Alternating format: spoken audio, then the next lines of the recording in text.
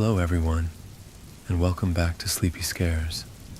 I know many of you tune in to unwind and drift off into a peaceful sleep, so before you settle in, I'd love for you to drop a comment, letting me know where in the world you're listening from. If you're enjoying the episodes, don't forget to leave a like and subscribe to the channel. Now, let's get cozy, relax, and dive right in. Story 1. Alright. We all remember those cardboard castles of our youth. The ones that were better than any Fisher-Price playhouse precisely because they had been painstakingly cut out, taped together, and decorated with our own hands. And unlike the fancy plastic cottages your parents spent a fortune on, these ones could be altered and added on to endlessly with a little creativity on your part, and a few cardboard boxes your neighbors were just going to throw out. If you were the kid lucky enough to fall into possession of a refrigerator box, your coolness status was set. At least for a few weeks anyway. Feeling nostalgic yet? Good. You're in the same frame of mind I was before my happy childhood memories of cardboard and duct tape were forever marred. So, my story. 3 years ago, my parents decided we were going to move. My sisters and I took this with a grain of salt, because my parents are notoriously disorganized, and none of their plans come to fruition without some serious delays. But sure enough, they soon began the renovations the house needed in order to sell. I was working at a fairly well-known clothing store at the time, and it was common for us to receive 15-30 boxes of stock every weekday.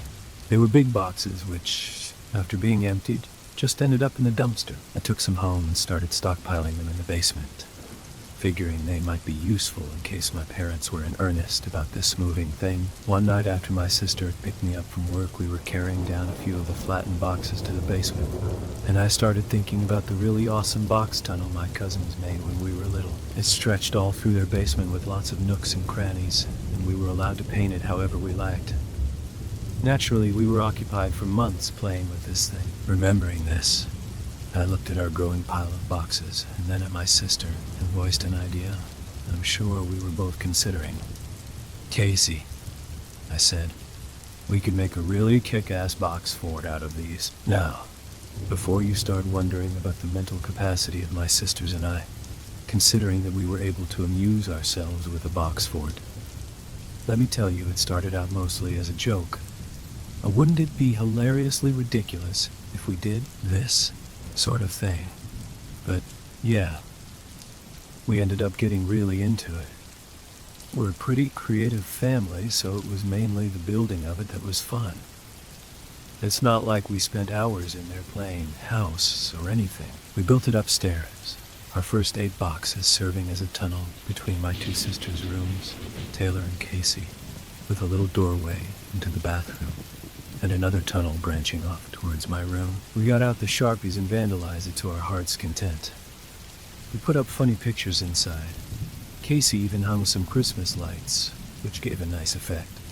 Any 4-year-old would be proud to call this box fort his own. I brought home more boxes. We elongated the tunnels, getting fancier and adding curves at the end so that, when inside, you could never see an entrance unless you crawled through to the very end. We even covered the whole thing with blankets to make it prettier and to keep out the light from all of the little gaps and crevices throughout. Our dog, Juliet, was timid at first, but joined the Box Fort Club as soon as the 3 of us crawled inside to read ghost stories, because she didn't want to be left out. It was really dark in there. We usually brought in flashlights, and pretty much any time we crawled through, we were prone to fits of giggles, mostly because we were 3 fully grown girls crawling through a box fort. I mention this only to show that, despite the total darkness and claustrophobic size of it, there was none of that palpable atmosphere of terror, foreboding, and ill will that often accompanies creepy places. At that point, it was still perfectly commonplace and funny, though you'd be hard-pressed to get one of us to crawl through it to get to the bathroom at night, when the house was quiet and everyone asleep. My parents were understandably annoyed at the massive obstruction in their hallway, which they had to hop over to get to their room, the linen closet, and our bathroom. but they are generally very accepting of our antics and only threaten to dismantle it once or twice. Nonetheless, we decided that we were unsatisfied with our box fort, because we wanted to make an epic box fort. However, having already taken up the space in our bedrooms, the only place left to extend was across the hall to my parents' bedroom, something they would never agree to while living in the house. Luckily, they were going to be leaving for a week. That's when we filled all the free floor space in their bedroom and closet with box fort. And that's when the weird stuff started to happen.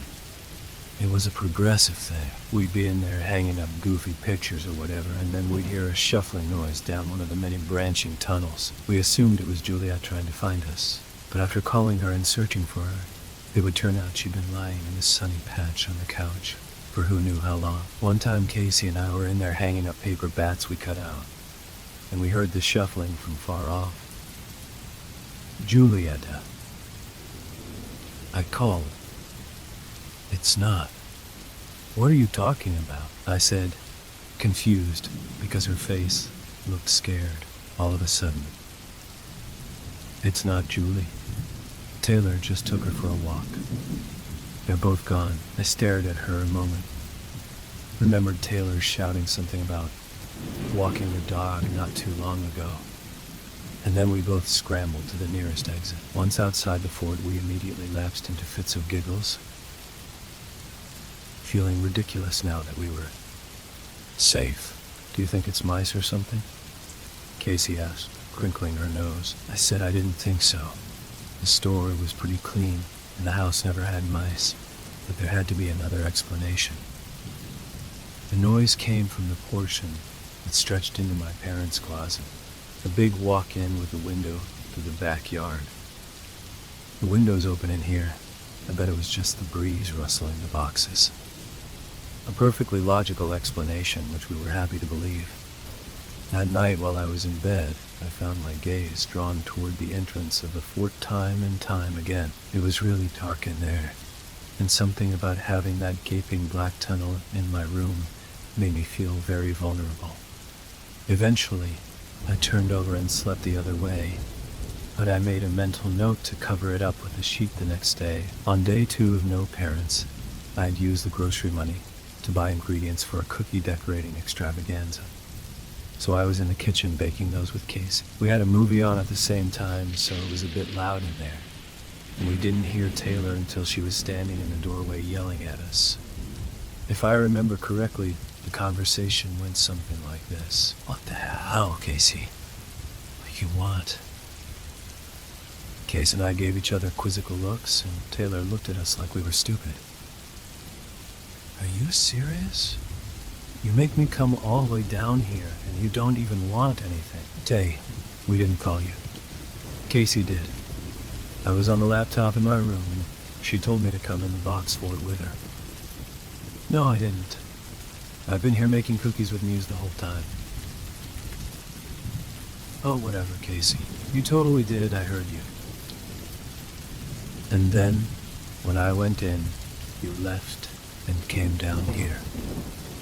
At this point, seeing one sister was pissed and the other confused, I jumped in and got the whole story from Taylor. Apparently she was in the room when she heard Casey calling her name from inside the box fort.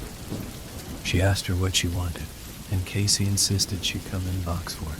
So exasperated, she finally did. She couldn't see Casey inside though, and a moment later she heard her laughing with me down in the kitchen, where she had always been.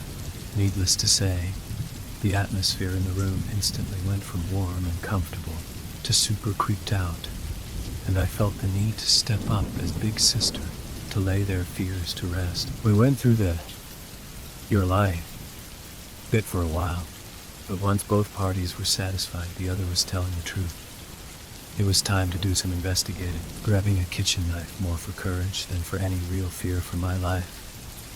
I volunteered to check out the box fort while they waited outside and kept an eye on me. I am a logical, reasonable person. I greet the supernatural and paranormal with, I think, a healthy degree of skepticism. I am open to the possibility of anything. Ghosts, vampires, mermaids, whatever. But I will not believe it until I have solid scientific evidence proving its existence. At the time, in my mind, that had not been produced, which is why I had little trepidation in investigating the fort after that incident. If it happened to be an intruder, well, what could they do to me in a cramped little box fort with my sisters right there? Besides, someone had to do it. With these thoughts, I entered the fort and found nothing. No ghosties, ghoulies, or homeless wanderers, and no one in the house either. Somehow I managed to convince Taylor that she'd heard the loud TV downstairs mixed with me and Casey's voices, and we all settled down to eat cookies and watch movies together, comfortably mollified. Maybe it was an after effect of the incident during the day, but that night, Casey and Tay both had trouble sleeping.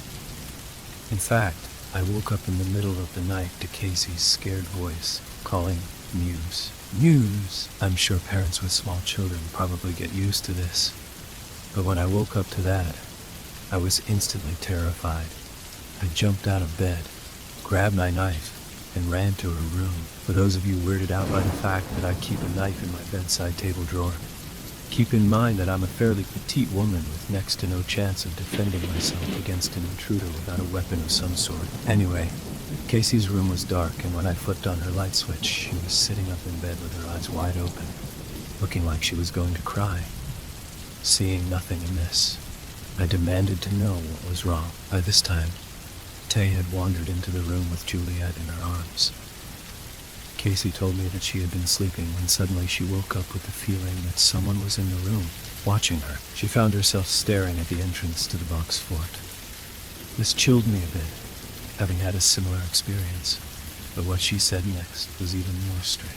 She kept her eyes on the entrance, willing herself to stop being creeped out, when suddenly the boxes started to shake, like something inside was moving rapidly through them, away from her room. Apparently that's when she started calling my name, waking up Taylor as well.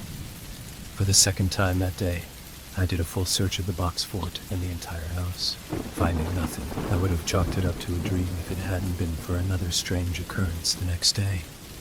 Casey woke up an hour late for work because her alarm didn't go off. Her alarm didn't go off because her cell phone was missing, which she claimed she had placed beside her pillow before she went to sleep. Taylor and I made an effort to help her find it before she left, checking her bed and floor and calling it from the home phone.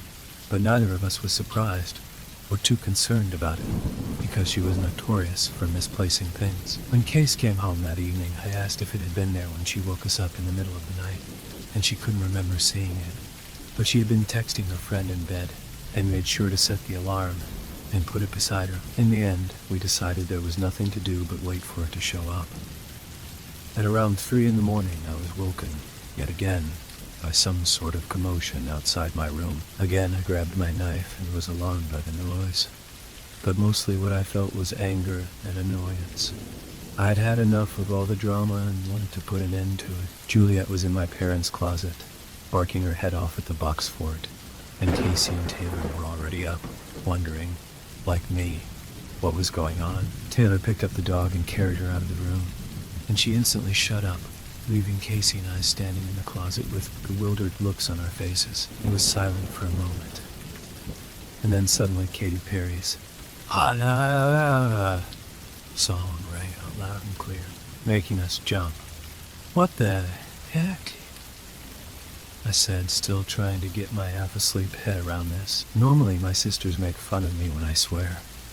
Apparently I don't do it right, but this time they seem to find it appropriate.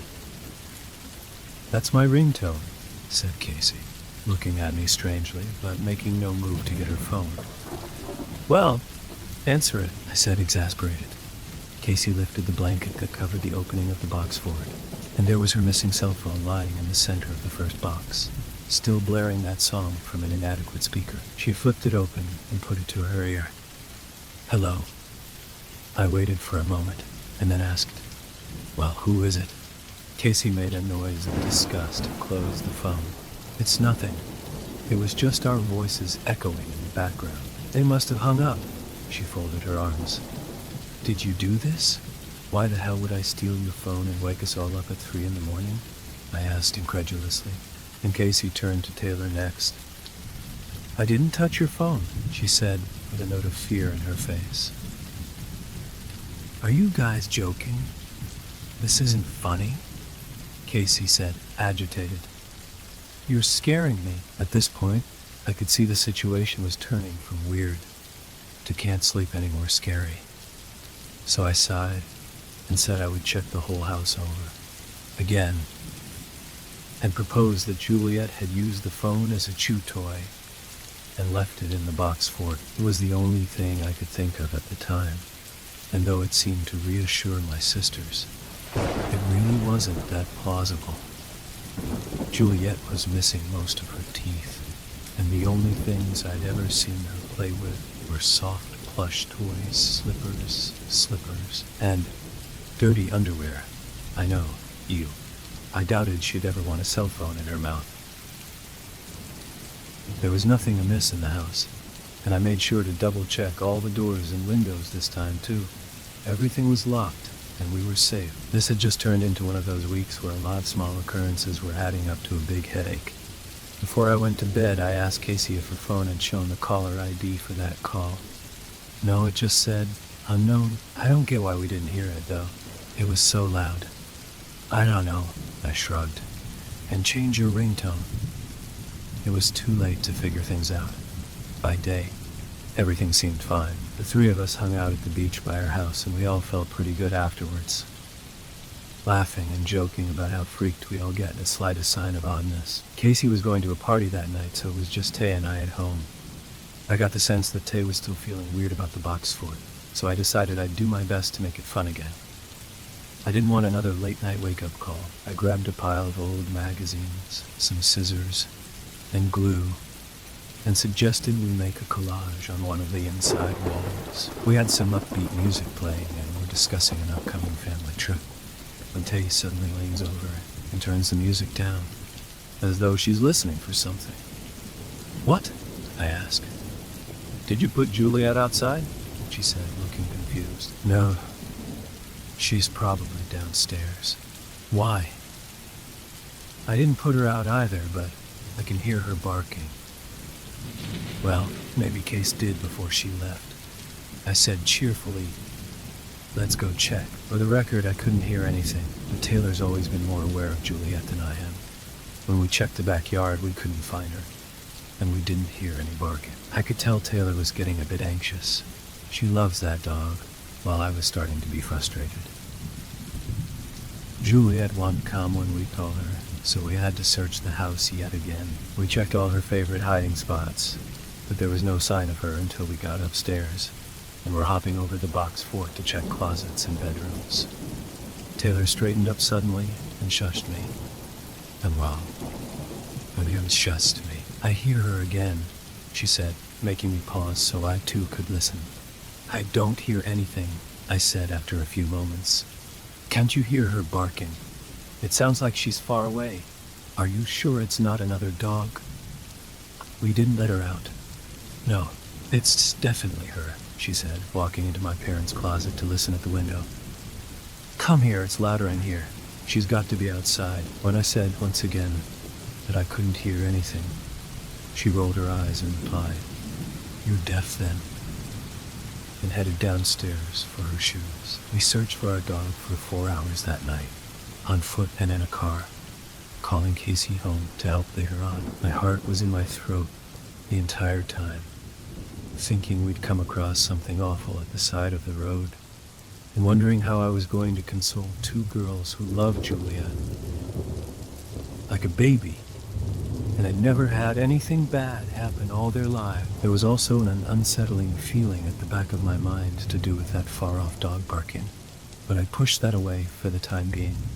The next day was spent in anxious endeavor, making posters and putting them up, canvassing the neighborhood. My poor sisters were close to tears, and I was wondering why this had to happen when my parents were gone. At the end of the night, they had settled into watching a movie half-heartedly while they waited for a call, and I went upstairs to discreetly call my mom and ask her to come home early. I didn't know what was going to happen with our dog, but I knew I needed some help consoling my sisters.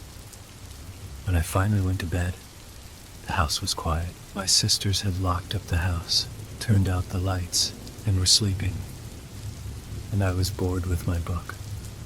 I couldn't sleep, and like a few nights previous, I found I couldn't take my eyes off the entrance to the box fort. I had covered it up with a blanket as I'd intended to earlier. And while that seemed to help somewhat, I was still feeling weird about it. At some point, I chastised myself in my head. This is stupid. I'm going to sleep. And prepared to roll over to the other side when movement caught the corner of my eye. The blanket cover over the entrance had fluttered a bit, as though a breeze had blown through. This was odd, as all the windows had been closed when we turned on the air conditioning the previous day. I watched intently now, trying to determine in the dim light if the blanket was actually moving in and out, as though someone were breathing under it, or if this was just my imagination. My eyes weren't playing tricks on me. As I watched, something touched the blanket from inside with a single, slender finger and traced a vertical path all the way to the bottom. I'm not a particularly brave person, but something happens to you when you're in charge of the protection of others. Suddenly, scary things don't cripple you with fear because you know you have to be brave for the people you love. I did the only thing, at this moment, that my brain would allow me to do after reasoning with itself and coming to the most logical explanation. I turned on my light, quietly got out of bed, and softly called, "Juliet." When my call received no answer, I made to step forward, and suddenly the boxes shook as though something were passing through them. I admit, I jumped and my heart started beating a mile a minute. But I also remembered we hadn't actually checked inside the box fort in all the commotion. Picking up the flashlight that lay on the floor near the entrance, I knelt down and lifted the cover, shining my light inside. There was nothing in the small tunnel leading out of my bedroom, but I couldn't see around the corners. "Juliet," I called, trying to keep my voice down so as not to wake my sisters. Then again, "Juliet," but in that stern, come here this moment voice. Finally, I heard a quiet whimper, like she used to do when she was a puppy, and that shuffling noise moving further away from me. I cursed under my breath. Aside from all the creepy box fort in the middle of the night associations going through my mind, all I could think of was my little dog, hurt and afraid, and how I wanted to get to her before my sisters to see what damage had been done. Things could get hysterical with them real fast if Juliet was in bad shape. So, hero winning out over coward, I got on my hands and knees with the flashlight and went inside. It was eerily quiet in there, that kind of absence of sound quiet that makes you feel like your ears are plugged with cotton.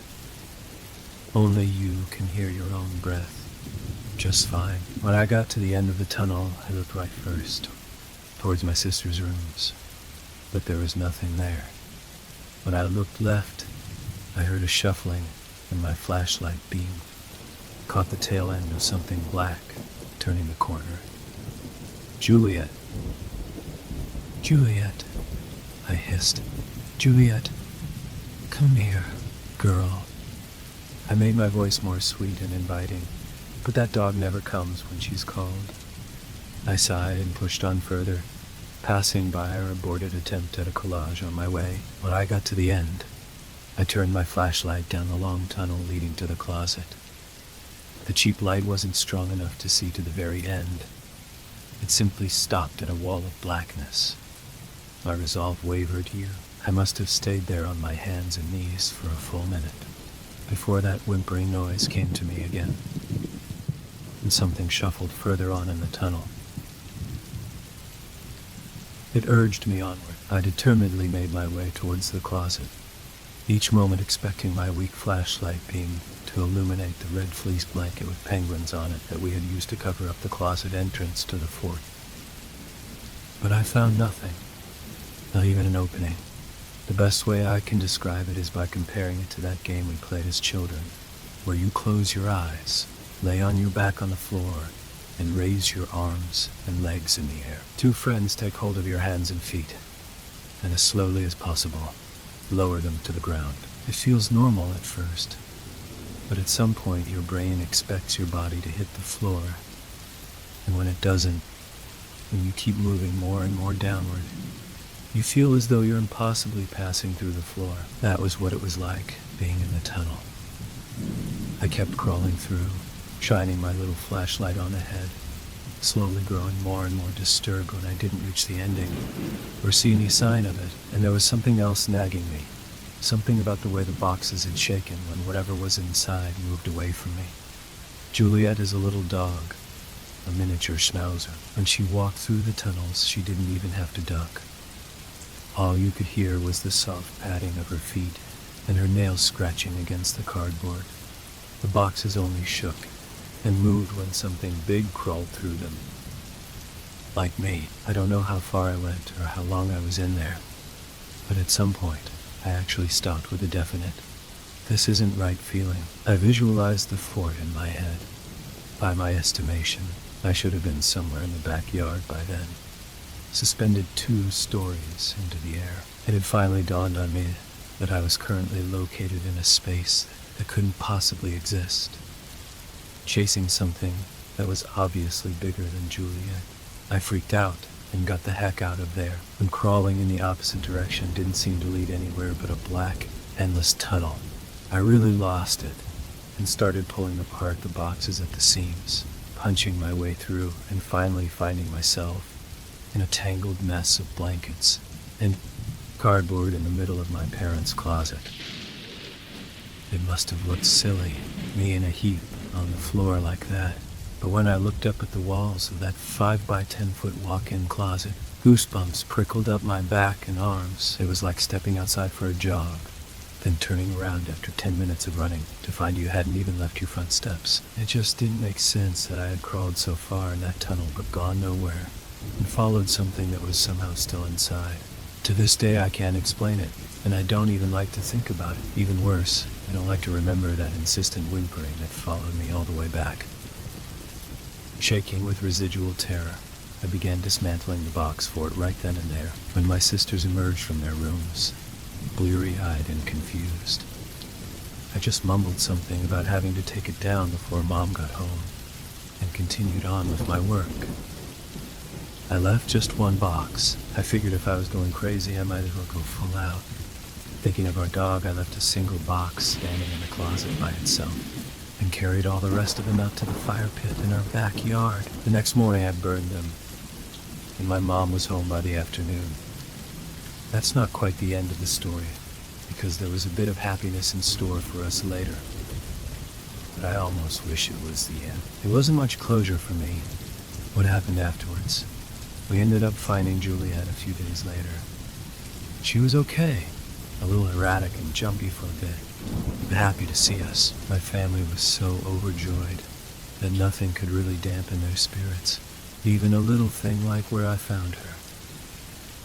It seemed like, for everyone but me, all thoughts of the box fort had been completely washed away. The day she came home, I was the only one in the house, washing dishes from a pancake breakfast and letting my mind wander.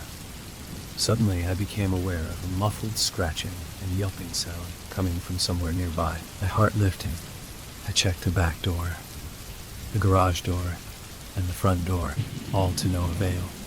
Before I realized the noise was coming from above me, slowly I made my way upstairs, following the noise all the way to my parents' room, and finally to their closed closet door. I opened the door, and my little dog bounded out to me, jumping and barking for my attention. I got rid of the last box after that, but it may have been too late. Mom came into my room that night, carrying a bundle of socks and underwear, and asking me which ones were mine. She still did our laundry sometimes and couldn't tell what belonged to whom. I picked out my things, and as she was leaving, she turned around with a grin, chuckling and shaking her head. Whose Halloween costume is that hanging in my closet? It scared me half to death. I put down my book. What costume? You know, the tall black one with the long arms and the white eyes. It's very lifelike. Is it from a movie or something? I only stared at her blankly for a second. Yeah, it's mine. I'll move it downstairs. I waited until I heard my mom's footsteps move downstairs, and then noiselessly made my way to her room. My fear had an almost hypnotic effect on me that drove me towards the closet. All I knew was that I had to see. The closet door was open, but the light was off. Holding my breath, I flicked it on and surveyed my surroundings. Clothing, boxes, belts, ties, suitcases, blankets. All were hanging or shelved with some order. Then, at the back, an empty space about half a foot wide, where the clothes had been pushed aside. A single plastic hanger was swinging back and forth, quickly losing momentum. The window beside me was open. Story 2. Tess stood at the mirror, applying her eyeliner. It was Saturday night, and although she didn't officially have any plans, she was sure that, at any moment, she would get a call inviting her to go out somewhere. She stepped away from the mirror, suddenly evaluating her work. She'd never been any good at applying makeup. She wasn't even sure why. Both her mother and her aunt routinely wore the stuff. Surely she must have picked up some of their finesse with a pencil or a brush somewhere along the line. Somewhere along the line. If you're going for that whole raccoon look, you've got this down, she murmured as she gazed at her reflection. She was just getting ready to lean in closer to the mirror once more in a futile attempt to fix the mess she'd made, when her phone suddenly lit up next to her on the vanity. She automatically sighed with relief. It was after 5. She was starting to worry that no one would call. Without even looking, she answered the phone. "Hello?" she asked, trying to hide her enthusiasm. After all, she didn't want to seem too eager and desperate. "Hey," said a familiar voice. "Hey," said a familiar voice. It was Kelly. Tess didn't know whether to be happy or leery. Kelly. She had a reputation as a manipulator, mostly because she was a master when it came to the classic bait-and-switch tactic. She was the sort of girl who'd invite you out and pay for your iced tea at the fast food restaurant, but then ask you to cover her shift at the church garage sale the night before the event. She'd call you and ask you to see a movie, and even pay for your ticket, but then turn around and ask you to drop off one of her friends, conveniently forgetting to mention that his house was nearly an hour away. In short, Tess had reached the point where she almost preferred to just say no to all of Tessa's invitations, because she didn't want to deal with all of the strings attached. "What's up?" Tess began, trying to keep her voice neutral. "What you doing?" Kelly inquired in a sing-song voice. "Putting on my makeup," Tess answered cautiously. She certainly didn't want to come right out and admit that she had nothing going on. "Oh, so you have plans?" Tess knew it was a loaded question. Kelly was either going to suggest something for them to do together, or she was going to try to unload some responsibility.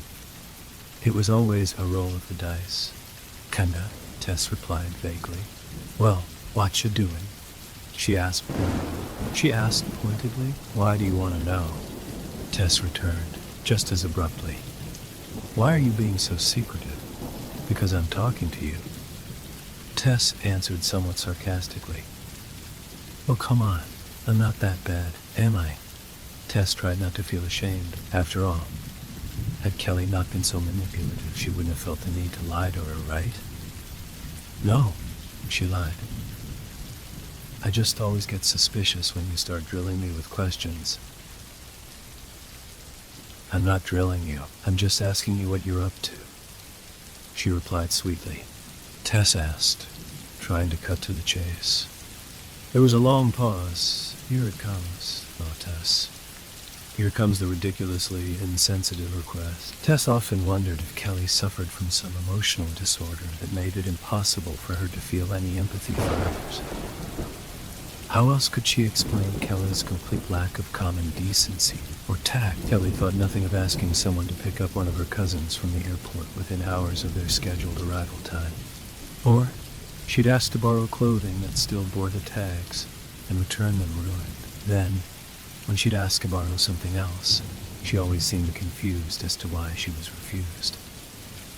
Tess couldn't imagine being so clueless.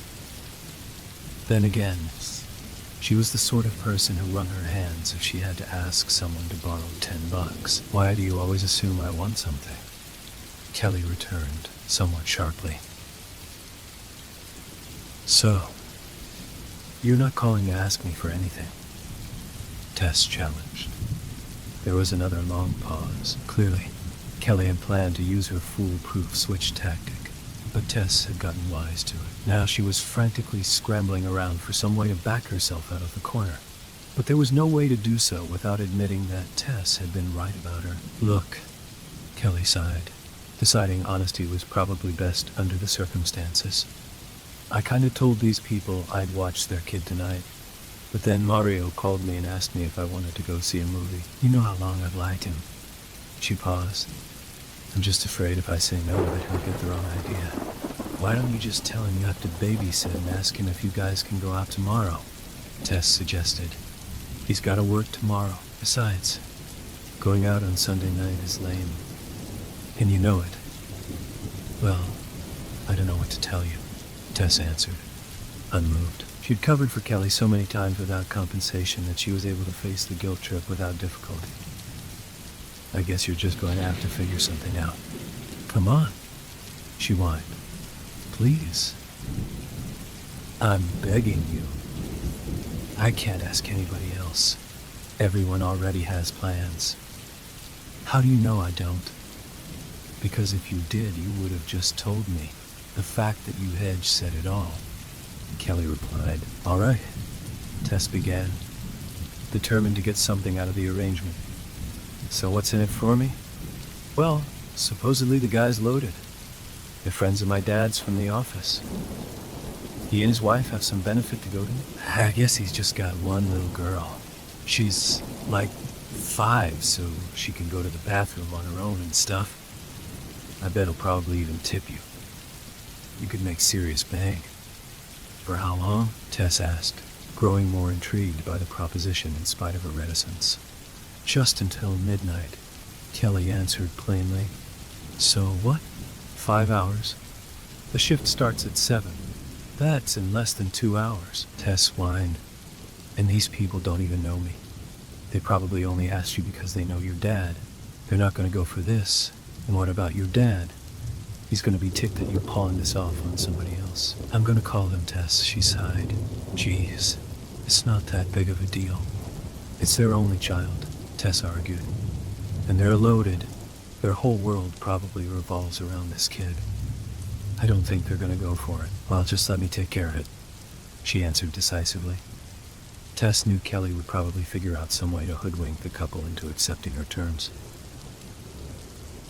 Okay, Tess replied, rolling her eyes. But you'll do it, Kelly tested. That depends, Tess muttered. You never did answer my question. What question? You never said what was in it for me, Tess returned. You get to babysit one kid in a mansion for good pay. That's not enough for you? If it's so great, why are you on the phone right now begging me to do it for you then, huh? Tess argued. And don't say Mario. We both know darn well if this gig was as awesome as you say it is, you'd make up some excuse so you could still do it. Face it, Kelly. It's not all that. Fine, she almost spat. What do you want? You still haven't paid me back the $30 you owe me. Plus, you ruined my new t-shirt. That's another $20. If you want me to do this job for you, I want you to swing by my house in the next 20 minutes with my $50. If you don't want to do that, then I suggest you make other plans with Mario. That's totally ridiculous and you know it, Kelly answered. Oh, you mean like driving your pal, Greg, clear out to Harrisburg Junction after the movies last month? Kinda like that? You act like that was my fault. You act like that was my fault? I don't care whose fault it was, Tess replied. I just know it wasn't my responsibility. Kelly paused for several moments. She knew Tess had her where she wanted her. She had asked a lot of her lately, and she'd given back almost nothing in return. She didn't really have a leg to stand on, but $20 was all the money she had in the world at the moment. And it wasn't as though she could ask her parents to borrow any. If she went to either of them, they'd tell her to wait until the end of her babysitting shift. A shift they didn't know she was hoisting on someone else. What a mess. Well, I only have $20, she began. I was planning to bring that tonight so I could eat. But you can have it. Don't even try making me feel guilty, Tess answered. You had months to pay this back. Just think of all the times you came into school wearing new clothes. And I never said a word to you about it. All right. She sighed. I'll drop off the $20. And what about the rest? When am I gonna get that? Next week, she said. I promise. Okay, but until I'm paid in full, you don't get to ask me for anything. You got it? Fine, Kelly answered without emotion. So, Tess said, where am I going? Had it not been for the static female voice of her GPS feeding her turn-by-turn directions, Tess would have thought herself lost. She'd left the city limits behind her 15 minutes earlier, and now she was driving through a wooded wilderness that seemed impossibly isolated. It was beautiful, though. Sometimes the road would open up into a vast, treeless area, and it seemed as though the hills and valleys were heaving waves on a moonlit ocean. But just as quickly, she would enter the trees once more, and the road would wind and turn this way and that until she was utterly confused. I should have left earlier, she murmured as she glanced at the clock. She hoped she'd arrive soon. Otherwise, she'd be late. It was already after 6:50, and she had no idea how much road still lay ahead. But that wasn't Tess's only concern. She wondered if Kelly had bothered to follow through on her promise to call the family. What had she said about their names? Oh, yeah, the last name was Edwards. That was it. Catherine and Paul Edwards. The little girl's name was Lillian. Sounds pretty highbrow, Tess mused as she turned another corner. It was 6:55. She'd probably just make it. As if on cue, the GPS instructed her to make a left turn through a metal gateway. The long lane was lined with trees and hanging lanterns. Tess marveled at the effect. It was both charming and strangely eerie. Maybe because of the mist rolling off of the lake nearby. Tess had no way of knowing. She was totally out of her element. She'd known there were enormous houses located on the outskirts of town, but she'd never seen any of them.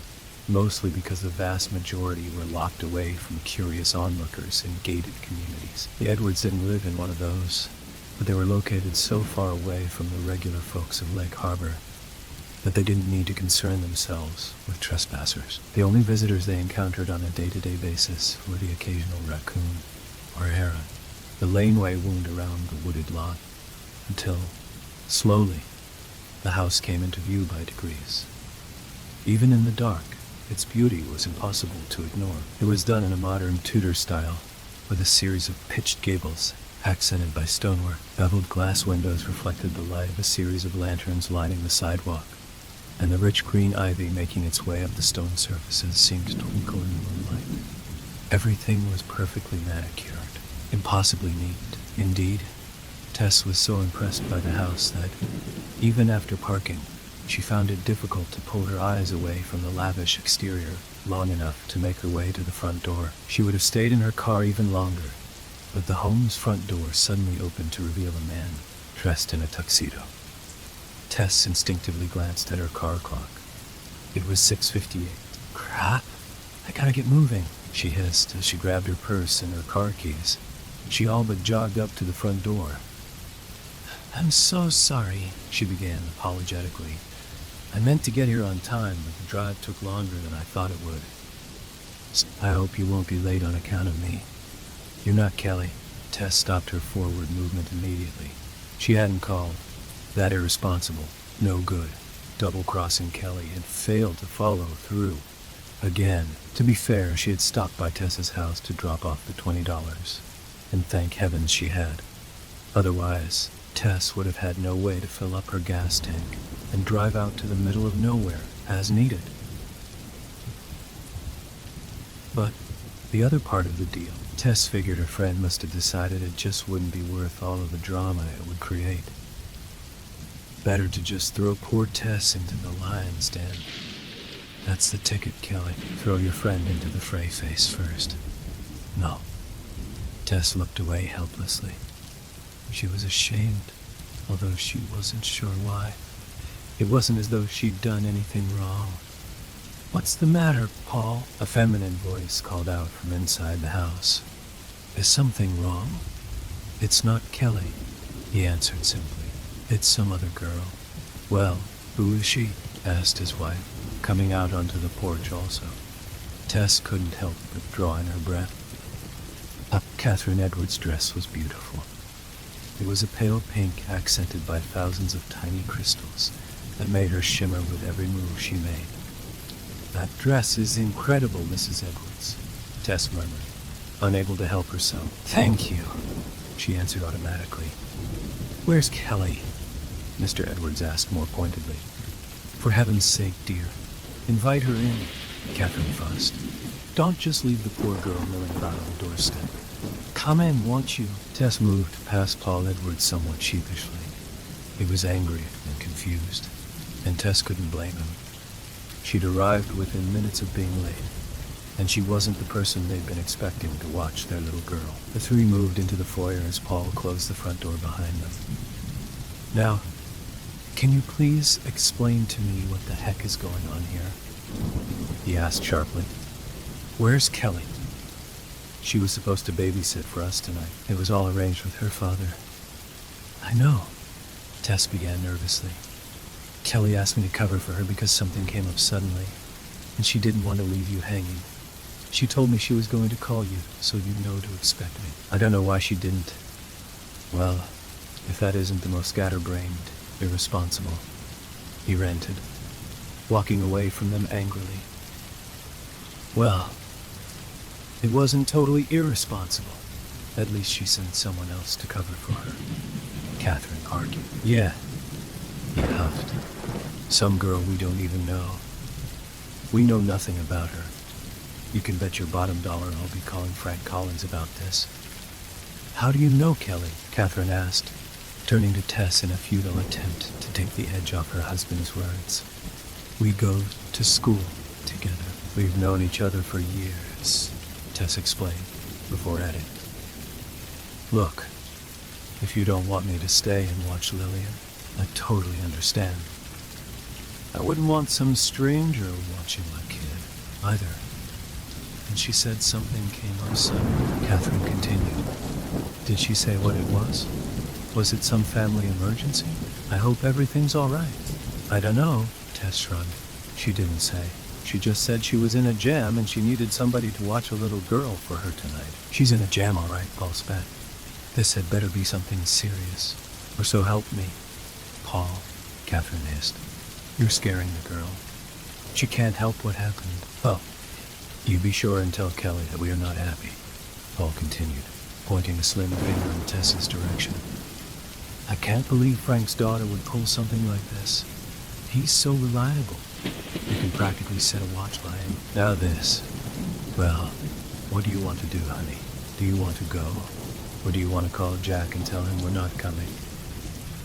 "We're going to have to make a decision."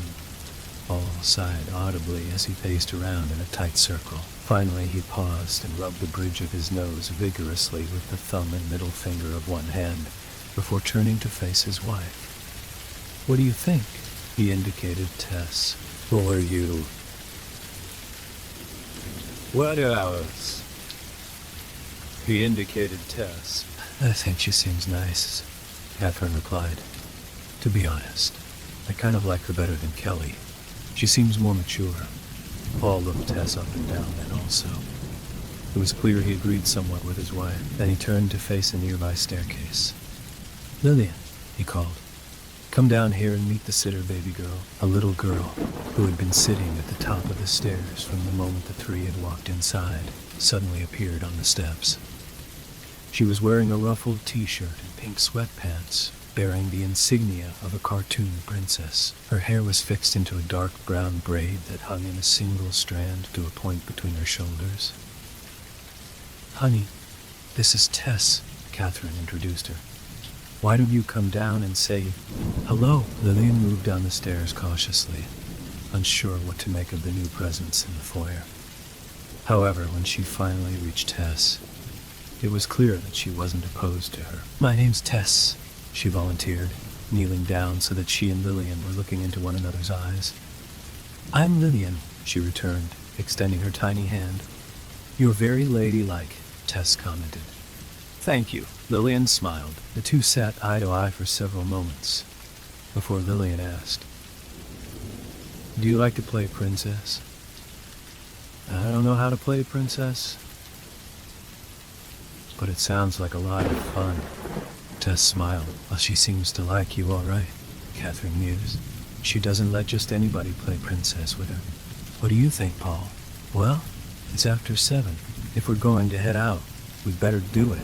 I'm gonna go and get the car. You show Tess where we keep all the phone numbers and whatnot. All right. Catherine nodded before turning to Lillian. Honey, you go on upstairs for a minute. Tess will be up soon. Okay? Okay? She nodded before moving to hug both of her parents. A moment later, she disappeared up the steps. Tess followed Catherine into the living room, through the dining room, and then into the kitchen. Thank you, Catherine beamed. It's been a labor of love.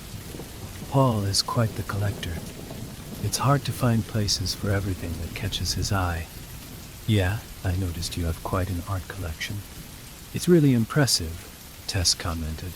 He's really impressive, Tess commented. Paul's got very eclectic tastes, Catherine smirked. Sometimes we agree on what's pretty, and sometimes we don't. I love several of the paintings in the back near the sunroom. You might want to check those out if you enjoy art. Other pieces, she didn't finish.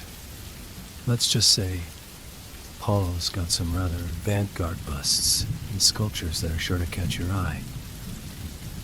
Sounds exciting, Tess chuckled. It's less exciting than just playing weird if you ask me, but that's my opinion, she laughed. Are you ready? Paul's voice echoed through the downstairs. Just a minute, I'm almost finished, she returned, before turning to Tess. I'd better hurry up. Okay, here are the emergency numbers. This is my cell phone, and this is Paul's. This here is the closest neighbor. They know we're going to be at this benefit tonight. Mr. Walters said he and his wife will be home, so feel free to call them if you need someone right away. The rest of these are just your standard emergency numbers, but I doubt you'll need them. It's pretty quiet out here. Yeah, Tess nodded. You've got that right. We'll be calling to check in with you about every 2 hours or so. It'll probably be close to 9:30 when we call the first time. We'll call again right before we leave. I can't imagine we'd be home any later than 12. Do you have any questions? Nope. Not that I can think of.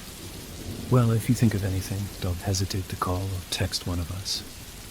We'll have our phones on us all night. We'll have our phones on us all night. Thanks, Mrs. Edwards. Oh, call me Kathy, she murmured before grabbing her clutch from the countertop. You two girls have fun tonight, all right? She said before heading toward the garage. She stopped a minute later, however. Oh, and just so you know, Paul and I decided to disengage the security system until we get home. That way, if you open the door or go out onto the patio for some reason, you won't have to reset it. That thing goes off. The whole police department will show up, and they'd be none too happy if they found out it was a false alarm. Got it, Tess nodded, before adding, You and Mr. Edwards have fun tonight, okay? I'm sure Lillian and I will be fine. Good, Catherine nodded. We'll talk soon. A moment later, she disappeared down an adjoining hallway. Tess moved through the house slowly, taking it all in. She'd never been in a house like the Edwards before. Oh, she'd had friends who considered themselves wealthy, of course. They were people like Tina Hall, whose dad worked in management at the local power company. She always bragged about the fact that she had over 60 pairs of designer jeans and wouldn't wear anything except name brand hoodies. Then there was Diane Howard, who always felt it necessary to mention her family's yearly skiing trips and her mother's lavish inheritance. But as Tess made her way through Paul and Catherine's home, it became immediately clear that both Tina and Diane were still planted firmly in the middle class, albeit at the high end of things. However, the Edwards were something else altogether. They weren't just coasting on the edges of wealth, they were swimming in the deep end. And wonder what he does. Tess wondered aloud as she gazed at a family portrait hanging over a marble fireplace.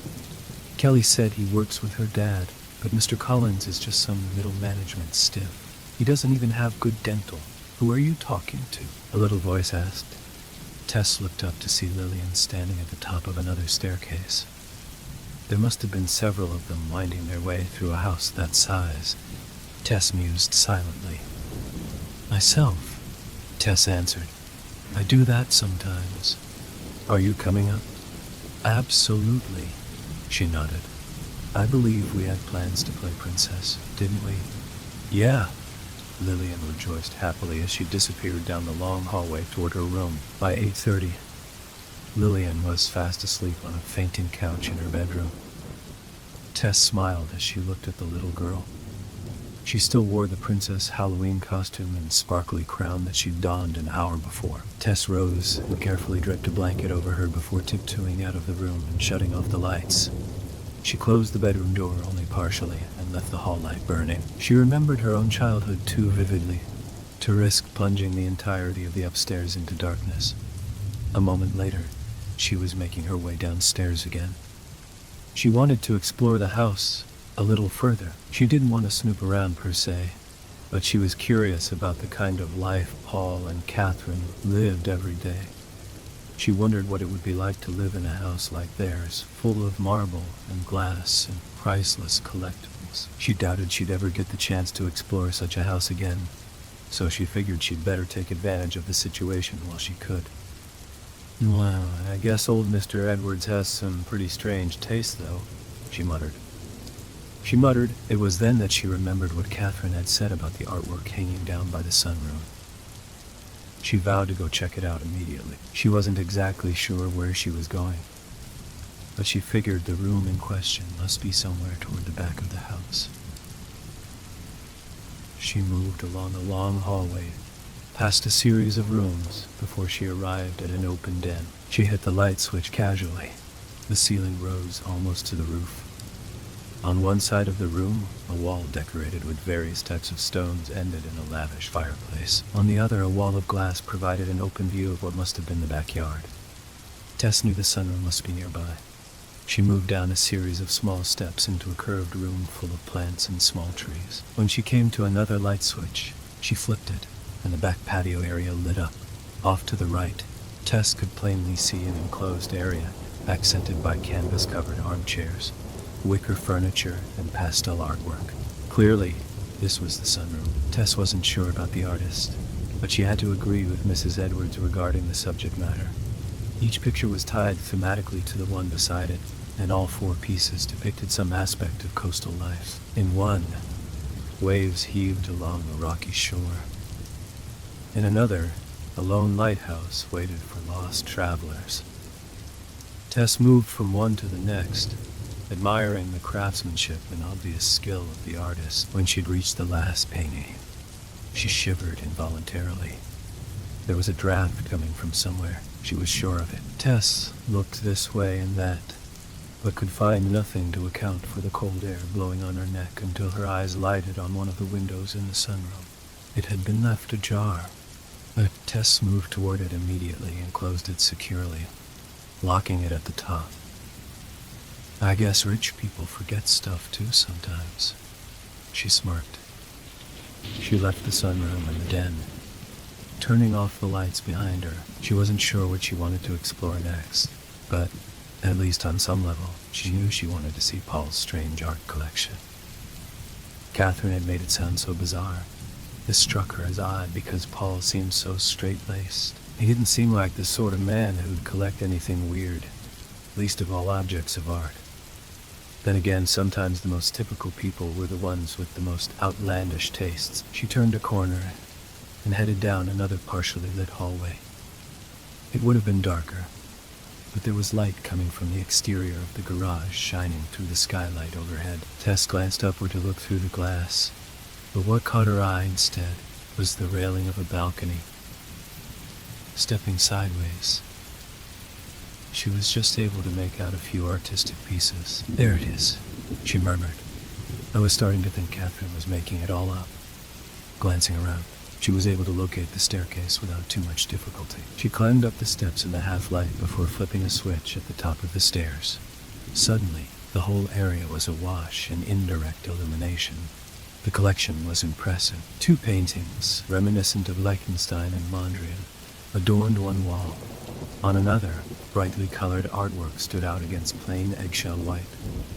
Tess approached them and read the names Cheng and Chandy. She didn't know much about art, but she liked the energy of the pieces.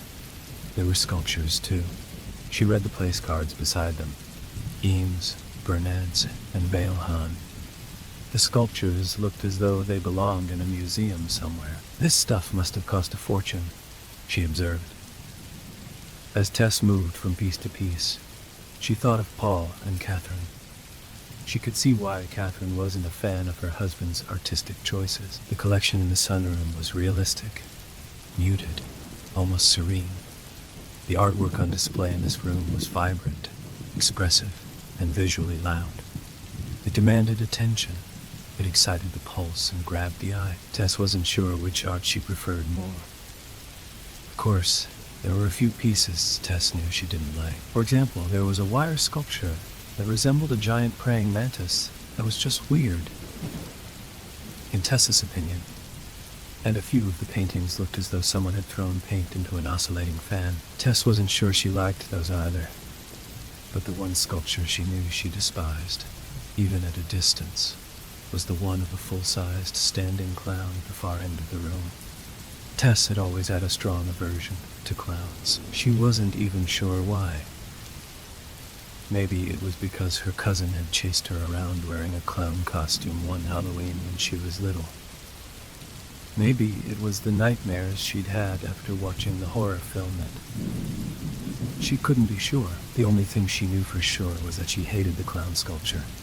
Part of her wanted to get close, to examine it fully, but she found that she couldn't. It was just too unsettling. Maybe it was the dirty-looking shoes, or the shabby trousers. Maybe it was the wrinkled clown shirt, or the tattered red ruff around its neck. Or maybe it was the eerie, unblinking stare of the thing as it observed the wall across from it. Tess shivered unconsciously before turning to leave the room. She descended the stairs rapidly.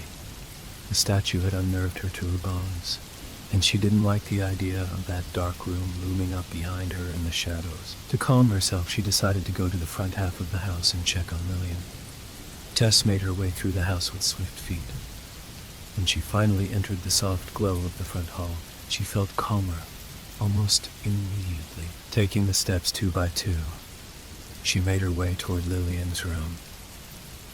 In the bedroom, the little girl lay sleeping peacefully. She really was darling. Tess hoped Catherine wouldn't mind that she'd allowed Lillian to sleep in her princess costume. Tess's thoughts were interrupted by the sound of the phone ringing downstairs in the kitchen.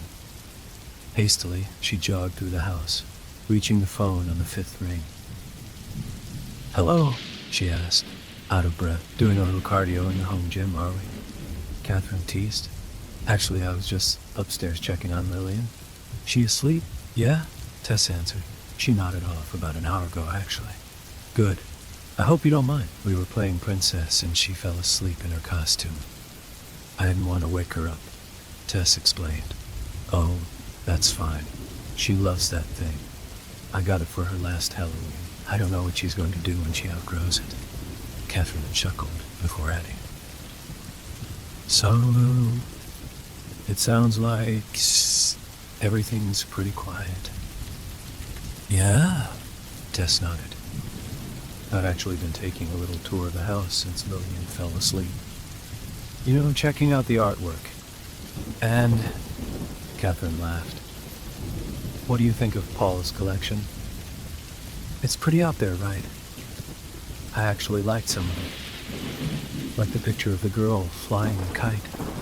That was pretty neat. I also like those pictures in the sunroom you were telling me about. The one with the lighthouse is great. Yeah, I picked those up on vacation one year. We were up in Maine somewhere. Beautiful area. You should go if you get the chance. You should go if you get the chance." "Some of your husband's stuff, though," Tess chuckled, unable to finish. Paul's got some unique tastes. Like that clown statue, she shivered. That just gave me the creeps. Clown statue, Catherine asked. Yeah, Tess nodded. It looks life-sized. It's at one end of the room, by that big swirly silver thing. Oh, you mean the Yoshi? Mm-hmm. Must be something new. Catherine shrugged. He was in Aspen a couple of weeks ago. Who knows? With him, it's hard to tell. You never know what'll catch his eye. Well, he probably should have left that one where he found it, Tess teased. Sounds like it. I'll be sure to check it out when I get home, she mused. Well, I'm going to get back to the benefit. If you need anything, don't hesitate to call me, all right? No worries, Tess smiled. They'll see you when you get here. Have a good time. You too, she smiled. Try not to let my husband's taste in art give you nightmares. I'll try, Tess laughed before hanging up. Catherine made her way back into the main hall and across the crowded dance floor. Every person of any status in the whole county must have been there. The governor had come with his wife. The mayor and her husband had also made an appearance. Then there were the Benoits, the Lloyds, and the Kirklands. It was a virtual who's who of power and prestige. Catherine spotted Paul across the room having an intense discussion with Walter Darberg and decided not to interrupt him. A second sweep of the area garnered a quick smile from Debbie Wickham. Catherine remembered her from the last benefit and decided she'd be a good choice for idle chit-chat. Hey, Deb, Catherine began. I thought that was you. Oh, yeah. I never miss these things. I couldn't, even if I wanted to, she laughed.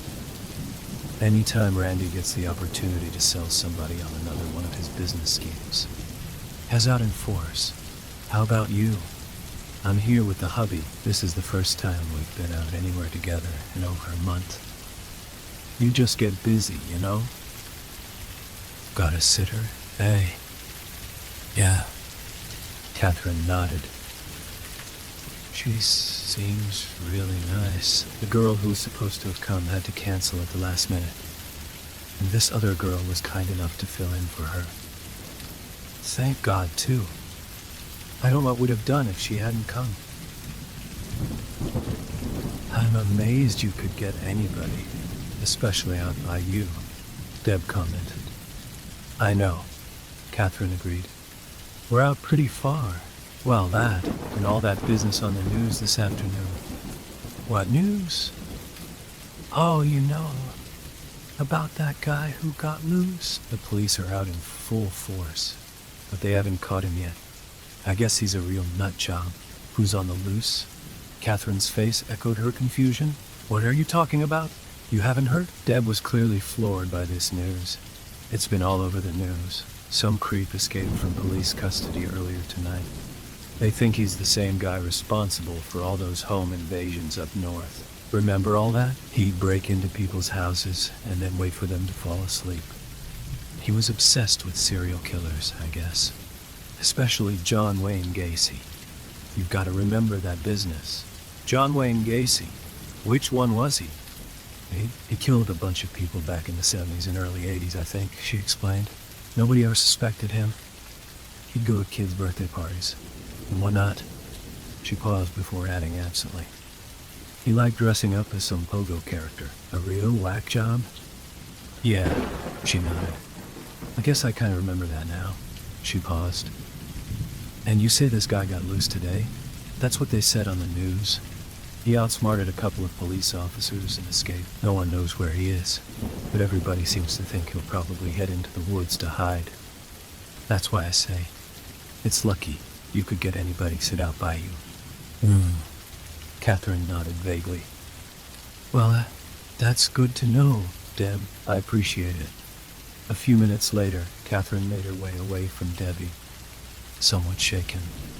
She moved through the room, almost trance-like, not really seeing anything or anyone. But then her eyes met Paul's suddenly, and a series of seemingly unrelated threads began to converge in her mind, all at once. and the tapestry they formed left her utterly unsettled. Paul immediately read the look of unease on his wife's features and excused himself abruptly before walking away from Walter Darberg. "What's wrong?"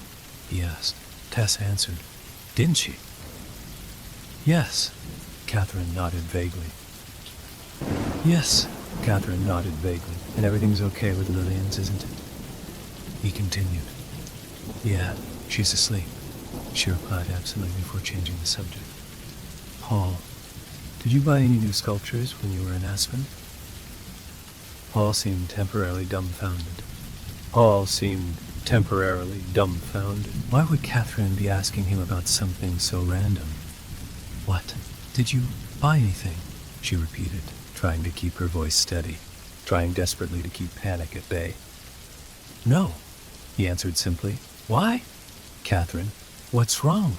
"What's wrong?" "I didn't think anything about it when we were on the phone. I mean, you're always picking up new pieces," she rambled. "But then Deb said some lunatic escaped police custody today." "Catherine, what's this all about?" he asked pointedly. "You're starting to scare me." "Tess was looking at your collection. She said she liked most of it, but there was this one piece, a statue, that she didn't like. She said it freaked her out. A clown. I didn't know what she was talking about. I knew you didn't used to have any statues like that, but I assumed you must have picked something up in Aspen when you were there last week." "I didn't pick up anything in Aspen," Paul stated. "I haven't bought any new sculptures in over a year." "Then how on earth did that statue get there?" Paul couldn't find his voice at first. He stood frozen as he stared into Catherine's terrified eyes, reading her thoughts. Finally, he spoke. "Get your coat," he said tersely. Part 2. Tess moved into the living room casually and plopped down on the sofa. Leaning over, she grabbed the remote and turned on the television. She checked the guide first, to see if anything of interest was on. When it was clear that nothing was, she began flipping through the channels absently, hoping something would catch her eye. "It's going on 10 o'clock, surely something's on," she muttered. She flipped through a few more channels, but stopped briefly when she felt her phone vibrating in her pocket. She entered her password automatically and glanced at the screen. Part of her didn't want to answer her friend, but she was bored and thought a little texting conversation might kill some time. "Kelly, how's everything going?" "Tess, fine, Kelly. How's the house?" "Big." "Tess, it's huge. Like a mansion." "Kelly, how's the little girl? Nice or demon spawn?" "Tess, she's nice. We played princess for a while. She was asleep before 9. Easy." "Kelly, I should have just gone. My big date with Mario was a bust. He picked me up at 7:30 and we hung out for a couple hours. Then he made up some excuse to drop me off at Varus. I had to get a ride home." "Tess, I thought you guys were going to the movies." "Kelly, so did I." "Tess, I'm sorry. I know you were bummed." Yeah. There was a pause as Tess considered what to write next. She didn't especially want the conversation to be over. She stared at Kelly's text.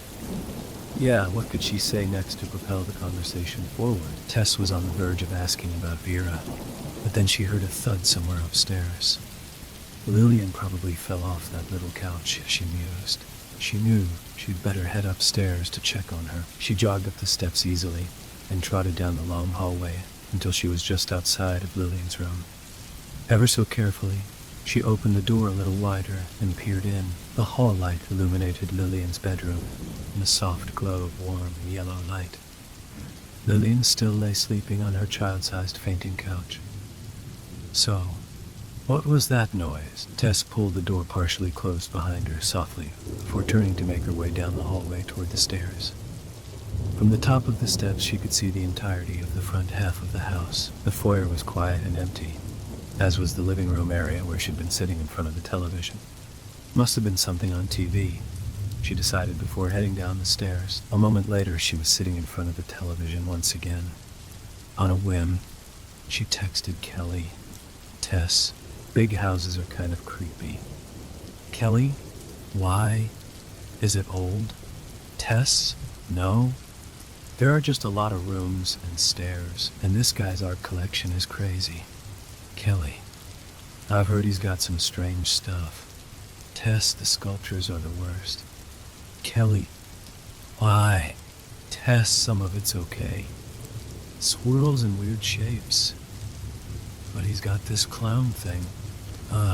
Gross. Kelly, I hate clowns. Tess, you despise this thing. I swear it's life-sized. Kelly, I'd scream. Tess, yeah. Tess almost had to laugh. Yeah, she'd been trying to keep the conversation going, but she basically just ended it, unless Kelly continued it, of course. A good 5 minutes passed before Tess admitted defeat and shoved her phone back into her pocket. She sighed with boredom, but she wasn't disinterested for long. The television station she'd been only half watching was clearly local. She recognized the courthouse on the screen. It was the one located at the very center of town. Tess leaned forward unconsciously as she listened to the anchor's report. Local law enforcement officials claim that Gary Lee Shipman, the man thought to be responsible for as many as 15 home invasions and 7 murders in the Lake Harbor area over the past 6 years, escaped police custody during a routine transportation exercise earlier today. Shipman, also known as the bedside killer, was evidently being moved to nearby Clark Detention Center to await trial. Sheriff Brody Johnson claims that Shipman was being moved to provide greater security to Lake Harbor residents. However, such intentions quickly unraveled when Shipman managed to outmaneuver law enforcement officials this afternoon in what many have described as a Houdini-like escape. Residents of Lake Harbor, especially those residing in more remote areas, are urged to secure all doors and windows and be on the lookout for anyone suspicious. Police are out in force tonight as the manhunt continues, but citizens are encouraged to use extra caution whenever possible. Gary Lee Shipman is described as a clean-shaven white male, aged 36, with dark hair and pale blue eyes. He is approximately 5'9", and of medium build. This is the most recent photograph taken of Shipman. If you have any information that might lead to his recapture, contact local law enforcement officials immediately. Back to you, Ken. Tess fought the urge to shiver. The bedside killer had escaped police custody and was on the loose somewhere in or around Lake Harbor. Almost immediately, Tess thought back to the open window in the sunroom. She hated to think that her nosiness may have saved the Edwards family, but she couldn't help herself. What would have happened to poor little Lillian if she hadn't gone to check out Catherine's favorite coastal artwork? It was too horrible to consider, but in spite of her keen sense of self-satisfaction, Tess couldn't shake a growing uneasiness within her. Perhaps it was the silence of the house, or its remote location. Perhaps it was the strange artwork on display, or the unexplained thud she'd heard earlier. She couldn't be sure. She just knew that. Slowly, she began to feel afraid. She considered calling the neighbor, Mr. Walters, and asking him to swing by, just to be sure. But Tess discarded this idea almost immediately. It was after 10 p.m. If Mr. Walters was anything like her parents, he was probably already asleep. And what were her other options? Should she call the police? That idea seemed even more ludicrous than the first. What would she tell them? That someone, probably Catherine Edwards, had forgotten to shut a window on the main floor of the house. What did that prove? That she was a solitary girl with an overactive imagination. The police were busy trying to apprehend a killer. They certainly didn't have time for the nervous twitterings of a teenage babysitter. Still, the business with the sunroom window was unsettling. Tess hated to admit it, even to herself, but the whole thing bothered her. She knew, at least on some level, that the window being left ajar was probably nothing more than a run-of-the-mill oversight. But what if it wasn't?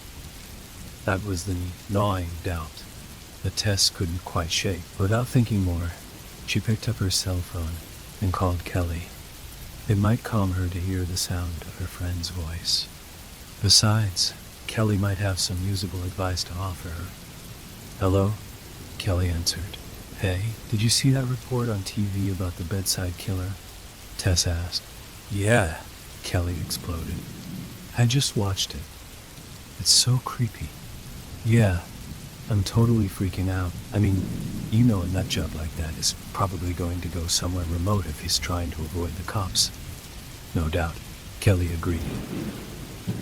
"Thank God the Edwards will be home soon. It's still over an hour," Tess sighed. "I just want to go upstairs, grab Lillian, and drive around for an hour. Maybe you could call them and tell them you're freaking out and you want them to come home early. I'm sure they'd understand." "Yeah, but I hate to make them come home early from their date, just because I'm a spaz." "Well, why don't you walk around the house and check all the doors and windows and stuff while you've got me on the phone?" Kelly suggested. "Then, if something weird happens, I can call the cops for you." "You're not helping right now," Tess only half teased. "No. But seriously, what's the address out there?" 166 Barrington Hollow. "It's out by the lake," Tess explained. "It looks like one of those old English manor houses, you know? Kind of like that picture of Shakespeare's house that Mrs. Hanson showed us in English class last year." "And like I can remember that," she answered sarcastically. "Anyway," Tess sighed, "it's huge." "Yeah, you said it was like a mansion," Kelly commented. "What's it like?" "It's amazing," Tess began as she rose from the sofa and started moving through the house. "It's got this huge front door made of wood and glass, and all of the windows look antique. The kitchen has an island, and the flat screen is enormous. Sounds sweet. I can't see into the backyard, but I wouldn't be surprised if they had a pool. I mean, they have a sunroom." "Why not?" Tess shrugged. She began absently checking the windows as she walked along, making sure they were all locked. She also scanned each room and hallway to get a sense of the layout of the house, so, worst case scenario, she could make a quick escape if she needed to. "Have you checked out the basement?" Kelly asked. "I hear they've got a billiards room, whatever that is." "No, I've been kind of sticking to the main floor. Trust me, there's enough to look at without seeing the whole house." Tess moved through the dining room, the kitchen, the den, and the sunroom once more, scanning the perimeter of each location as she moved through. Then she walked down an adjoining hallway that terminated in a large wooden door. Tess was immediately curious. She knew she hadn't seen the basement, but until that moment she'd been under the false impression that she'd seen every room on the main floor. Now, she wasn't sure. "There are all these balconies and side rooms," Tess continued absently, putting her hand on the doorknob in front of her. "You wouldn't believe it." The door opened into a large, dark room. Instinctively, Tess ran her hand along the wall, just to the right of her, finding the switch almost immediately. "Wow," she sighed automatically, as light flooded the area. "What is it?" asked Kelly excitedly. "I just found another room. It's got to be a library or a study or something. There's this huge desk and all kinds of books. The walls are all made out of wood and the windows look like they might be stained glass. It's incredible." "Sounds pretty epic," Kelly mused. "It's too bad not there. We could explore it together." Tess moved through the space slowly, taking it all in. She fell silent as she ran her fingertips over the leather binding of the books. Her eyes scanned the wooden walls and the painted ceiling before dropping to the stained glass of the windows, trying to determine the image they contained. Tess wasn't sure, but it looked as though it might be a tree of some sort. "Ugh!" Tess exploded suddenly. "What? What is it?" Kelly demanded. "That scared the heck out of me," she exhaled. "What happened?" "It's not bad enough the guy's got one of these ugly things," Tess explained. "But to get a pair is just sadistic, honestly." "What are you looking at?" "Is it really that awful? It's pretty bad." Tess half chuckled. "Get a picture. I want to see it." "I don't know." Tess warned. You may not want to. Come on, Kelly begged. I want to see it. All right, but you've been warned. Just wait a second. I want to be sure I get the whole thing. I want you to get the full effect. Tess stepped away from the clown statue. It appeared to be an exact replica of the one on the other side of the house. The one in the room containing Paul Edwards' bizarre art collection. Tess centered the strange sculpture in the photo and snapped a picture. There, Tess announced. Get ready for the nastiness. Sounds hideous, Kelly chuckled as she waited for the picture to come through. Oh, it is. Oh, why didn't you tell me it was a clown? Kelly groaned as she gazed at the image on her phone. What? And spoil the surprise? Thank God I'm not there. I would seriously destroy that thing. I know, right? Tess began. Can you believe the guy's got two of them? Is this the statue you were texting me about earlier? Yeah, Tess nodded. There's one in that art room and one in here. All I can say is, why? Who knows? Kelly replied, the rich have always been a quirky people. Tess. I wonder if they're totally identical. Tess mused aloud as she took in the eerie statue. What do you mean? You know. The statues, Tess continued. I wonder if they're exactly alike. I mean, they look the same. Well, you've got a picture of the one, Kelly suggested. Why don't you just go back upstairs and look at the other one and compare them side by side? That's actually a really good idea.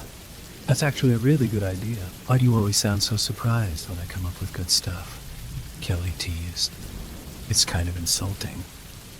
Don't be Reddick. You know I love you. Tess moved out of the library, closing the door behind her. She knew the Edwards wouldn't mind her looking around, but she still felt as though she was doing something somewhat invasive.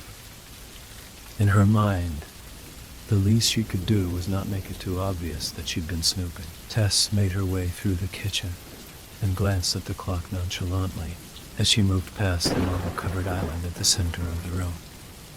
It was 11:45 p.m. One more hour to go, she mused, as she made her way toward the stairs leading up to Paul's unusual art collection.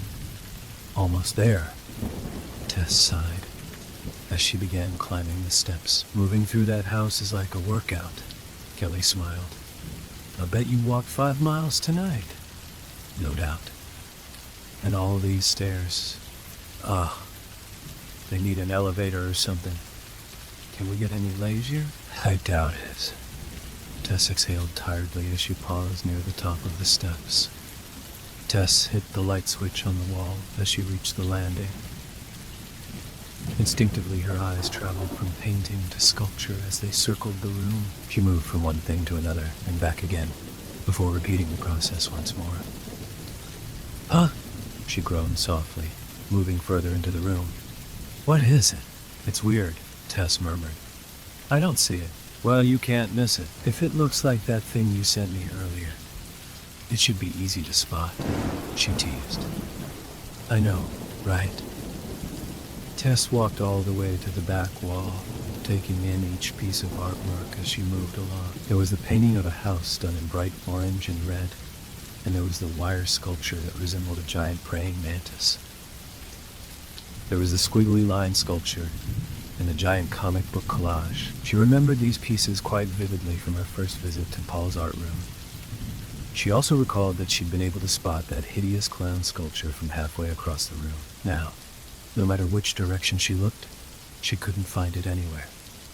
Was it possible that Paul had 2 art collections? But even as she considered this possibility, she knew it was an irrelevant argument. If Paul Edwards did have a second art collection, the pieces it contained wouldn't be exactly the same as those in this one. Would they? Then again, maybe that wasn't such a far-fetched idea. After all, he did have 2 crazy-looking clown sculptures, didn't he? Tess? Kelly asked, tentatively, when her friend didn't speak for some time.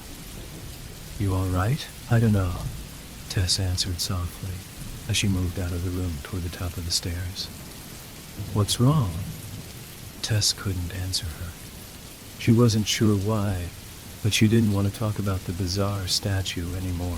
Indeed, she was growing increasingly cognizant of the fact that the only thing she really wanted to do was get out of the Edwards house. She couldn't articulate why she felt this growing need. Indeed, she was loath to utter the words, mostly because to utter the words was to make every suspicion taking root inside of her horrifyingly real. "Tess," Kelly muttered again. "Tess, answer me. You are starting to freak me out." "Well, that makes two of us," she whispered finally. "Why? What's going on? Why are you whispering?" "I gotta let you go, all right," Tess answered softly. "I need to call Catherine." "Tess," Kelly stalled. "Tess, I swear, if you don't tell me what the heck is going on." Kelly exploded. "What is going on over there?" "I'm starting to think maybe that clown isn't a statue." Kelly was going to say more, but Tess had already hung up. Kelly stared at the phone in her hand, feeling helpless. She kept thinking about her friend's directive. Call the police if she didn't hear from her in 5 minutes. 5 minutes. 5 minutes. Lives were won and lost in less time. "I'm sorry, Tess," Kelly croaked, shaking her hand decisively. "But I can't do that." A second later, she was picking up her phone again and dialing 911. "Hello?" Tess couldn't help noticing that Catherine's voice was strangely agitated when she answered the phone. "Kathy?" "Tess, we're on our way," Catherine volunteered. "We should be there." "Kathy," Tess interrupted. "Kathy, I need to ask you a question about that clown statue we were talking about earlier." "Tess, listen to me." Catherine's voice carried within it a tone of command, and Tess found herself unable to say more even though she wanted to. "Tess, there is no clown statue. Do you understand me?" "What? What?" Tess stepped backward, allowing herself to partially collapse against the cold metal of the refrigerator behind her. "What do you mean?" "Tess, listen to me." Catherine's voice quivered slightly, in spite of her efforts to keep her composure. "I need you to go upstairs and get Lillian. Do you understand me? I need you to go get her. I don't care if she's asleep. Bring her outside and sit with her on the steps. We're less than 10 minutes from the house." "What's going on, Kathy?" Tess's voice cracked somewhat as she choked out the question, even though her mind had already processed her situation. "You need to get out of that house, Tess. You need to get out of there right now." As if pushed by some strange need for answers, Tess stepped forward woodenly and moved through the kitchen so that she could look all the way down the long hallway toward the library. And there, where the long corridor should have terminated in a closed wooden door, there was a tall, dark, vertical rectangle. The door to the library was open. Tears formed at the corners of Tess's eyes almost immediately, as the reality of her situation hit her like a steel fist to the stomach. That statue, the one that she'd investigated not once, but twice, the one she'd photographed, was not a statue. Suddenly, the whole train of events unfolded in her mind. The open window in the sunroom, the news report, all of it. And now, that madman, that escaped killer, that thing, was loose somewhere in the house. And Lillian lay sleeping upstairs completely unaware that danger was lurking so close beside her. "He's in the house," Tess whispered finally. "He's in the house.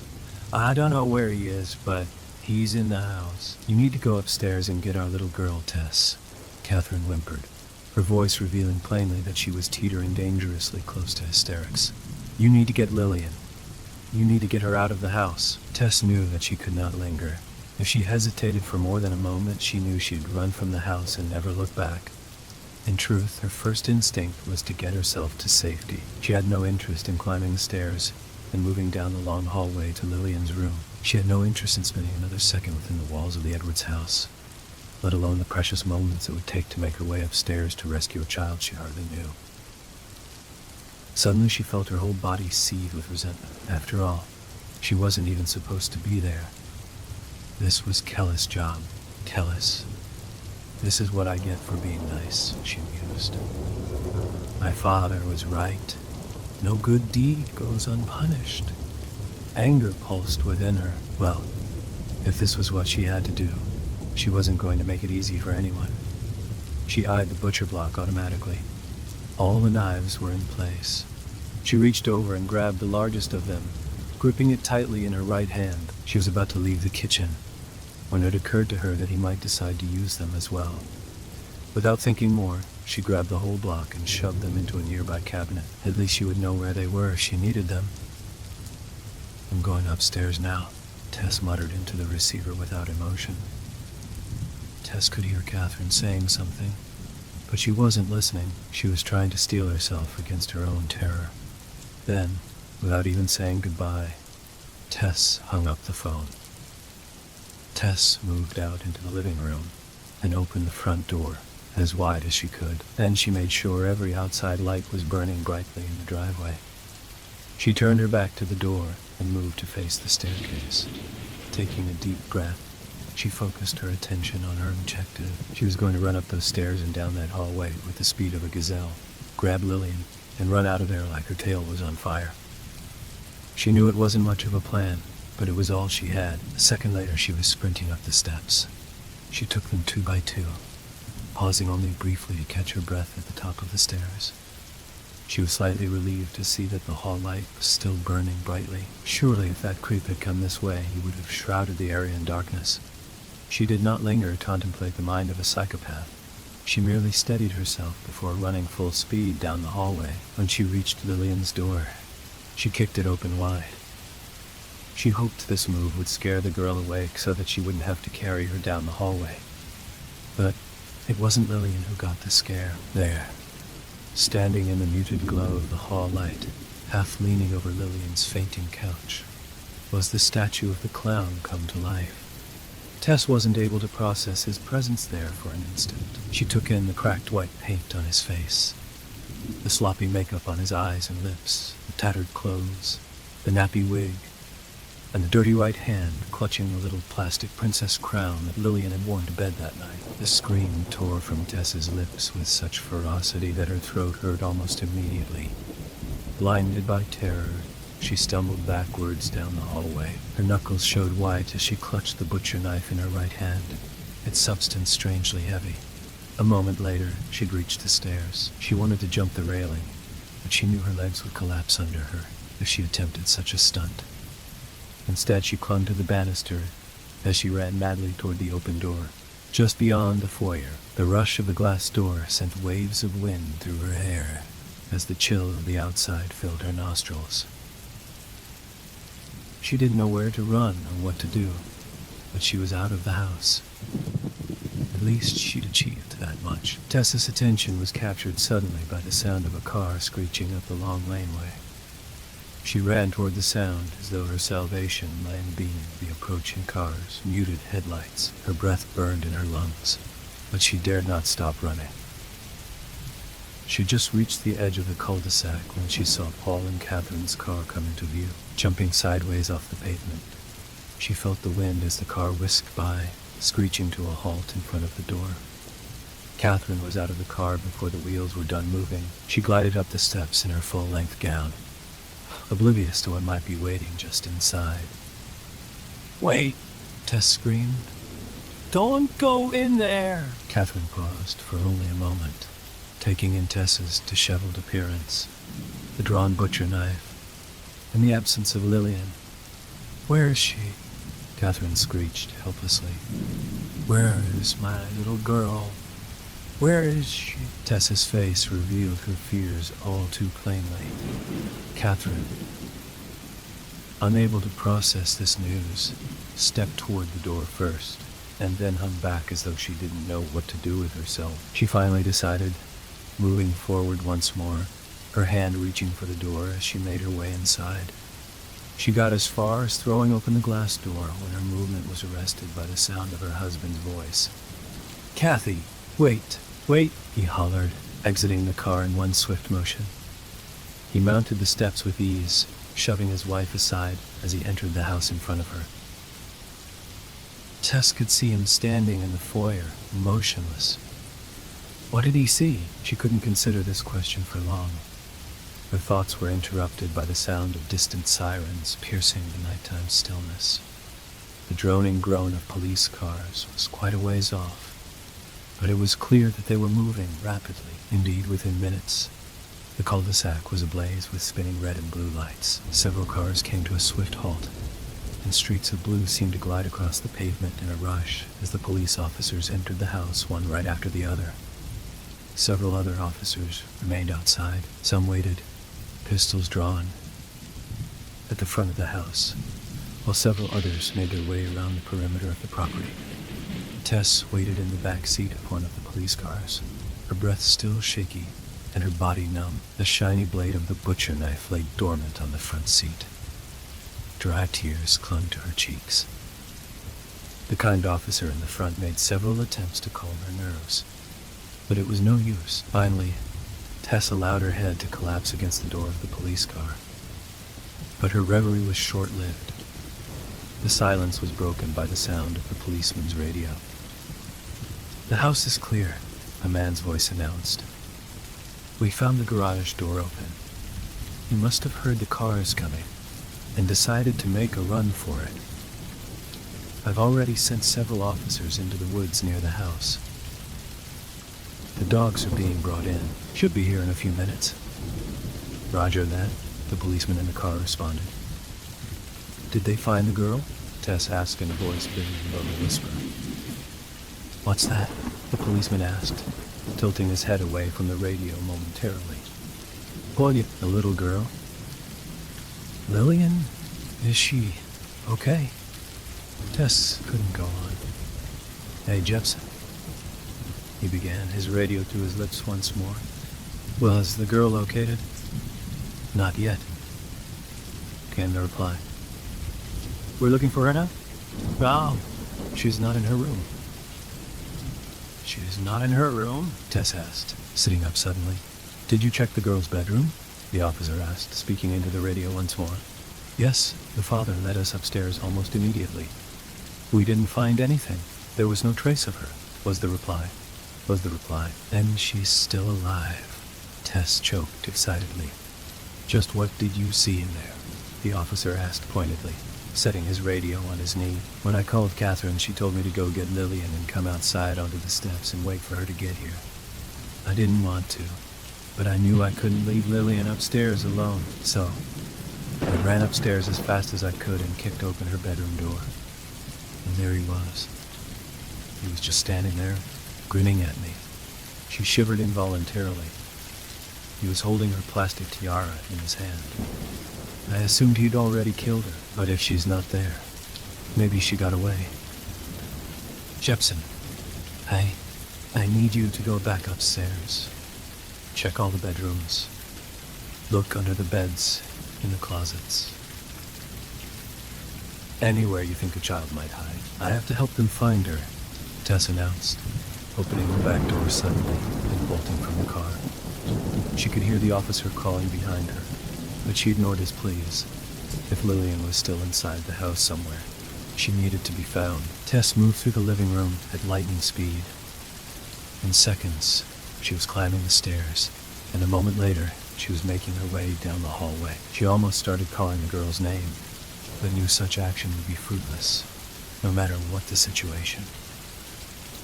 If Lillian was still in the house, she was probably hiding somewhere. Scared, it was unlikely she'd respond to a stranger's voice. If she had been kidnapped, calling for her would be just as pointless. Instead, Tess moved into the little girl's bedroom. If I was Lillian, where would I hide? She wondered silently. Under the bed, too cliché. In the closet, just as obvious. Tess glanced at the fainting couch. The blankets had been tossed onto the floor. Had Lillian done that during a hasty escape?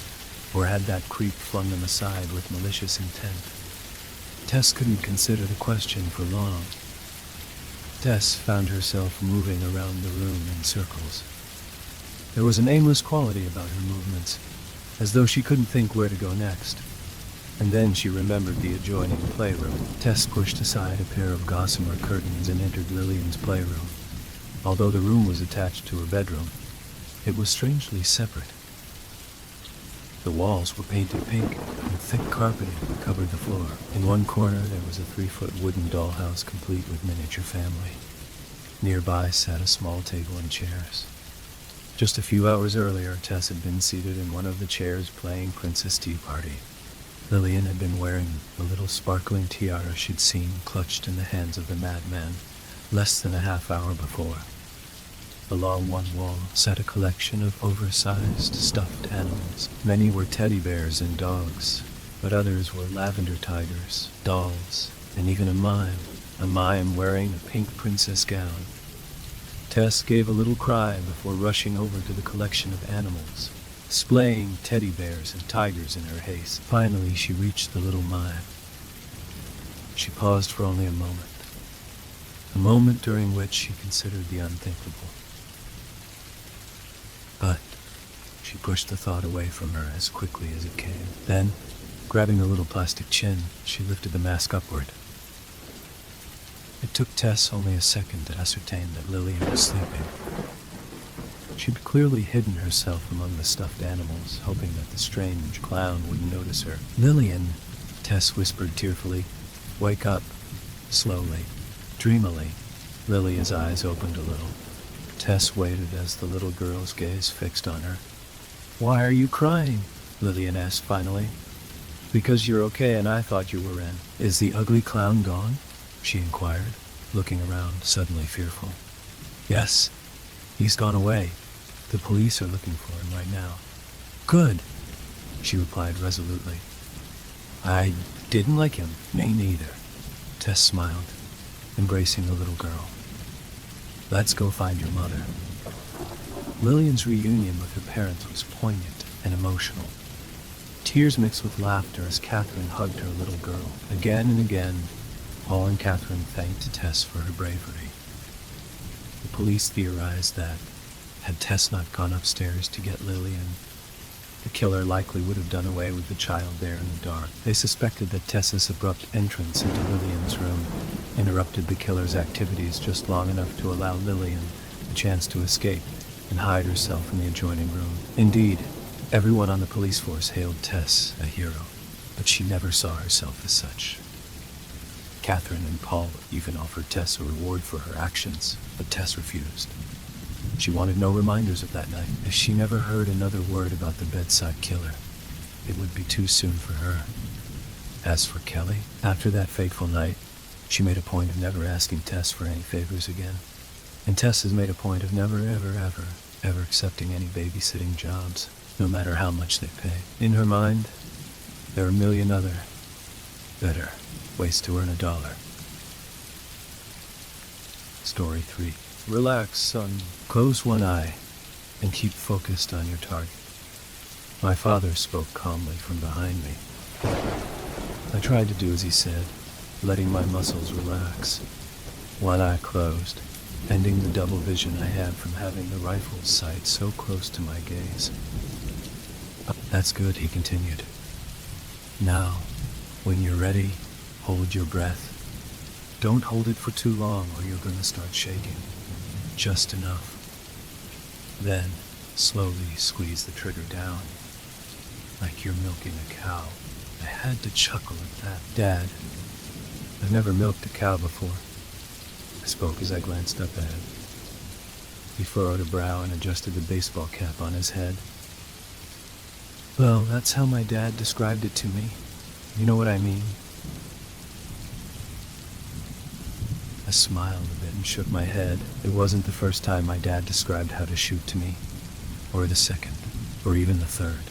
He tended to repeat himself sometimes. I didn't mind, though.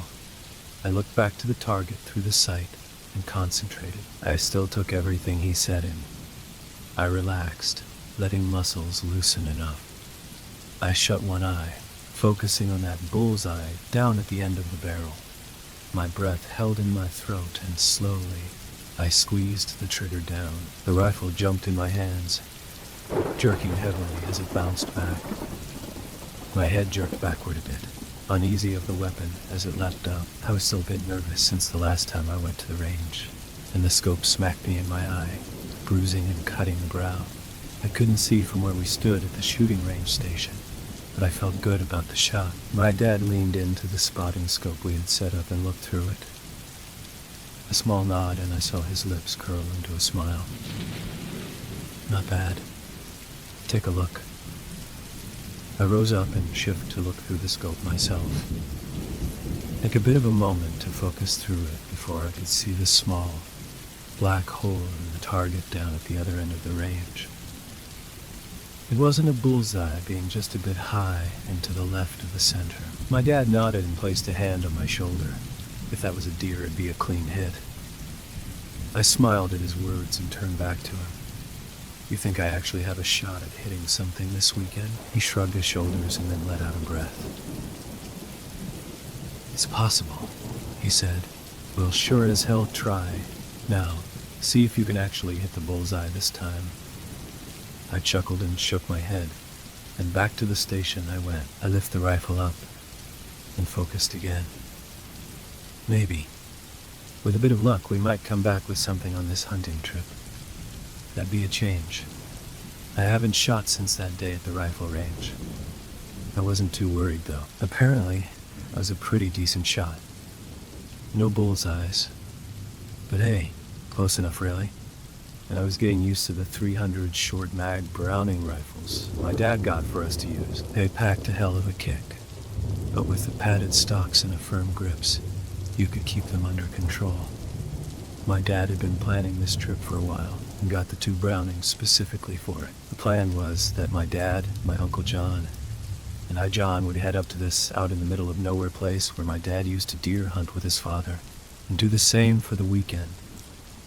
To be honest, I wasn't really big on the whole outdoors thing. It meant being too hot in the day, too cold at night, bugs everywhere, and a constant overwhelming feeling of needing a shower. However, I wanted to do it for my dad. My father, Fred, wasn't doing all that hot. Recently he had cancer and a severe case of vasculitis. It really knocked him down a few notches.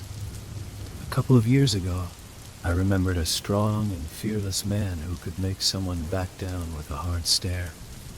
Now, he was immensely different, a skinnier, and he had the look of a man who had stared real death in the face. It rattled him and made me realize that I may not have as much time as I thought with this man. Probably what my uncle was thinking as well. John wasn't my dad's brother, but my mom's. He was a bit more the city type, like me. He taught at one of the local high schools and delved into a number of random hobbies. Lately, it had been photography. Even as we drove up, I could see that he had the fancy new Nikon DSLR camera set about his neck on the strap. We brought 3 guns with us. The 2 Brownings and my dad's old .30-30 rifle. But we didn't expect John to shoot anything unless it was with his camera. I figured the only real reason my dad brought along his .30-30 was because of the nostalgia rather than for all of us to shoot. It was the gun he used with his father, and he kept it like it was brand new. Even with the proper care and maintenance, it was still old, and the new Brownings were much more solid. He even got them set up with brand new scopes and shoulder straps. It works. If a deer came across our path, we'd have the gear to take it down. We arrived at our hunting ground in the afternoon. It was a few hours from where we lived, and then another hour driving along a dirt and gravel road. That was the most boring. The car couldn't go more than 15 miles per hour on the road with all the bumps and dips. Finally, we reached our spot, which turned out to be a bit of a clearing in the middle of a large group of trees. I don't remember the exact location, just that it took quite a ways to get there. We set our camp up, just a large single tent for the 3 of us, and unpacked some of our gear. John had made sure to grab some of that nice camping cook gear, and my dad had pre-cooked some ribs and chicken that we'd just have to warm up. The first thing we did after setting up was eat. So, Fred, John began as we munched on some ribs. What are the odds of getting a deer out here? As good as anyone else. My dad shrugged. There was a bit of a pause before John spoke again. Let's say we get a deer. Then what do we do then? John quirked a brow as he focused on my dad. It seemed an innocent question, but I knew where it was going. The question meant, if we got a deer, how did we plan on taking care of that heavy thing in the middle of the brush? Or, more specifically, how did my dad plan on taking care of it? John's a good guy, but he might have been overly concerned for my dad. My dad lost a lot of his strength in the hospital, but he wasn't feeble yet, and Dad hated it when people thought he was. Well, lug it up and carry it back here. He spoke shortly, a bit of annoyance slipping into his voice. David can handle it, right, son? He asked me with a bit of a smile. I returned it with one of my own and nodded. Yeah, I can take care of it. I'm stronger than I look. Stronger than I look. My dad's smile grew, and John shrugged his shoulders.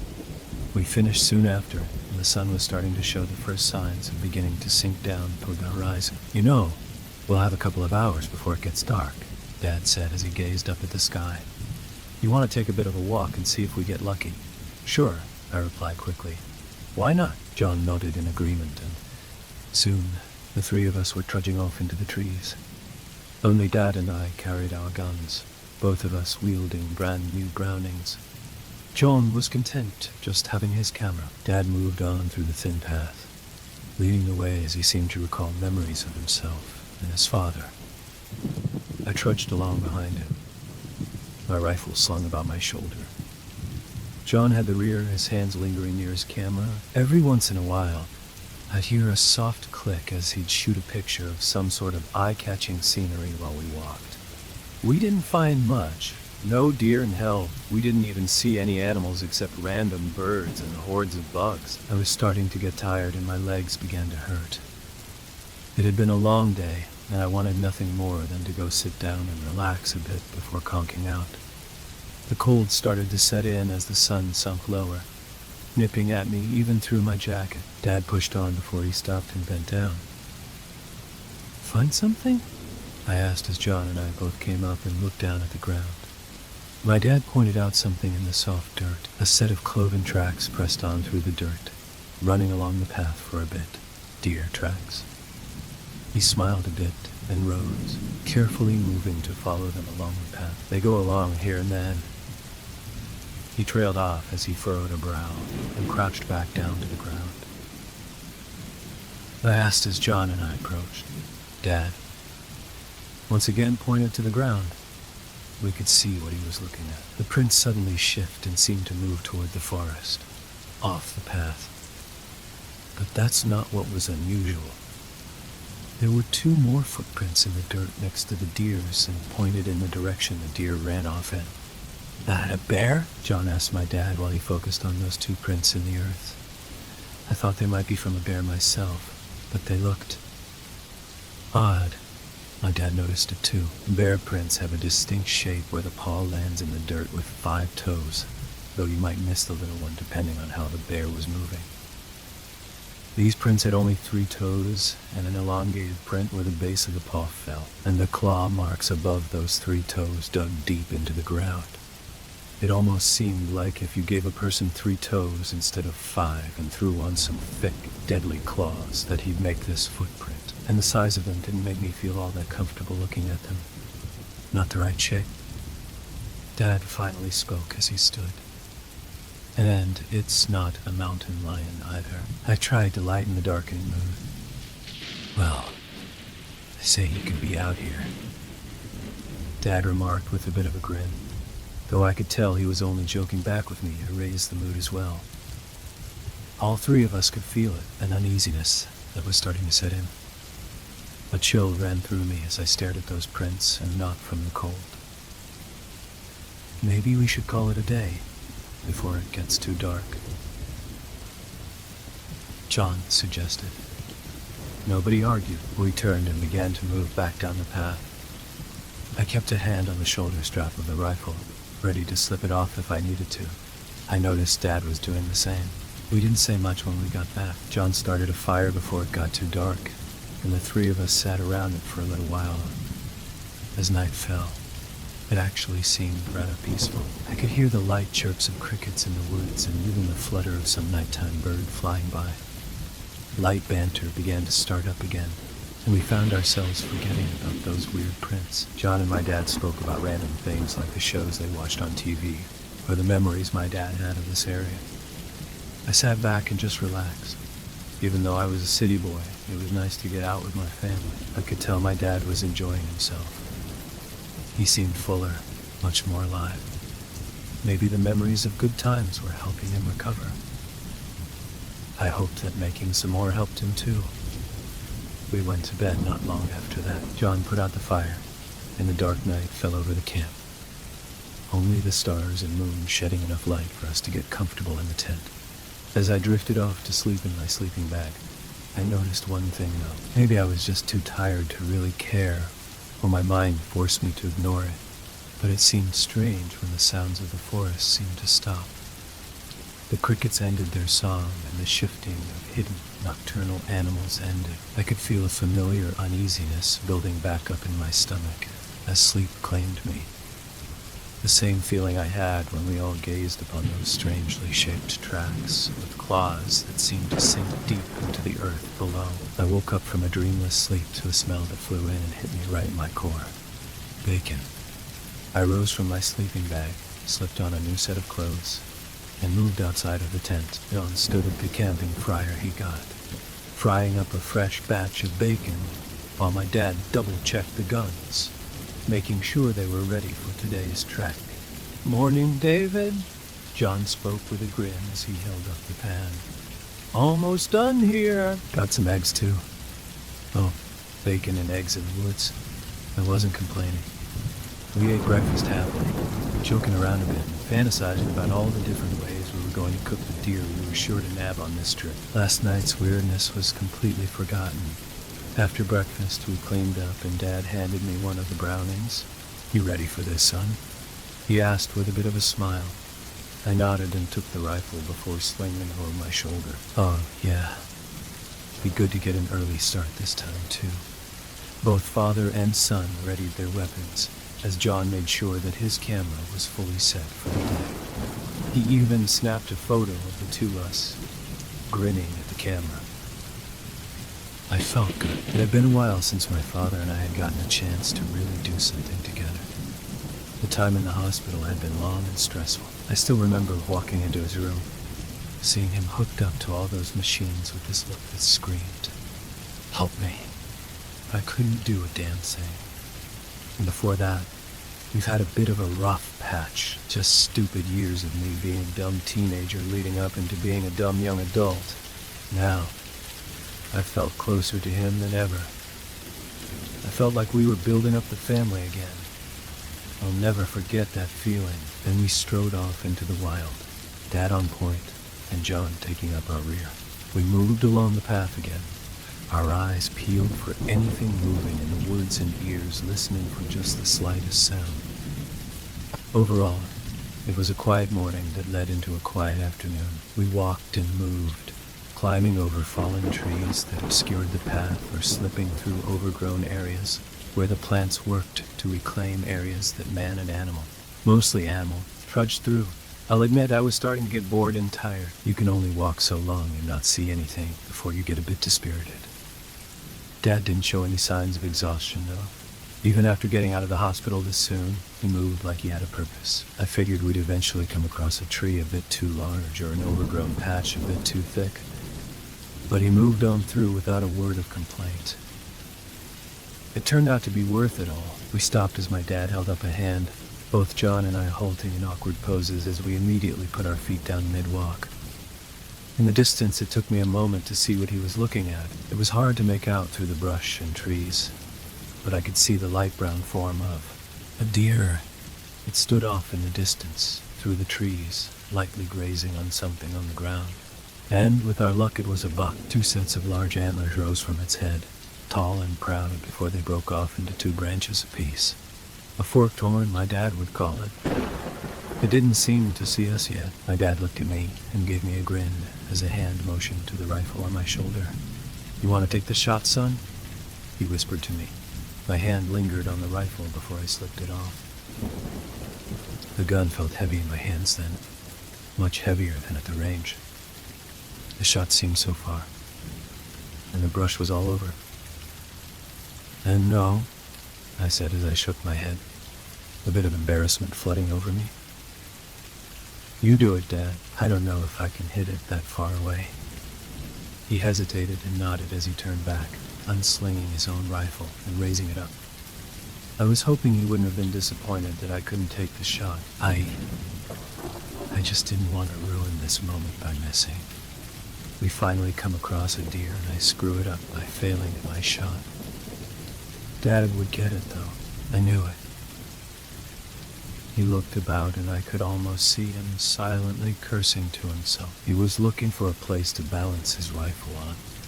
Right now there wasn't anywhere very convenient. You always wanted to make sure to steady your rifle. He drilled that fact into me. Shooting standing up with no rest was the worst way to do it. You only do it if you have to. And if you have to, at least remember everything else. You'll need every advantage to hit something without any kind of rest. My dad ended up moving to sit down on his rear in the dirt, his knees rising up. That way wasn't as good as finding a rest for your gun. But you can use your knees to steady both your back elbow and your front as you aimed. The deer's head rose and began to look about. Our welcome was thinning with it. Dad aimed down the sight, and I heard him take in a short breath, not daring to let it out. His fingers slowly fell upon the trigger. Bang! The shot rang out and I saw the buck jerk and stumble in the distance. It staggered for a moment and then burst off in a sprint through the trees, away from us. My dad rose and lifted his head, looking after it. John and I finally made our moves and stepped up to him. You get it, Fred? John asked as he looked off in the distance. I don't think you got it. Oh, I got it, Dad said with a confident smirk on his face. I got him. He looked to me and I smiled back. The deer seemed like it was hit, but I couldn't tell. I rather think my dad got him than missed. Should we go after it? I spoke as I looked off to the spot the deer had been in. Oh yeah, Dad replied as he began to push on. Rifle slung back over his shoulder. It can't have gone far, and so through the brush we went, the three of us searching for the wounded deer. When we came across the spot it had lingered in, the result was clear. A fresh patch of blood had covered a nearby tree and splashed the dirt on the ground. My dad just grinned and sent an "I told you so" look over to my uncle before he took a few steps. Sure enough, in the direction the deer ran off in, another splash of blood had stained the earth. Got him, my dad said with a triumphant pump of a fist. Now let's get him back. He's not going to be too far, I bet. The blood trail led on for a good distance. At times, there were sections where I lost the trail completely. I couldn't tell if we took a wrong turn, or if the deer had maybe stopped bleeding. My dad kept right on it, and sure enough, we'd find a new splash of brownish red that mixed in with the dirt. The trail led straight to a large overgrown set of brush that appeared trampled and squished, like something hard fell upon it. A large pool of blood lay splattered over those plants and sunk into the earth below them. It seemed like the clear idea was that the deer had staggered here and then collapsed onto this brush. But no deer. Only the blood and torn-up plants indicated that something heavy and bleeding had fallen here. My dad once again adjusted the ball cap on his head and moved up to investigate. That's weird. Looks like he should be right here, he commented as he ran a hand along one of the bloody leaves of the plant. I don't think he could have got up after falling with a hit like that. John and I stepped forward to look as well. It did seem like something had fallen here. It had to have been the deer. What else was recently wounded and bleeding? John was the first to notice something strange. He had moved around the back of the brush and found an area behind it trampled to the ground. Blood streaked along the leaves and the ground below before moving off into the woods. Something was being dragged. John waved my dad over, who took a look with a thoughtful gaze. You think something took off with it? John questioned. Maybe. But this quick? It doesn't seem possible. Dad sighed and shook his head. I stood back, both curious and nervous, the memory of a certain set of footprints coming back into my head. Let's take a look, John suggested after a moment. It shouldn't be too far. Curiosity must have got the best of all of us, and we began to walk in the direction of the blood streaks. These were very different from the splotches we saw on the way here. Instead of the more circular splatters, each bit of the blood trail rolled along the earth in a curving line before stopping, only to resume again a few feet onward. I didn't notice the chirping of birds and animals stop, or the cessation of the buzzing of insects. I didn't notice the faint sound of something squishy being torn. My dad must have heard it too, and he slipped the rifle off of his shoulder as we all hunkered down and moved as silently on as we could. I was the first to see it, and, dear God, I was thankful for the brush.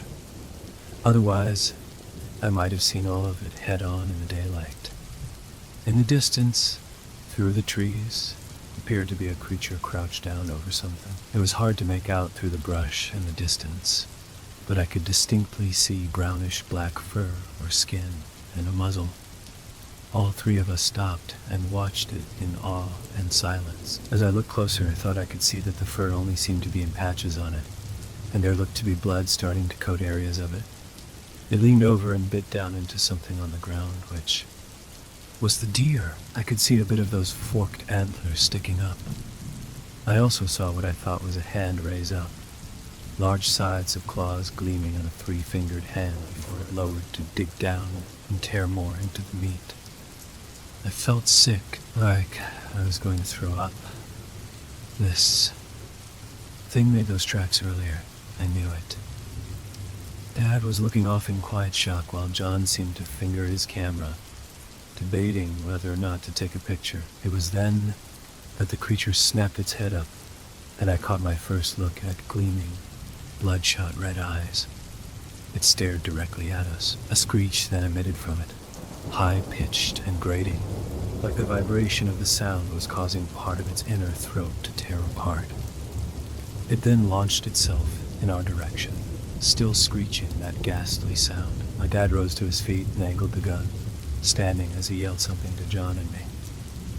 I assumed it was run, because John turned and took off. I rose and held my ground as Dad fired off a shot that I knew would miss through those trees and with a moving target. He'd be lucky to hit it with a rest, but standing, no chance. The shot did cause the thing to veer off and into the trees toward our right side. That's when my dad turned and began to run himself. I bolted off with him, my heart jumping into my throat as I ran. I could hear the trees crashing on our right side, then our left. Could it switch that quickly? That screech emitted once again, and this time, I felt like the terrified deer running through the woods as impending death loomed over me. I don't know how long Dad and I ran for, but enough that I felt my legs start to cramp up and my breath to wheeze. Dad wasn't looking too hot either. He stumbled and gulped in ragged gasps of air. His recent issues must have been finally catching up. Still, he pushed on, and I did with him. I never left his side, even as he slowed. Like hell was I going to leave him while that thing was chasing us. I could tell he wanted me to push forward, to leave him and escape on my own. My mind went to a joke my dad used to tell of two campers and one brings running shoes. The other asks why he brought running shoes and if he expected to outrun a bear. His friend answers, "No, I just have to outrun you." Well, this wasn't a joke. I don't know how we managed it. But soon the two of us burst into our campsite, gasping and wheezing for air. Dad coughed and moved over to the car, leaning against it with an arm up. He coughed and spat as I bent over and gasped. I looked up to see him still coughing and lurching, and I felt my stomach twist. He wasn't doing well. Slowly, I came over and put a hand on his shoulder. "Dad?" I asked quietly. "Are you okay?" Yeah, he spoke in a ragged voice in between coughs. I'm okay. Are you okay?" He still worried about me when he was the one that looked like he would cough up a lung. "I'm all right," I reassured him before I lifted my head. That's when I realized something as I looked about our solitary campsite. John was nowhere in sight. I stepped away from Dad, my eyes looking around the camp. It looked untouched, just the way we left it this morning. But John wasn't here. I looked back to Dad, who seemed to finally recover and push himself away from the car. "John's not here," I told him as I looked around. My dad cursed and his gaze wandered back toward the woods, where that creature had been. My eyes followed him, and I swallowed down some of the bacon and eggs that tried to come back up. "You think he's out there? You think that thing? We'll find him," my dad cut me off as he drew in a breath. "Get some fresh water ready for us and some food. Make sure you got ammo," he commanded. I didn't question him. I moved and refilled our canteens with water and stuffed some of the quick snack foods we brought with us into small bags. I double-checked my ammunition and found my clips still full. I hadn't fired a shot. Dad moved to the car and pulled out a box of 300 short mag rounds before setting it on the hood. The clip in his rifle came out, and he replaced the 2 shots he fired swiftly, before oddly hesitating as he went to slip the clip back in. Instead, he turned to me and extended the clip out. "Here, son, that'll give you an extra one," he said firmly as I gave him an odd look. "Dad, what about you?" I asked as I lifted my hand to take the full clip from him. He turned back toward the car and reached in again, soon slipping out his old 30-30 rifle. Without a second thought, he began to load it with ammo from an old and beat-up 30-30 box he had brought with him. I shook my head and came up next to him. "No, Dad. That gun's old, and we're going to need power if we come across that thing. We have a short magnum, Dad. The 30-30 is my gun," he replied quickly and curtly. "It's reliable. I used this gun for 30 years, and it still shoots like it's brand new. I know it, and it'll be plenty. Besides, you got the short mag." After loading the rounds, he turned and put a hand on my shoulder. "We can take care of it. Now, are you ready?" I looked away from him and to those woods. Those same woods, which, before this moment, did not seem so dark or ominous. Even in the daylight, the trees seemed to suck up the light like a vampire, leaving shadows where a sickening, patchy-furred monster might be waiting to creep up on us and tear us apart. "We're going after John?" I asked as I kept my gaze focused on that forest, trying to pierce the darkness and hoping I didn't find 2 bloodshot eyes staring back at me. "We're going to get him back." A deep breath, and I nodded before slipping the extra clip into my pocket. My hands went to unsling the rifle from my shoulder, and I finally looked back to my father. "Okay," I spoke, my voice coming out much quieter than I meant it to. "Let's go." Our search began in late afternoon, while the sun seemed like it was in a losing battle of staying high in the sky, journeying back into those woods while that thing was still out there terrified me like hell. I had already witnessed it tearing apart that deer, and now John was missing. I secretly hoped he just got lost on the way back, and we'd find him trying to get back to the path. I hated to think I was hoping he was just lost, but the alternative meant that monster. I forced those thoughts from my head and gripped my rifle tightly. My eyes wandered over to Dad as we moved. He stepped swiftly and carefully, eyes looking about him. Every once in a while, he stopped and would just listen before moving on. I was glad he had that hunting experience. It would really help us now. Still, I could tell he was nervous. The hands that gripped his trusty gun were gripping too tightly and shaking just a bit. "Oh, Dad." I had that same fear in me, too. The sky grew darker, and still we searched. Thankfully, the most I heard and saw were bugs and small animals scurrying around. No creature yet. That didn't mean it wasn't still out there watching and waiting. Suddenly, I saw Dad stop and bend down near a large tree. I moved after him carefully and as quietly as I could. He reached down and picked up what looked to be the mangled remains of a DSLR camera. It looked crushed, the body smashed in, and the lens broken off. The worst thing was that I could see the smears of blood that coated the camera and the neck hanger. I couldn't hold back anymore.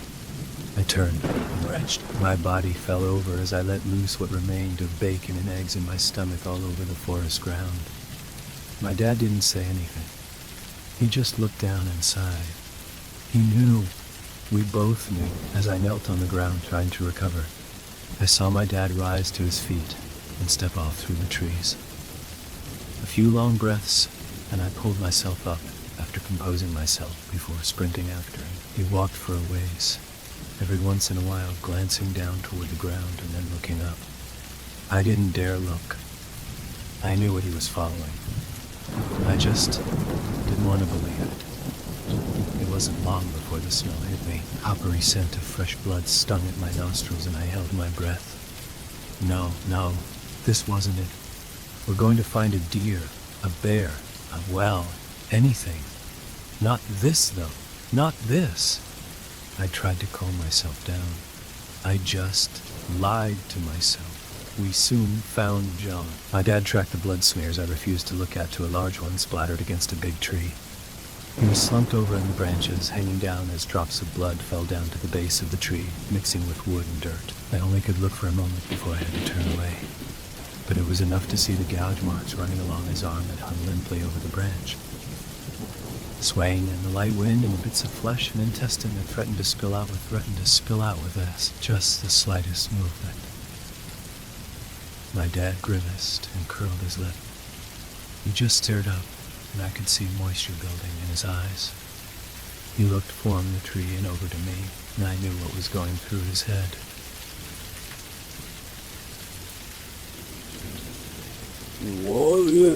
My uncle and his brother-in-law are dead, and the two of us were still stuck here with the killer. I was in danger. I knew what he was seeing in his head. Dad saw me, hung up in that tree, blood dripping along a lifeless body. He turned away quickly and reached a hand to grab my shoulder. "We're leaving," he said so quickly and quietly it took me a moment to understand. Already, he began to drag me through the trees back toward camp. I moved along listlessly, in a daze at the recent events. It was getting to be too much. One of us was already dead, and we could very well join him soon. I bit back tears and moved faster. I wanted out. I wanted home. I wanted away from this sickening thing. Darkness swiftly poured in. I didn't realize how long we were searching, and how quickly night fell upon this area. As the darkness fell, our pace increased. Soon, it almost felt like we were running again back to camp. My thoughts wandered back to this afternoon. I nearly choked as the fresh memory of that creature screeching and barreling after us rose up in my head. I could almost hear it out there, running along with us through the trees, ready to pounce and rip us to shreds. I let out a sigh of relief when my dad and I slipped back into that camp clearing. He didn't hesitate. He took one last look around for John, and then moved for the car. "What about our stuff?" I asked, as I came up behind him, motioning to our gear. "We still had our tent, the cooking supplies, the food, and everything else we took just lying about. We don't need it," Dad said as he threw open the car door. "It's all replac." That screech cut him off. From the side of the car, I saw it.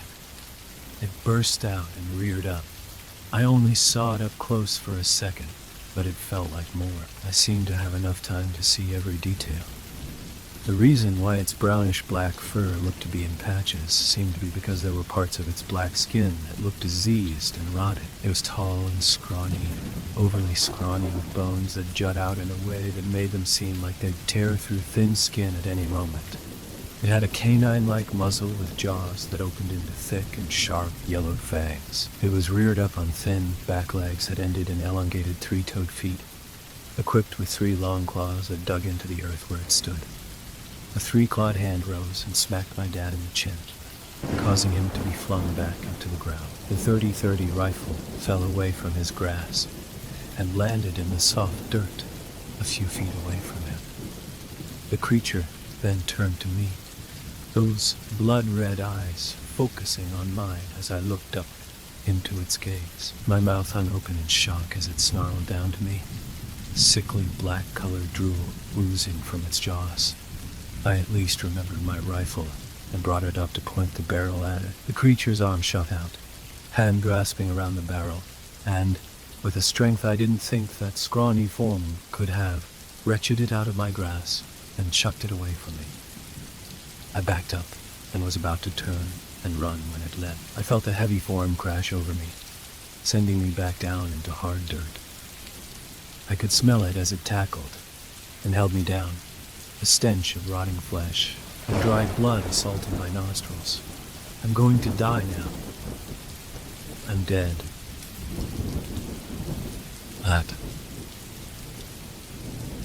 That's all I could think as I saw it raise a clawed hand up. A loud sound echoed suddenly, the sound of something hard smacking into flesh, and the creature stumbled off of me. I took that moment to turn and crawl away, panting heavily before I risked looking back. I saw my dad standing there, both hands clutched together in front of him, after he apparently sent a hard haymaker into the back of the creature. Hell, I didn't know he had that strength left in him. The monster already recovered and rose back up, this time hissing and screeching at my father. My dad glanced at me and my breath caught in my throat. He wasn't hoping to beat it. He just wanted to distract it. Get it away from me. My dad was going to let it kill him. To save me. The creature rose and struck out with those claws at Dad. It struck him in his arms, leaving 3 gashes as my father fell backward to the ground. I needed to move. I needed to get up. I needed to run. He was going to sacrifice himself for me, and all I could do was sit and stare as it happened. I pushed myself up with my arms, eyes locked on the scene before me. My hand brushed against something metal. I looked down to see my father's .30-30 lying next to me. The creature stepped forward and fell over my father, looming over him and pinning him to the ground. I yanked up the gun and readied it in my arms. If you can help it, son, always find something to balance your gun on. Don't ever shoot it just holding it unless you have to. I adjusted my position, sitting down and raising my knees to rest the gun on them. Like my dad did when shooting that deer. Dad yelled something at me. I thought it was run, but I couldn't hear it over the sound of the creature hissing. Relax, son. Close one eye and keep focused on your target. I rolled my shoulders, forcing my muscles to relax, and closed an eye, letting the sight focus in on the drooling head of that monster. The monster opened its mouth and screeched in my dad's face, drool oozing out and over my father as my dad shut his eyes and turned away. Now, when you're ready, hold your breath. Don't hold it for too long, or you're gonna start shaking. Just enough. I took in a breath, and held it, the gun steadying in my hands as my breathing halted for the moment. The creature's arm rose, claws lift and ready to flay into my father. This was it. I'd have one chance. If I missed, my dad would die. Then, slowly squeeze the trigger down, like you're milking a cow. My fingers slowly squeezed down on the trigger as I tried my best to imagine what milking a cow must be like. The creature's clawed hand fell downward. Bam! The shot rang out, and I could hear a sick crunching noise mixed with that of a splatter. The creature howled and lurched off of my dad, its oversized hands grasping its head in pain. I could see what I thought was blood pouring out of the side of its deformed skull. It jerked around, stumbling on its feet before it turned and snarled at me. Then it turned and took off, running back into the woods. I sat there in silence, panting as sweat poured down my face. Soon, my eyes moved back to my dad. He was lying there, not moving. Swiftly, I rose and slid down next to him. Dad! Come on. Dad, come on! He blinked and stared up at me before his arms rose and wrapped around me in a tight hug. I hugged him back and closed my eyes. We were okay. Both of us were okay. Soon, my father let go and pushed himself up to his feet. He glanced back toward the woods as a hand rose to wipe some of that foul-smelling drool away from his face. Aye, He began with a slight stammer before he lifted a hand and placed it on my shoulder. He spoke and I couldn't help but let out a small chuckle. We didn't waste any time. The two of us got into that car and drove. Neither of us said anything until the car pulled out of that winding, bumpy road and onto solid highway nearly an hour later. I was the first to speak. "What do you think it was?" I asked quietly as my head turned toward him. "I don't know," was the only reply I got. "What are we going to say about John?" "The truth. He was attacked by an animal. We shot it, but we think it got away." He sighed and hung his head. I knew he felt responsible for John. It wasn't his fault, though. That thing. It was that thing's fault, and nobody would believe it if we said a monster got him. So, an animal. It had to be an animal. We were silent for a bit longer before I spoke in a quiet, nervous tone. "What if that thing comes back?" I asked as my eyes focused on my father. "What if it follows you, comes after us again?" My dad did something surprising. He smirked and shook his head. "I'm not scared if it does." That surprised me. I gave him an odd look, like he had finally gone crazy. "Dad, that thing took a bullet to the face and you're not scared of it?" "Son," he began as he glanced to me, a confident look on his face. "You shot that thing in the head and it howled and ran away. That means it was hurt. It means it was scared of getting hurt more. And if it's scared of getting hurt more, and that grin on his face grew wider, that means we could kill it." "Yes." Story 4. When I was a little boy, something happened to me that I would never forget. I was only 6 years old, I think. My behavior was typical for a child of that age. I liked to run, scream, play, and get into all kinds of trouble.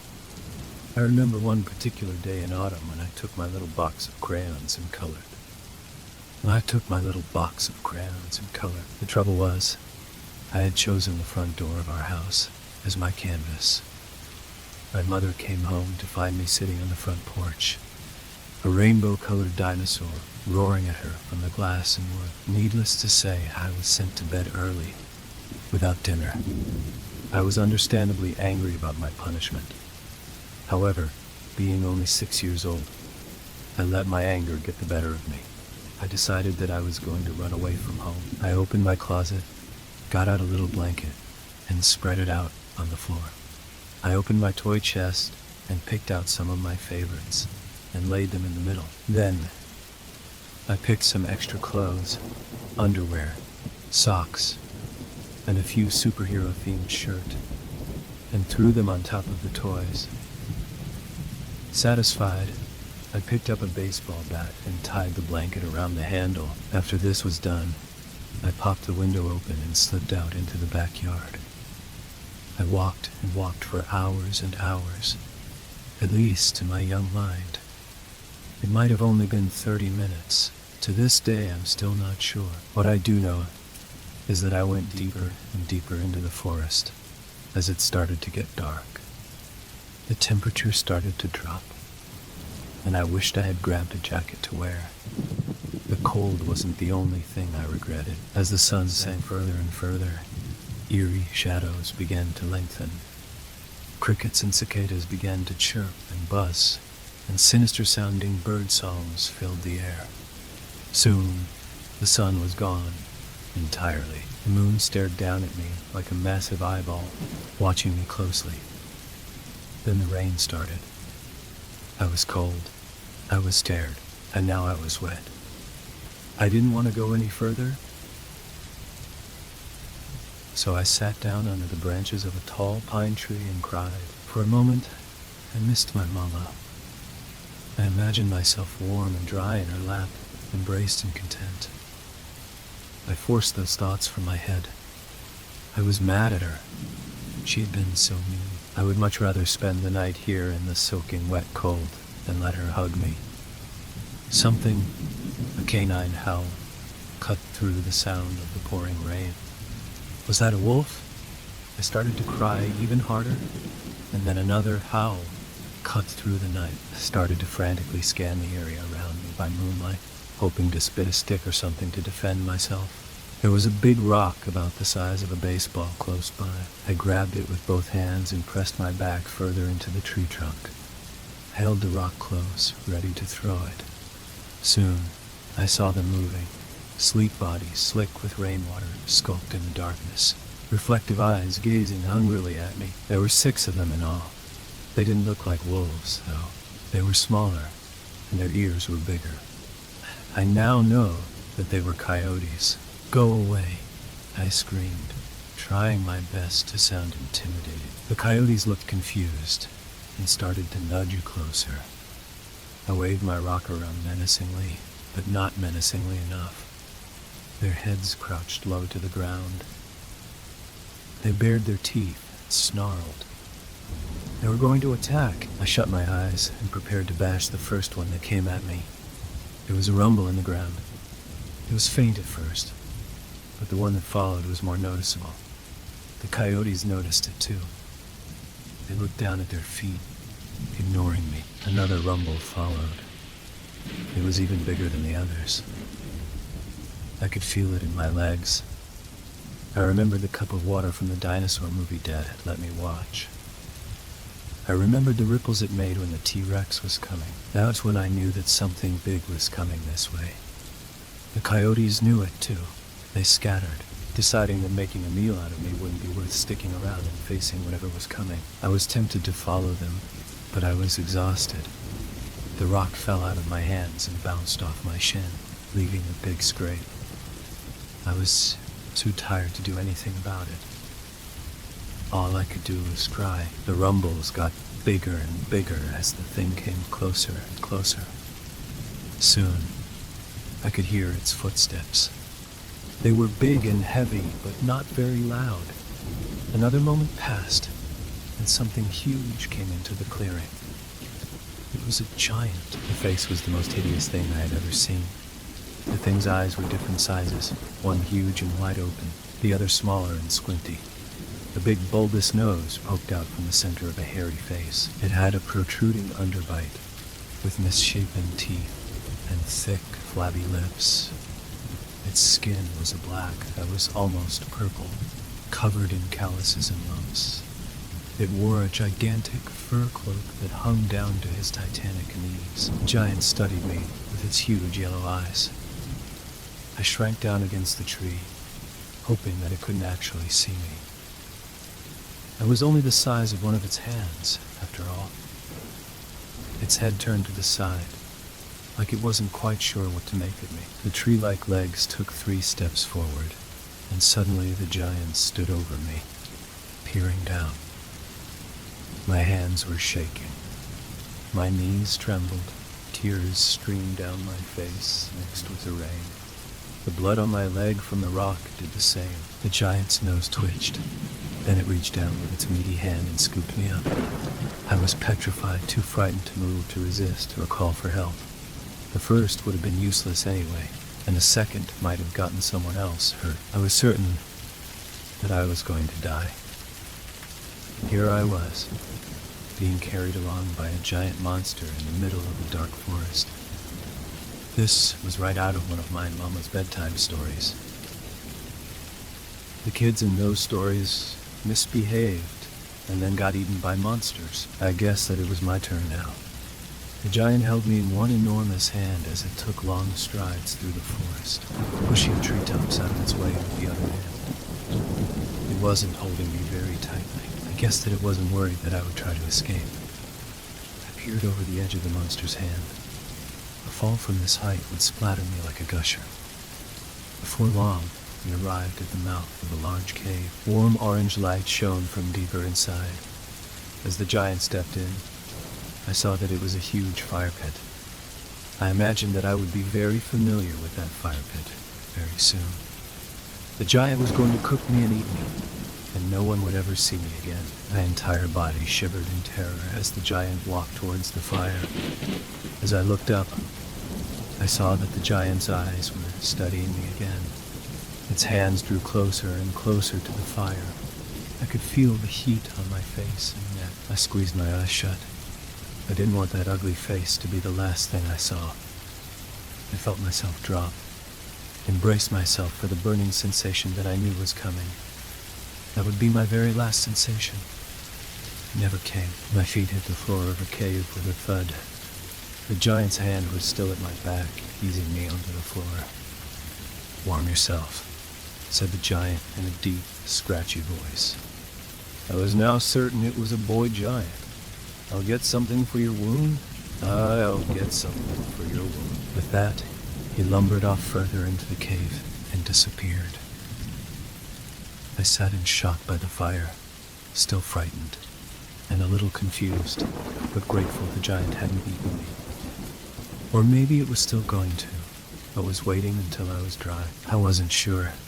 The giant came back with a long strip of leather in one hand and a huge clay bottle in the other. He sat down next to me by the fire, still towering over me, and uncorked the bottle. "Put out your leg," the deep voice commanded. I obeyed. The giant tilted the bottle slightly downwards, and a drop of clear liquid spilled out and hit my scrape. I grit my teeth. It stung a little, but I didn't want the giant to know that it hurt. What would it do if it thought I was weak? I wasn't taking any chances. The giant began to tear the huge piece of leather into strips with his massive sausage-like fingers.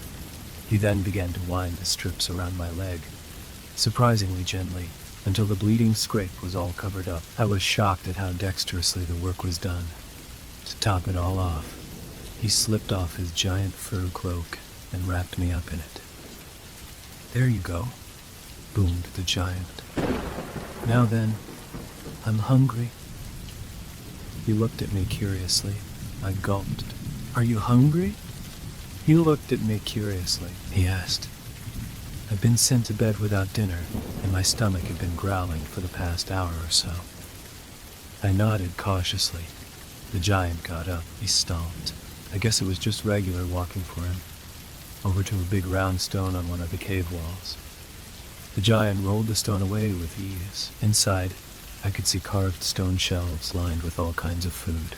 Raw meat hanging from the ceiling, dried meats and fruits, cheeses, bread and crackers. Large pots containing liquids I couldn't identify. The giant emerged from the pantry with a huge slab of meat hanging over his shoulder.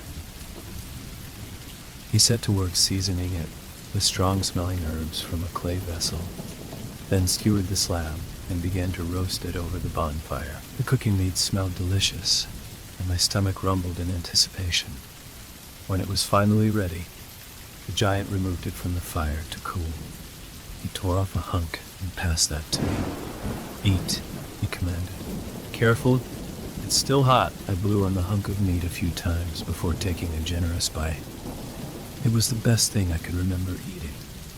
The texture was like pork, and it was sweet and savory like honey and garlic. I ate it faster than I should have, and held my hands out for another piece. The giant obliged, with a look I guessed was an amused grin on his broad face. I ate the second piece much more slowly, savoring the sweet, savory meat. "Good, isn't it?" asked the giant, stuffing a piece of the meat into his own mouth. Plenty of boar to hunt in these woods. The giant narrowed his smaller eye and peered at me. "Speaking of the woods, why were you wandering in them so late? And in the middle of a storm to boot?" I didn't answer right away. For one, my mouth was full, but I was also nervous. I didn't really want to tell the giant anything myself, no matter how much I appreciated his hospitality. I still wasn't quite certain that I was safe. The giant scratched his bearded chin knowingly and shifted his sitting position. "There is a town not far from here. Is that where you've come from?" I didn't answer, but I didn't have to. My eyes widened when he asked, and his eyes fixed on the baseball bat on the floor next to me, the one with the blanket full of clothes and toys wrapped around it. I thought I had dropped that back in the rain, which still raged on just outside the mouth of the cave. It was coming down much harder now, and I was grateful to be inside. "I see," said the giant. "So you've run away from home. How did I know that?" I asked, my voice shaking horribly as I did. I told myself it was because I was still cold, but my clothes were long since dry. The giant took a meaty finger and poked it against the side of his head. "I know many things," he said. "Unfortunately for me, not one of them is your name." The giant patted his chest. "I will start the introductions. I am Fomorian, and this cave has been my home for the past 500 years. What about you?" I nibbled timidly at my second piece of meat. With some effort, I found my voice. "You're not going to hurt me, are you?" Fomorian gave a great booming laugh in reply. "Hurt you? I took great effort not to you. Just bringing you here. You are about as fragile as an eggshell. And I," Fomorian flexed his massive arms, "am as big and strong as." "Well, as a giant."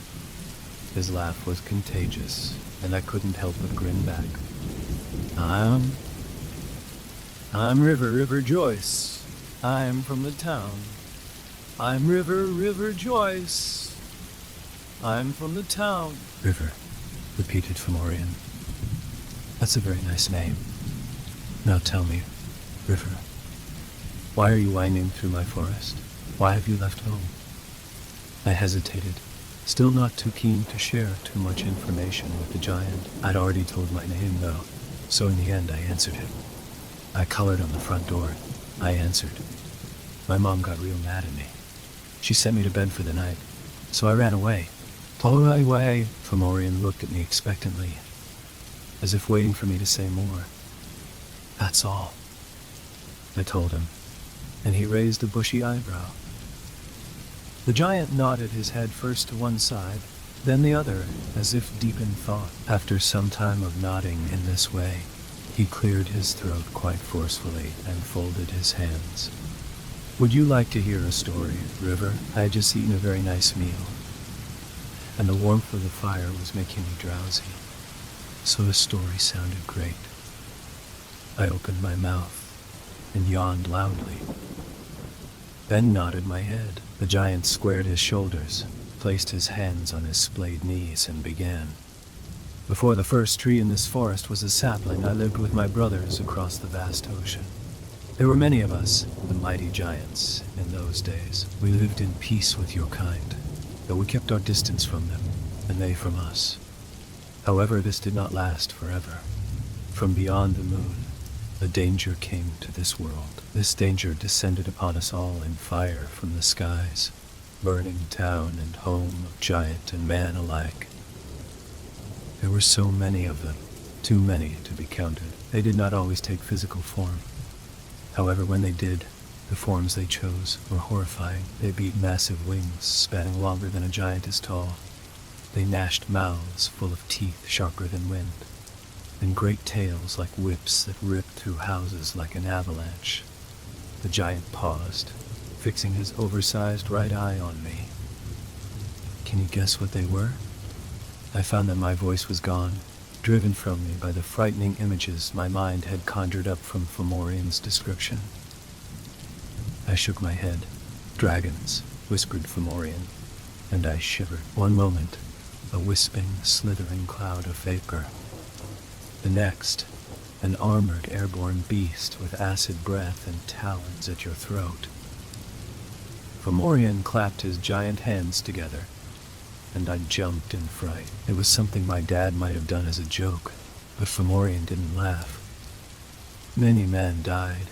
Many giants died, too. It seemed there was no hope for us against the war with the giants. Most of us knew this. Despite the heroic actions of many famed men and giants, our destruction would come for us sooner or later. We were afraid. One giant in particular was especially afraid. He had watched many of his brothers die. He had seen many noble men, who he had come to respect, torn apart by the monsters. It was more than he could take. Can you guess what he did? Fomorian leaned in a little closer. The firelight reflected off his eyes and face, giving him a ghostly appearance. I shook my head. He betrayed his brethren, whispered Fomorian. He went to the dragons and pleaded for his life. In exchange, He sold out his brothers and the armors of men by showing the dragons where they were camped. By dawn, the traitorous giant was still alive, but not a single one of the camped soldiers of either army still drew breath. It had been a slaughter. I sat there with my mouth agape as I listened to Fomorian's story. All those giants and people had died, just because one giant was scared. I was furious. "That's me," I said aloud. Fomorian nodded solemnly. "Indeed, it was," he agreed.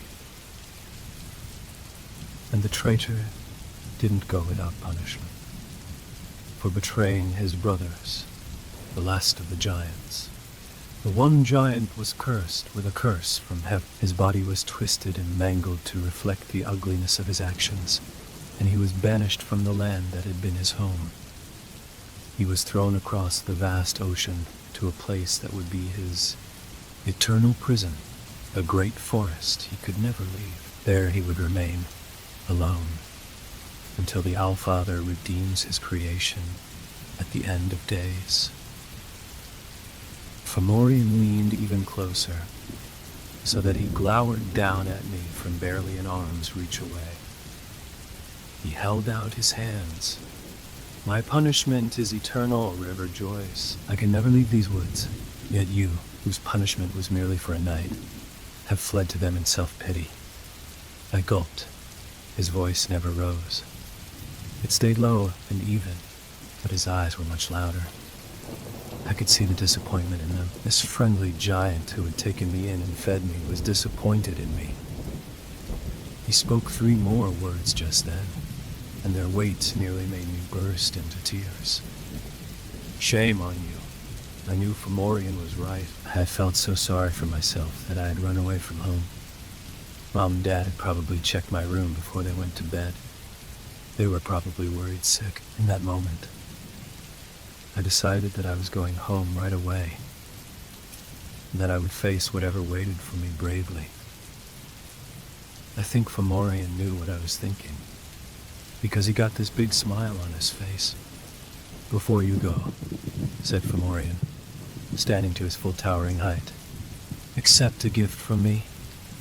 Fomorian disappeared into the back of the cave once more. When he returned, he held something in his right hand. He knelt and held it out to me. There in his hand was a small fur coat. It was white like brand new socks, and it felt like the fluffiest cat you could ever pet. "Put this on," said Fomorian. "It's a magical coat. It will keep you safe from the elements, and from anything else that may wish to do you harm." I thanked Fomorian and slipped the coat around my shoulders. It fit perfectly and was very warm and comfortable. I took one last look around the cave, one last look at Fomorian, and turned to leave. "One more thing, River," said Fomorian. I turned to look at him. "Don't listen to him." I furrowed my brow in confusion. "Don't listen to who?" I called, but Fomorian had already started walking towards the back room of the cave. I was left alone. The rain didn't bother me as I made my way home. Fomorian's coat kept me nice and dry. A few times I thought I saw the coyotes watching me from the trees. They never came close. The moon was very high up now, and it seemed to get higher and higher as I walked. I couldn't stop wondering who Fomorian was talking about. Who was I not supposed to listen to? There was no one else here. The rain stopped after a while. I let my hood down. A silver mist rose up through the woods. It wasn't very thick, so I could still see just fine. It was when the mist started hissing at me that I became uneasy. The mist began to swirl and waver around me. I could feel something rhythmic, like a heartbeat, pulsing through the air. A pair of eyes seemed to watch me from the vaporous mass, milky orbs with reptilian slits. I quickened my pace. All at once the swirling mass took on a physical shape. Whipping tendrils condensed to huge bat-like wings. Columns transformed into 4 trunk-like legs, and the reaching expanses of the mist hardened into a snake-like head and neck, and a long, whip-like tail. The dragon watched me from the trunk of the tree it was wrapped around, its tongue flicking out like a snake's. "Hello, child," whispered the dragon. "Are you lost?" I blinked, unsure if what I was seeing was real. It was, though. There was a dragon wrapped around the tall pine, peering at me with its snakish face. "Don't listen to him," I remembered. I pulled my coat tighter around myself and kept walking. "Where are you going?" rattled the dragon in his throaty voice. Sorry, little boys shouldn't be alone at night. The fur from the coat began to reflect the moonlight. "I see," said the dragon as it slithered through the treetops following me. "You met with Fomorian. Is that old coward a friend of yours?" Aye. I kept walking. The fur coat started to glow brighter. I could feel something welling up inside me. Something powerful.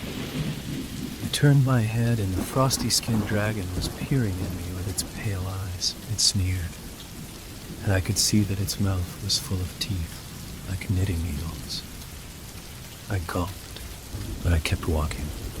"I can smell their blood in you, River Joyce," said the dragon. It licked its lips viciously. "The men of old, the ones who are no more. We're going to come back one day.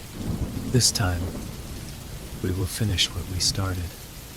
I froze. My face was pale. The dragon's voice prickled my spine like sharp nails. "Perhaps you could escape that fate," hissed the dragon. "Perhaps you could live to be my pet." The dragon grinned wickedly. I wanted to run, but couldn't. It held out a talon, long and sharp, covered with scratches and pockmarks from battles long ago.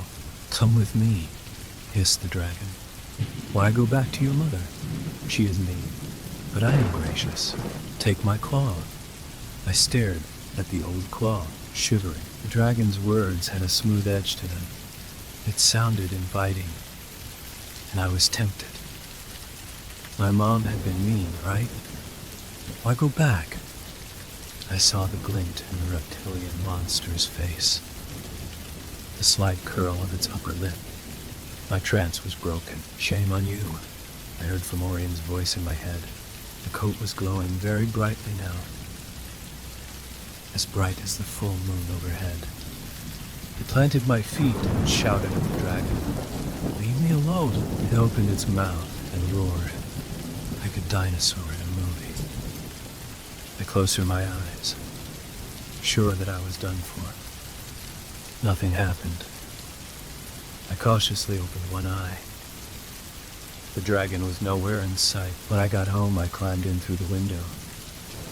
Expected to find my mom and dad, and maybe a few policemen waiting. There was no one, though. I went to bed, and I slept like a log. The next day, I got a little bucket of water and a sponge, and I cleaned up the front door. I still have the fur coat. How it works, I'm still not sure. What I do know is that whenever I wear it, I feel safe. It still fits me perfectly, even after all this time. It's a magical code, after all. Story 5. Welcome, friend. Come on in. It's storming out there. We've lost power, but it's dry and warm inside. Grab a blanket and join us by the fire before you freeze. We got plenty of room. It's not safe to be wandering around in the dark. Not out here where the closest town is 5 miles away by foot. You won't see any cell towers. I can promise you that. No Wi-Fi out in these woods either. Folks in town like to call it a lake. But make no mistake, this here is all swampland. If you get lost, you're likely to end up as gator bait, or worse. Never you mind though, you'll be safe here. Long as we have this fire, we can ride the storm out till morning. I'm Alex, and that pretty thing in the green sweater is my wife, Trish. Our nephew, Ethan, is the shy fella staring at his feet like he wasn't raised with manners. Personally, I think he was dropped on his head before he had that wiry mop of curls to cushion his fall. Now, what did you say your name was? Great. Nice to meet you. I won't ask how you came to be out here all alone on a night like this. It's none of my business, but I hope you won't take offense to an old soul's ramblings. I was just about to educate the young one on some local history when we heard your knock. I'm not embarrassed to say I nearly jumped out of my skin, but you're not one of them. I could tell as soon as I saw you. Tell me, do you believe in ghosts? You know, spirits? That's okay. What better time to learn? Nobody knows how it started. Before Columbus sailed across the ocean, the Indians already knew to stay away. Not even braves ventured into these woods, afraid of bad medicine, as they call it. The first white settlement. No, not Roanoke, the first settlement. Few people heard of it. No historians ever came, that's for sure. Unlike Roanoke, there was no one to come looking for these folks. You know what? Let me start from the beginning. We have plenty of time. The year was 1565, decades before Roanoke. Peasants weren't allowed to hunt. All game was property of the nobles. When times grew hard, desperate men, mostly outlaws and laborers, decided to take their chances on the ocean. They heard sailors' tales of paradise where the land is open and fertile. A single stolen ship carrying men, women, and children fled Europe in the dead of night, never to return. The treacherous journey lasted 8 months, and many perished along the way. The dead were thrown overboard with little ceremony until food rations ran low. In the end, 58 survivors made it to the New World. Desperate to be away from the smell of death, they went ashore as a group. The sandy beach was empty, and the surrounding woods were vast. Their leader was a large man named James Smith. He and first mate Grant Cook led their people into the forest. They cleared land and built a settlement near the lake. It really was a lake back then. The water was clean and clear, not green and smelly like it is now. But nothing strange happened in the first year, almost like something waited until they were trapped, letting them get nice and cozy while they scrapped the boat for parts. While they built their homes and planted their crops, they had no need for law or politics, but James held the final word on all decisions. Until the 13th month, those usually amounted to where to plant this or build that. Then a little girl, Esther Jones, vanished. Her disappearance was the first of many terrors to befall the community. I can tell you their whole story, you see. Pappy Grant kept a journal. June 13, 1566, as we sat to supper. Loud, desperate knocking sounded at the door. I instructed Martha and the children to continue eating as I rose to greet our late visitor. Knowing only ill tidings come at such a time, I relinquished my meal to the hounds. Indeed, I was met with the despairing sobs of Widow Jones. Her girl, Esther, failed to return from picking berries. The young ones never ventured far, but even so, they always stayed together. I made quick work of speaking with the children as James gathered men. We ventured into the forest with 1 hour of light remaining to us. Unable to burden the women with our true findings, we blamed wolves as the culprits. I will record our true findings here in case. God help us all. A true account is useful to future generations. The children confirmed their location in the West Woods, past old man Herbert's farm. They departed together, but Esther returned alone to retrieve a lost ribbon. The dogs delivered us directly to the berry patches, at which time they turned circles, whimpering. Ignoring all calls to heel, they tucked tails and ran home. Our best hunting dogs, known to challenge bears, behaved as if whipped. It was then we felt the weight of the silence. No birds sang, no insects stirred, and no winds blew. From the safety of my home, it seems foolish to say, but it felt as if we were being watched.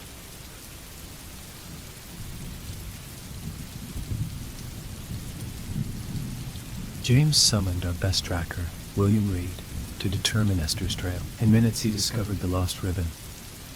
But as he retraced the child's steps, he became visibly distraught. After confirming his findings with the Owens brothers, he reported the following. The children came down the paths, scattering in front of the bushes. Esther is the oldest among them, making hers easily discernible from the others. You can see where she turns back, and this is where she kneels to search. Here are markings left by her hands and knees, but that is where her trail ends. It is as if she is standing before us, invisible. William waved his arm through the space as if to prove she truly was not there. The thought had been made. As soon as I get it up there, the head of the face and preface, and William Yates, with her writing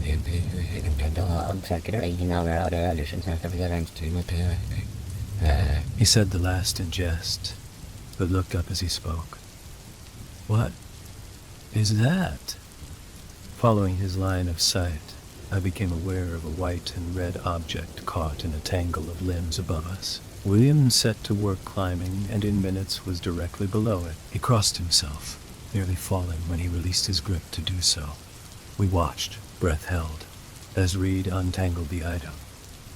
Once brought for further inspection, we could not deny it. It was cloth, torn from the child's dress. More disturbing than its location was the dark crimson stain which covered the white material. If she climbed, footprints would lead to the tree, and its bark would show signs. Suddenly, William ran to the next tree, studying its branches. Understanding his logic, we searched high in surrounding treetops until Horace Wright discovered the child's location.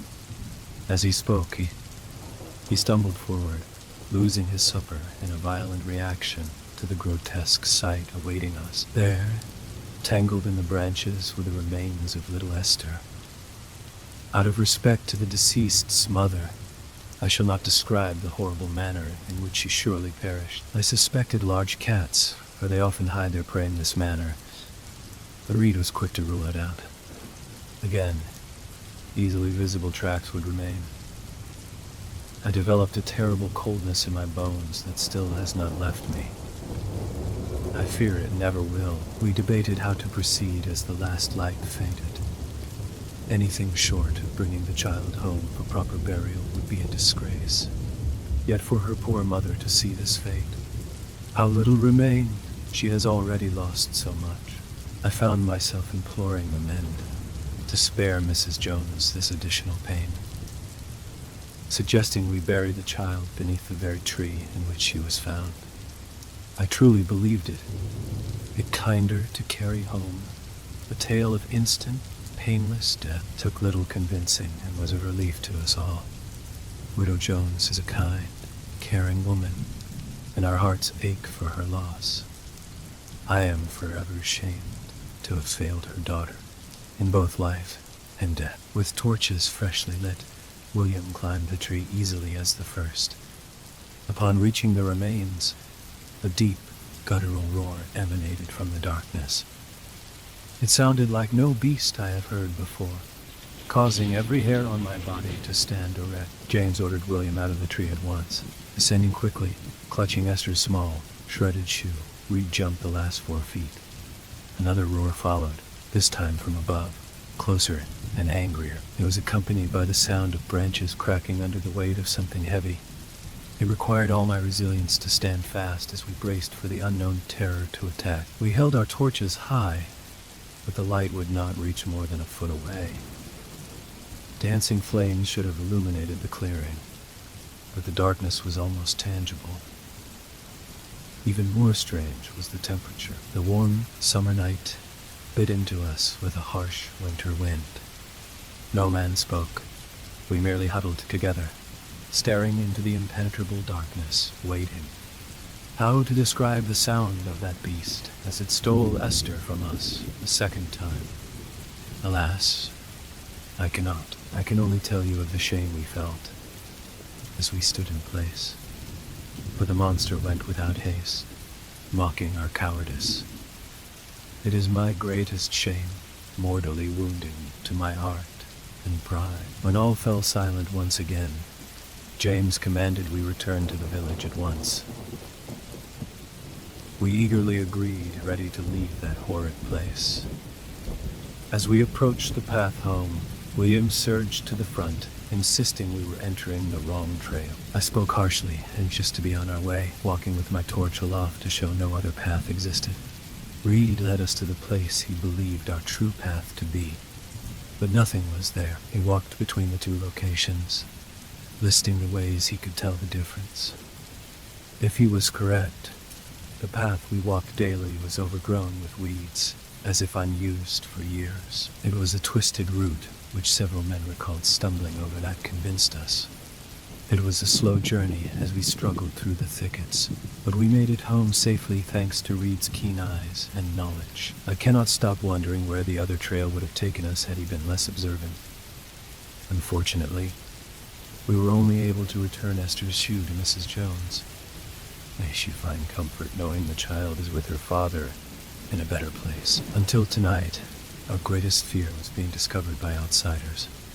Should King Henry ever learn of our paradise, he will surely want it for his own. We are prepared to defend ourselves to the last man, should the occasion call for it. Alas, I believe we can rest easy in that regard. After what I have witnessed this night, I am certain whatever plagues us is no mortal man. We are resolved to explore the strange path in full tomorrow. I shall record my findings here upon our return. What's that, friend? Of course, the bathroom is down the hall, the second door to the right. You go on ahead. We need to add a few logs to the fire anyhow. Oh, and if you hear a tapping at the window, just ignore it. Best not to pay them any attention, but whatever you do, don't open the curtains. There, perfect timing. The fire is... Oh my! Are you all right? I say, you are pale as all get out. Here, sit down. I think we're in for a long night. I guess you peeked.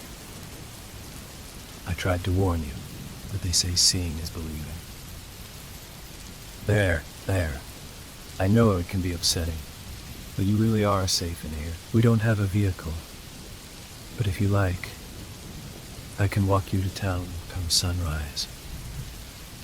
Until then, maybe it's best I continue the story. June 15, 1566. I write in the early morning hours, before the sun has yet risen. May God have mercy on my soul. By my hand, James is dead. What have I done? It should have been me. I will never be half the man he was. Martha, if you or the children should one day read these words, I shudder to know what you will think of me. But I must keep going to ensure a record of what has happened here survives. Whatever evil is in these woods has made me murder my closest friend. I must do all I can to prevent others from the suffering similar fates. At dawn, we armed ourselves with every available weapon, intent to traverse a strange new path. To our astonishment, the trail had vanished. The foliage was so dense, it would have taken several men most of the day to recreate what we saw the previous night. We explored where possible, venturing farther than ever before, but found nothing. Wishing to be well away before nightfall, we returned home to find the women gathered and waiting for us. They were terribly panicked, all speaking at once. After learning what transpired, I cannot say I blame them. We have taken the safety of our homes for granted. We have forgotten these are strange lands of which we know nothing. As instructed, the women remained in the village, keeping the children close at hand. Martha invited Mrs. Jones to join her in our home, not wishing her to be alone at such a time. It required much persuasion. Mrs. Jones preferred to grieve in solitude, but in the end, agreed for Martha's sake. Shortly after morning, chores were complete. Nathaniel, our youngest, cried out. Martha discovered him by the staircase, pointing at Mrs. Jones. The woman was attempting to unlatch the door, but panicked and clumsily, Martha tried to intervene. stepping in front of the door, but was roughly pushed aside. Mrs. Jones began screaming, "She's out there!" They lied to us. "Look, see for yourself. My girl is alive. Move! We have to go get her. She cannot swim!" Martha regained her feet and ran to the window, unsure what to expect. At the same moment, she laid eyes on the ghost of Esther Jones floating above the lake. Mrs. Jones freed the thermolost lock. The last lock. My wife was left to watch helplessly as Mrs. Jones ran to her daughter. Martha called after her in vain, continuing to give chase even after Mrs. Jones disappeared beneath the water, never to emerge. I shall thank God each day she did not enter those murky depths herself. I have no doubt she would be lost as well. Several others report strange tappings at the windows and voices calling from the forest, but no sightings upon investigation.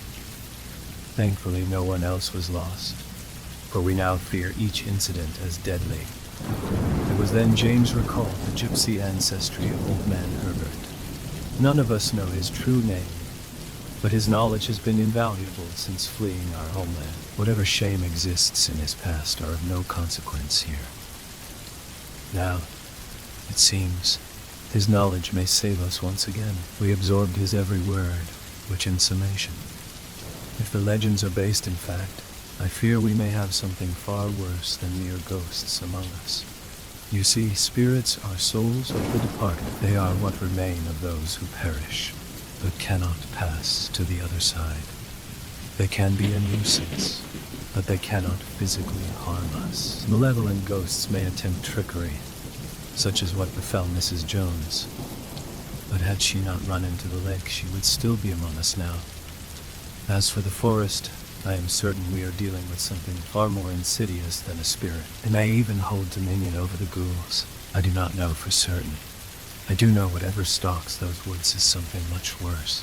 Perhaps a cryptid, possibly a demon. Either way, we do not possess the tools or skills to defeat it. The remaining light of day was spent fortifying our homes. We burned sage, as the gypsies do, to combat evil spirits. But I've seen no evident results. Nothing else of note happened until nightfall. After we locked ourselves indoors, it was agreed no one would leave the safety of their home until morning. But that is the precaution which became our undoing. Hours passed without incident until the shutters rattled violently as if someone were trying to gain entry. We first checked the children, finding them huddled together under the blankets. Without opening the curtains, I barred the window with the wardrobe. With the heavy oak furniture in place, the noises stopped at once, leaving a pause of silence before a devastating crash sounded from downstairs. I bade Martha to bar the door behind me as I ran toward the sound. I descended the stairs with pistol drawn. Foolish man that I am.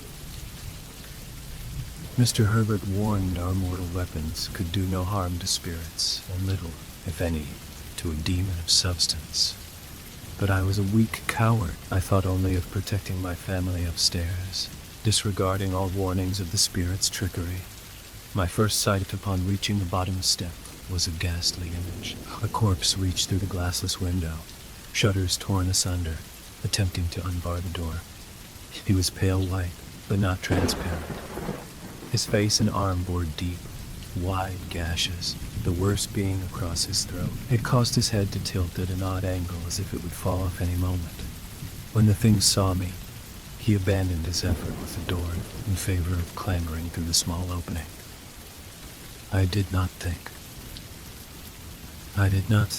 I fired my one shot straight into his center. I was surprised when the ghoul fell backwards into the dirt. Fearing the injury as deception, I approached slowly, cautiously, wasting precious seconds as the best man I ever knew lay dying. The full weight of my folly crushed me as rushed to his side, but he would hear no words of apology. With his dying breath, he tried to absolve me of my crime, blaming his death upon the devil's trickery. Let his last words serve as further warning, so others may avoid repeating our deadly mistake. I never looked outside until I heard the crash. I saw A dead man, his head nearly severed, standing before your open window. When he attempted entry, I shouted a warning. I feared you would not hear. I should have known better. Should have listened to the old man. It fooled us, my friend. I followed, thinking it the demon of substance to its actions, but I fear that was its intent all along. I lost sight of it only a moment, yet when I peered inside, I saw you lying on the stairs, unconscious, the monster no longer in sight. I feared the worst for Martha and the children. I am sorry, my friend. I'm afraid I have failed you. No, you will not let the evil win by sowing doubt into your heart. Come sunrise, you must assume leadership. Tell them I died at the hands of malevolent forces beyond our control. Nothing more. You must swear it. The fool was as stubborn in death as ever in life. I will honor his wishes as I must. But once our people are free of this curse, I shall insist another man be chosen to lead. I do not deserve the honor or respect, but I shall not break my word. Martha and the children were able to find sleep when nothing more occurred after my return. I feel as if I have seen too many horrors to ever enjoy sleep again. Sunrise is only an hour away, at which time the village will wake, and I will be forced to feign shock and ignorance upon discovering our true leader's corpse. So you see, friend, that as long as you ignore them, you're perfectly safe. I know it can be a lot to process, especially if you've spent your life believing this kind of stuff only happens in movies, but you're handling it better than most. Well, I've seen people run right out the front door into death's arms after hearing this. I knew I had a good feeling about you. How many, you ask? Oh, don't worry yourself with the minor details. I sure don't. Who knows where my visitors come from or why? You shouldn't be surprised if you find your own memories a little fuzzy while you're here. I find it's best not to force it. There's still so much we don't know about these strange woods. You just keep ignoring those sounds outside. Nothing is really coming down the chimney. Not with that fire roaring. They tend to get more desperate as dawn approaches. But they're harmless long as you don't pay them no mind. Time can work a little differently here, especially on a stormy night like this. But I think we have enough time to finish our story. You can tell this is where Pappy Grant starts losing his marbles a little bit, but you really can't blame the man. June 17, 1566, it has been days since I last wrote of the events which plague us. When we fled our homeland, never did we dream it possible to find ourselves in worse positions than we started. I rue the day I set sight upon these cursed shores. This is our last night sleeping on these hellish grounds, and I will never step foot upon its soil thereafter. I made the burial of our dead the highest priority, refusing to discuss matters of business until all were at rest. James was not the only casualty of that horrid night. 3 women, 2 men, and 1 child met similarly violent ends. All were blamed on the demon of the forest, but I fear I am not the only man who succumbed to ghoulish trickery. I am mortified to find myself grateful James' wife and child died before our voyage, for I know my facade would crumble before them. Oh, how the people begged me to take his place. It sickens me how they mistook my reluctance for modesty. I am no man. I am as much monster as the things that stalk our nights. For only after nightfall do we suffer their torments. Had Martha not seen the ghost of Esther Jones with her own eyes, I would discount the incident as a grieving woman's delusion. Aside from the feeling of being watched, which I freely admit is possibly paranoia, there have been no occurrences in the daytime. Perhaps the sage held some effectiveness after all, but that is merely guesswork. I took no chances in learning this. No, the moment burials were complete, I set about moving all the women and children into the church house under guard of 12 men. I told them if anyone tried to leave, they were to be held by force if necessary. I was determined not another soul would be lost. It comes as no surprise I should fail that endeavor as well. Old Herbert says these otherworldly beings are most often confined to the land on which they reside. He believes we have invaded something's territory. Whether we woke something which slept or it lured us here, we do not know. But if we leave, it should not follow. Many legends make note of natural boundaries, such as rivers or mountains. I conceived a plan. I would not battle the devil. That is a fool's game, and I was done playing the fool. Let it have this piece of land.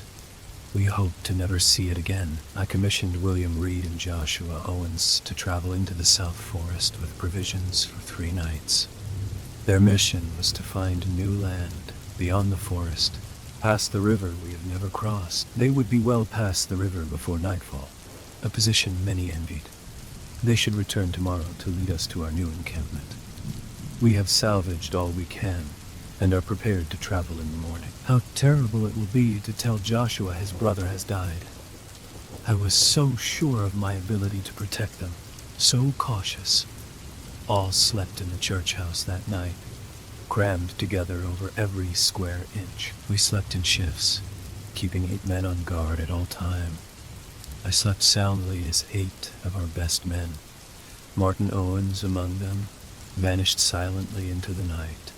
We followed their tracks far as we dared, but knew them lost to the forest. I cannot fathom what false visions could lead 8 men placidly to their demise, but find myself preferring ignorance. Another day passed without incident as we continued dismantling our homes. We built wagons to increase our supply capacity, knowing there will be no chance to return later. But we only have enough men to pull to. With Reed and Owens away, 40 souls remained under my care. None openly blamed me for our losses, for none wished to wear the burden of leadership, but I could feel their disappointment as another day slowly faded to night. We decreased the number on guard to 4, having each man tied to a man who slept. The hope was, if a man on guard became entranced by deceit, he would rouse the sleeping man in his attempt to leave. I was to take watch before sunrise, believing it to be the most dangerous. Instead, we all woke to smoke and flame engulfing the church house. The doors were barred from the outside. Panic ensued as men tried to break through to no avail.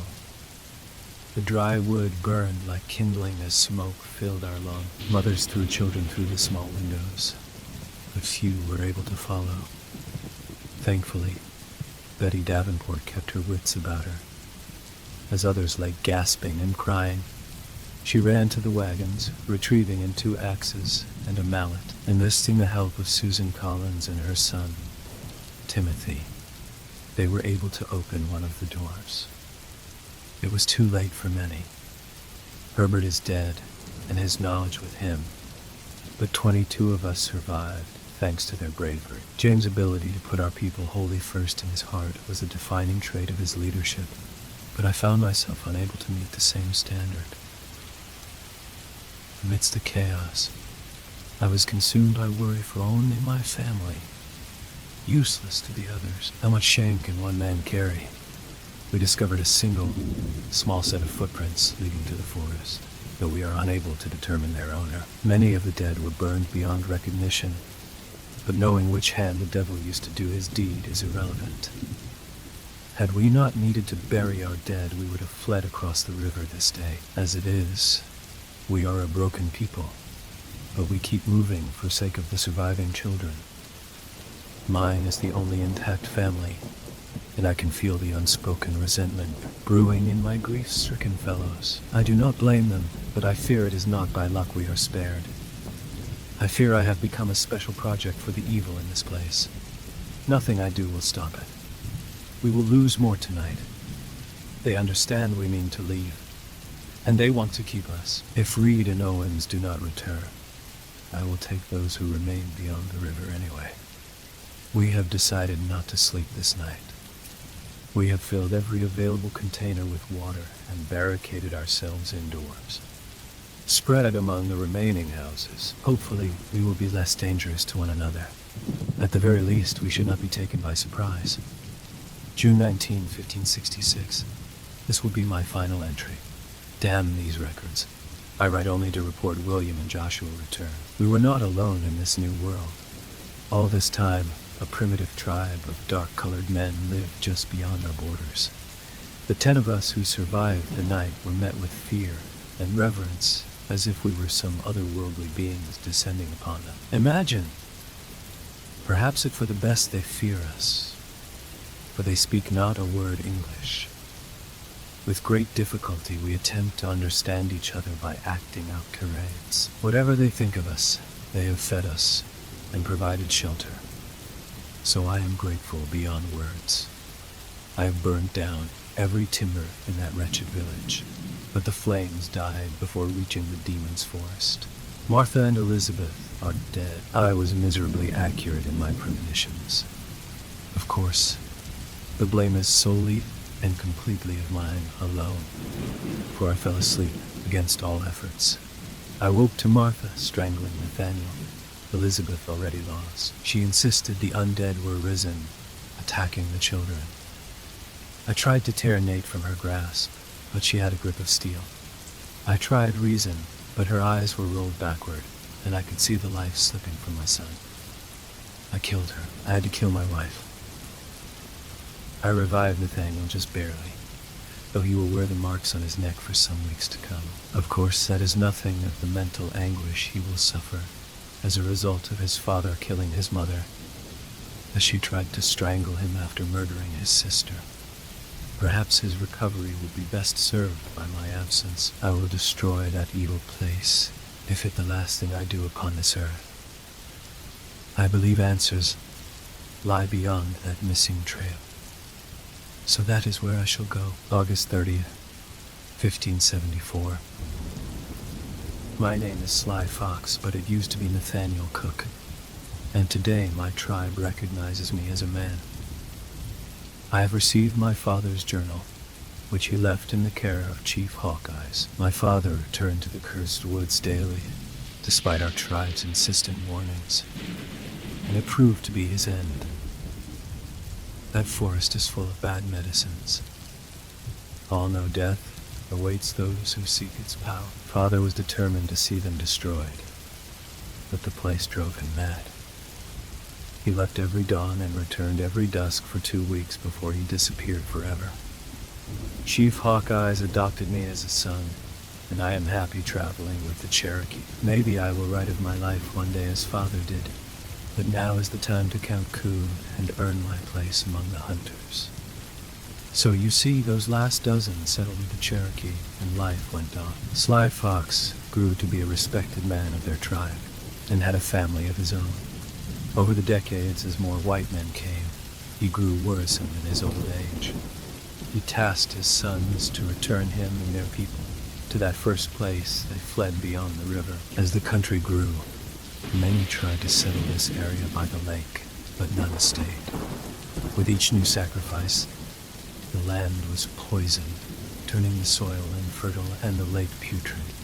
When survivors fled to Jamestown, they were welcomed without question. As wars for territory savaged the countryside around them, they remained just out of its reach, always in the grips of their own private war.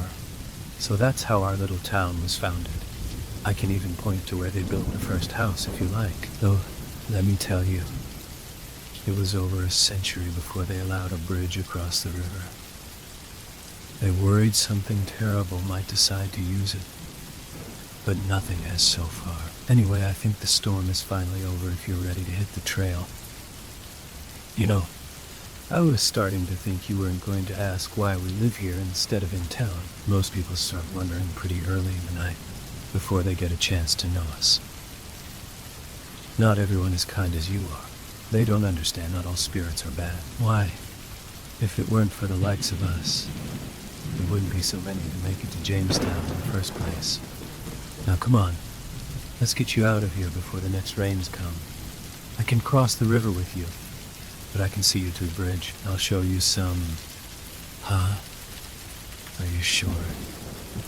There'd be no trouble at all. Well, all right then, if you insist. Story 6. Excerpt from a letter received by Governor Irvish Jackson and sent by Dr. Wilfred Bellingham on December 17th, 1985. I have seen that despite my personal attendance in the past few months, to each and all inquiries in the investigation of Kalam or in Harley, that not a single report has been as thorough as needed. Ribbons County Police Department was adamant enough to give a list of questions to the board, and I was also interviewed on the days after. Yet, I feel that the work done was not satisfactory. Public records dictate very little besides the bare facts, as I'm sure they felt was all that was necessary. However, I should preface the papers attached with the suggestion that perhaps the real details that have fallen off are just as necessary. Enclosed with this letter, you will find an envelope with the papers of which I refer. Please, carefully consider these. My attempts to bring them to the board's attention were ignored, and for what reason I cannot guess. Understand that I was not overly acquainted with Mr. Harley. My superiors noted that I may have been too close to his case for my notes to be truly considered, and while their accusation may hold water, their concerns do not. I was partial to Mr. Harley. That much I admit, but I'm not so far gone that my duty and testimony would suffer because of it. Taking this into account, you should free your conception of the papers included of any thoughts infected by the reports previously published. My second suggestion, as it were, is to truly give Orrin the benefit of the doubt. In the short time I had known him, I could not call him a liar. There were few times when even the thoughts he'd share with me during our sessions even hinted at any falsehood. This being said, as you finish these papers, you will arrive at the same point that several other authorities have had to consider, and fail. It is true that he was, in a sense, deranged. Orrin suffered from his own vices, and by his own hand, suffered a fate that no man should have to meet. But these were but consequences, dominoes falling in a chain. Orrin Harley was traumatized as a child. The true cause and all of its mystery could not be deciphered, and he took it with him on that last day. I ask of you to see this, and to take his situation into account. He was not a criminal. He was a human being. Your position gives you power, and more importantly, immense sway with the local authorities. It is for this reason that I've written to you, and the same reason that I ask for your help. There is talk to deny this man a proper gravestone behind the gates of Winewick Memorial Cemetery. A marker is a right, not a toy to be taken away. On principle, as a physician, a confidant, and his friend, I cannot stand by to see memory just shrink away, where his own aunt and I cannot pay our respects. No, the body was not found. As for that matter, I don't think it ever will be. The water was deep, and what was left of the structure had fallen away, deeper into the ground, as the sinkhole gave way. Authorities cannot exhume the sinkhole because of the lack of structural integrity, and this cannot be helped. Mr. Harley is buried, but I demand the respect that a headstone would imbue him. You may reach me by the number and address printed upon the envelope, and in God's name, weigh his character and history thoroughly where others would not. Cordially, Dr. Wilford Bellenchamp, Ribbons County Rehabilitation Center, Portland, or 817-85. My name is Orrin Harley. I'm 18 years old, and I pop pills to make the pain go away. I'm a junkie that's living it up on my dear auntie's dime. Boy, I sure wish that I could just get my act together. Is that what you want? A little sob story to wet your whistle? Come on and take a sip, Doc. I've got tears to spare. If I were a betting man, I'd wager that you shrinks get off on all the wet, juicy details these other freaks jot down in these little notebooks. This is stupid. You've kept me here 3 days, and you and I both know the fine little print on those papers said I'd be able to leave after 72 hours. It's been a while since middle school, Doc, but my math adds up pretty well. There's a calendar on the wall here, but my God, it's ancient. It's sun-baked and very, very 60s. Couldn't cough up a few bucks to decorate the walls better? They have Playboy ones, you know? Is that something I might be able to request? I promise I would dial back my complaining a bit. 3 days. Geez, what a drag. You know, it's been the only thing I can focus on lately. If I stare at a clock, the sores on my arm pulse like mad. I can feel my heart beat once. Every second I'm stuck in this room. Tick, tock. Tick tock. I don't know, Phil. My little hands jog around the circle. I take a look out this luxurious window you've given me. Wow. 12-inch by 12-inch view. What a sight. I could see better out of a glass of motor oil than this damn thing. I'm due for another methadone dose within the hour. It's nice that you guys care so much as to deliver my daily allowance. It'd be something if I could really feel it. But you don't give a milliliter more than you need to, do you? I suppose I'll pay for that comment later. Pretty soon I'll be getting my fix from a pen cap, and I'm sure you'll see to it. But I have to give credit where it's due. I don't mind sharing a couple minutes with that nurse when she comes by to pour my milkshake into the IV. I haven't caught her tag, but I'm sure her name starts with an S. You'll get no dark fantasies out of me, Tuck. I'm not trying to be like that. She's just pretty as all. If I could get a word out of her, I think I'd feel a little better about my extended stay. She's got this proper kind of vibe about her. I think she's good. In a weird way, it almost reminds me of Nick. Dr. B. I don't feel like this is going to do anything. You should know how I feel about it going in. I've never really been a writer. I've always had pretty bad grades. My brother was better. Mom was pretty fine about it, I guess. I don't remember. But that's giving too much away, isn't it, mister? None of you have to remember this shit. And I think that's something you should keep in mind. You wouldn't believe half of the stuff floating in up here. And I don't think any of you white coats could handle it if you did. Your job is to just keep me off the mix. Remember, you and what you're trying to do weren't part of the equation. But if this is what you folks want, and if this is what Najoni wants, then I can put pen to paper. But watch yourself, Doc. Keep your nose to the ground and out of my attic. I'll play along. But you need to just keep to the essentials of our agreement.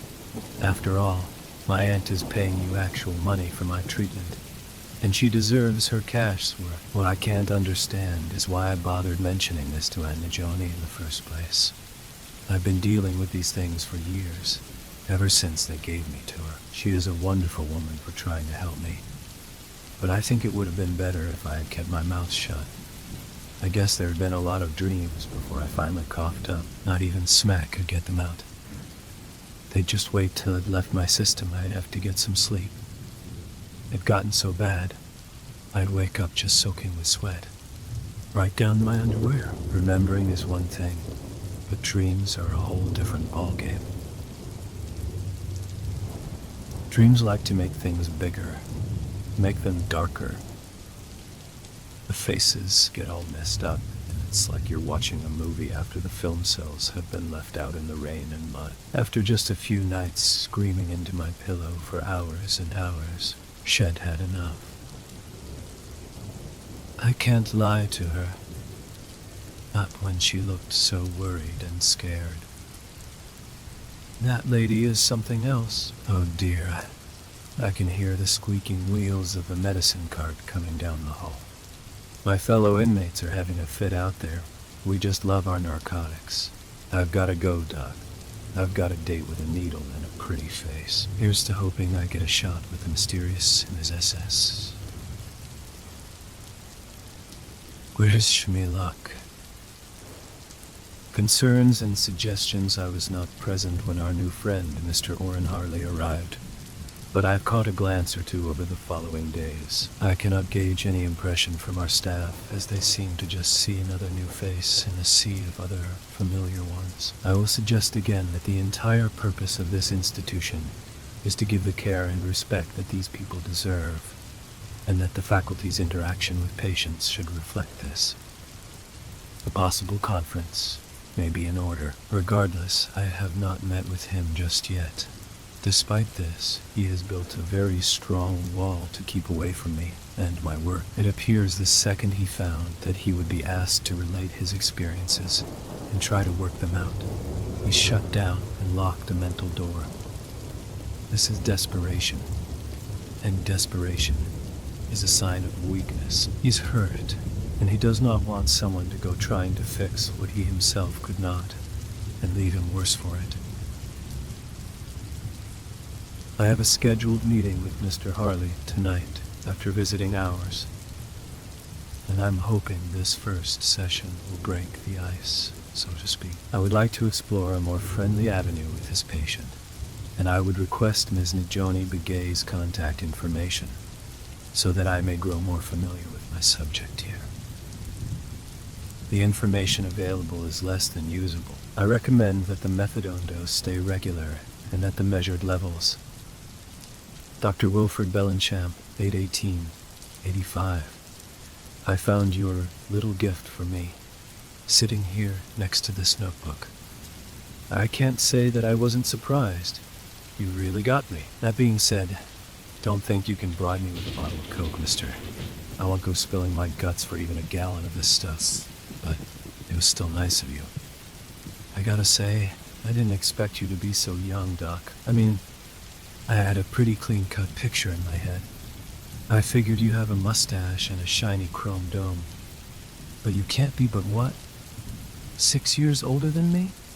I'd be lying if I said that it wasn't a nice surprise. Usually, you college types have a few more years under your belt. Guess I should be honored to be so early in your career. Listen, I like you, bud. At least, you seem all right from the other night. After all, how bad can a fellow Cardinals fan be? Us St. Louis boys gotta stick together. By the way, no, I don't think we'll hit the series this year. But I have hopes for next season. But you just don't seem to understand. I wish I could help you to get it, but you seem awfully pie-headed. Takes one to know one, huh? I don't have but a week before my option to leave this place is up for review. I like you, Doc, but I'm going to wait it out until I can pack my bags and catch a bus.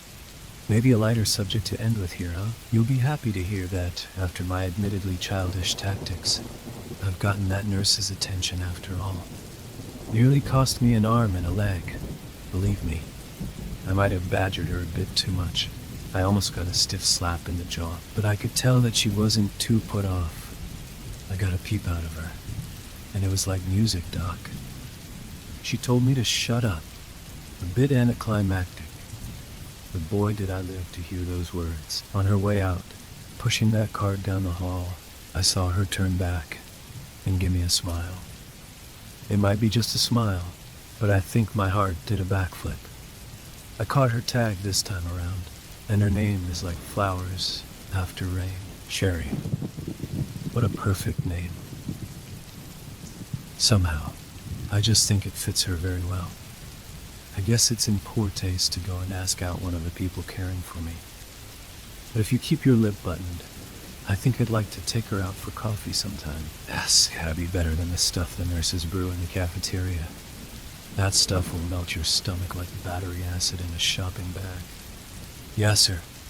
That Coke was like heaven in a bottle after drinking nothing but tap water and bad coffee all week. Thanks again. See you tomorrow night, Doc. Concerns and suggestions, Mr. Harley is a nice boy. His manners are there, but it doesn't take long for the bedside manner to set in. His aunt was sure to give me a list of subjects she knew Orrin was interested in, and it proved to be of great use.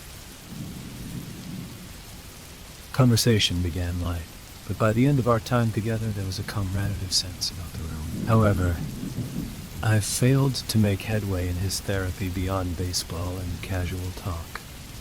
I've spoken to the nurse that he refers to, Miss Sherry Dubay. She seemed reluctant to talk about Mr. Harley, and I suppose that her involvement with the patient would be frowned upon by management.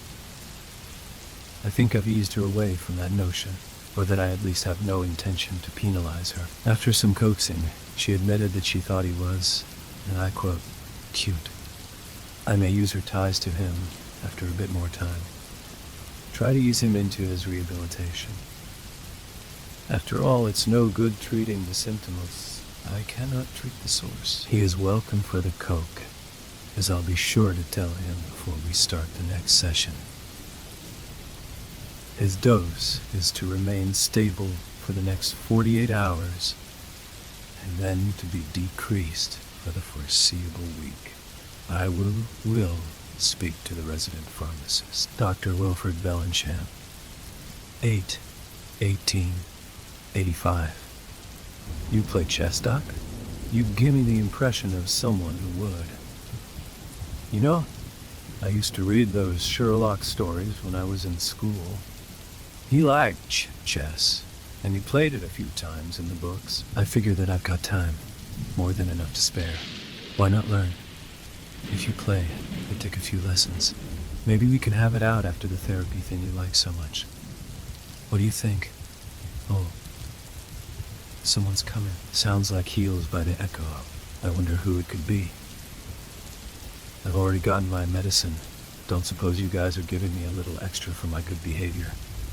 There's knocking on my door. Bye, Doc. 8/19/85, so you do play, don't you? I can tell by that feverish intent to get at my gray matter. It's hell or high water with you, isn't it? You take those delicate little college fingers and slide your pieces around the board like pawns and rooks and whatever else. I may not know the rules too well, Doc, but that doesn't mean I can't recognize when I'm getting played. When did you talk to her? Yesterday after my journal? Guess I should have known better than to lay my cards out where you could see them. I really should have gotten a hint when she came by last night. I hope you paid for the takeout. I'm sure this place doesn't pay enough to let nurses bring their patients fresh dire coffee and a burger with fries. See, I thought I might have just charmed her so well that she gave in to my devilish good looks. I know you asked her to do it. I'm trying to keep myself from getting angry, but it's hard when the fill meter on my IV keeps shrinking, and my brain is screaming for more mix to get my fix. You play well, Doc, real well. I'm sure you'll be happy to hear that I did fall for it. Hook, line, and sinker. I guess I was too focused on her voice, and how smoky and warm the coffee was. She's in school, did you know that? Shooting for her doctorate. She's having trouble studying with the graveyard shifts, but she's skating by pretty well. I think we must have been an hour in before she came clean and told me that you put her up to it. But she also said that she'd been happy to take the chance. So I guess I can't let the blame rest solely on you, huh? Doc, my first reaction to all of it was to be pissed off, to run her out of the room and get the pity party started up when she left. But she cut me off long before I could get a foot in. Quite the lady here. She told me that she liked me, even if it was just a little. For now. She then said that she could make her visits pretty regular if I wanted, as long as I dropped the tough guy act and spilled the beans in therapy. I wonder who could have asked her to do something like that. She denies it, so I'm not sure if you had anything to do with her insistence. But those damn eyes, they really got me. You used her to get to me. That's the rub here, Doc. Before I go on saying anything, I want you to know that that's a strike against you in my book. No matter who you might be cheering for in a ball game, you still did a real sneaky, shitty thing. Yeah, I still got a date with the prettiest lady I've ever set eyes on. But it only happened because you're too thick-skulled to take a hint. That being wrapped up in a nice little bow, I tell you what, I want help. I don't want to be the way I am anymore. It's just digging into Najoni's pockets and wearing my body a bit too thin. I can't keep up with things well enough to even hold a job, and that's why I'm here. You say this will stop the problems out, so I'll give you a shot. Come on and strap in, Doc. Don't you dare question me for what I say past this point. There is no rolling of the eyes, no queer faces. You just listen and wade through the waters. I know what I'm going to say is true. I don't need corroboration, least of all the patronizing kind. Keep your thoughts just where they are, and I'll do the rest. Got it? Yeah, I bet you do, Doc, for all the trouble you're going through. You don't seem to realize what you're digging up. I want you to know that it's going to hurt me to write this out. So count your damn blessings that you get to hide behind locked doors, Doc. I hope you get as much sleep as I do tonight. Concerns and suggestions, I do not deny my request of Miss Deve. To the untrained eye, this may look to be a very unprofessional act. However, Mr. Harley, at any rate, seems to agree that my method did, for all intents and purposes, succeed. It has been 48 hours to this day, that I have seen Mr. Harley for our scheduled session. Nurse Deve has passed 2 pieces of scratch paper to me, both written by Mr. Harley to excuse himself. He says that he is writing out his memories rather than offering it verbally. He says that this avenue would be far too strenuous to attempt. Progress is slow, but promising. Doses are to remain at current levels until the 1st of November. Observation leads me to believe that he needs to ease into a sudden change. Dr. Wilfred Bellingham, Buck 82485.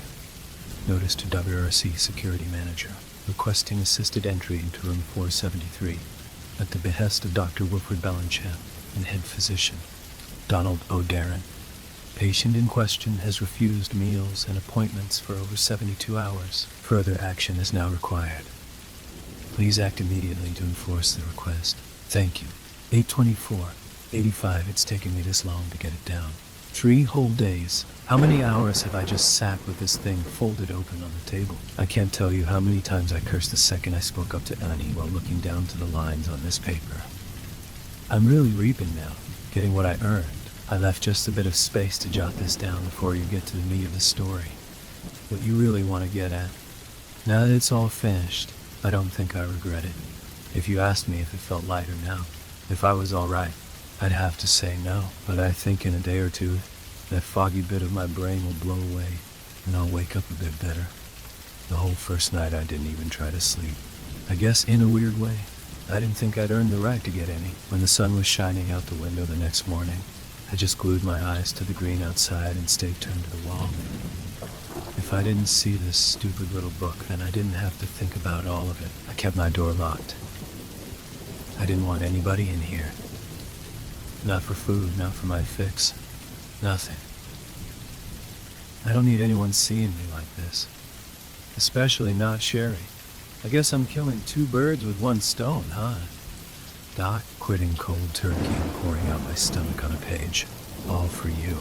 Now I guess it'll be an hour or 2 before you guys come barging in. I've got the sleeping cot shoved under the door handle, tight enough that a key won't unlock shit. I needed space and time, and I bought myself just enough. Oh, my skin hurts. It feels like I've got sludge in my veins. I've been debating just letting that big blue line underneath my wrist and just letting it out, just for a moment without the pain. I can almost decide that it would be worth it. We'll see, I guess. It was July 1977. It was summer. A big rainy summer. Tons of flooding down in the lower valley. It was the morning and my brother and I had been talking all week about faking a sick day, passing notes during class, plotting our big scheme during recess. It was really something out of a Bond flick, diagrams and careful thinking. Cutting class, staying home. That was the gist of it. But the 2 little boys hankering for a short school week. It was really something heavy to plan. Finally, after all week, the clouds had started to come around. And now was the time. Today was the day. I can remember the excitement squeezing my guts and being too uppity to stay in bed. Looking out the window, the sun was beating down on our yard with a big smile of yellow light, and Barry was laying in the doorway of his brick-red doghouse. Inside my head, Nick's words kept running around and around. He was the brains of the whole operation.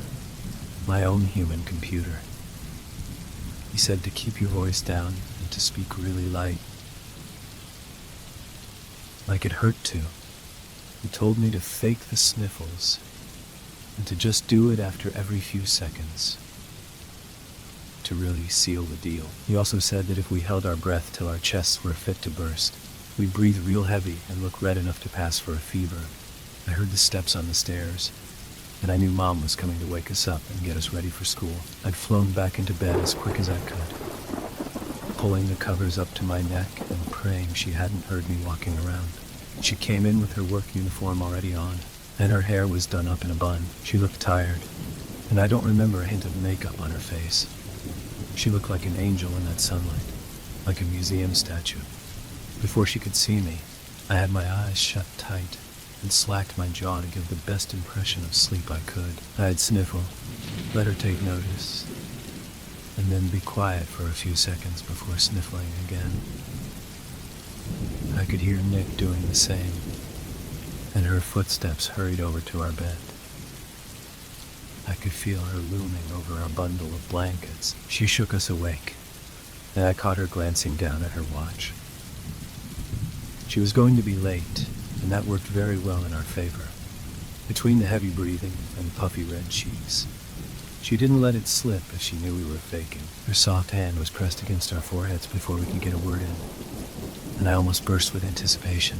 I don't remember what he said, but whatever Nick was whispering to her really seemed to seal the deal. She huffed and checked her watch again, then bent back down to kiss both of us on the forehead. She smiled down at me like I was a puppy, sweetly and with care. She hightailed it down the stairs, and we guessed it was to call the school. Nick tried to grab me as I leapt up, probably afraid that I'd tip her off to our little game.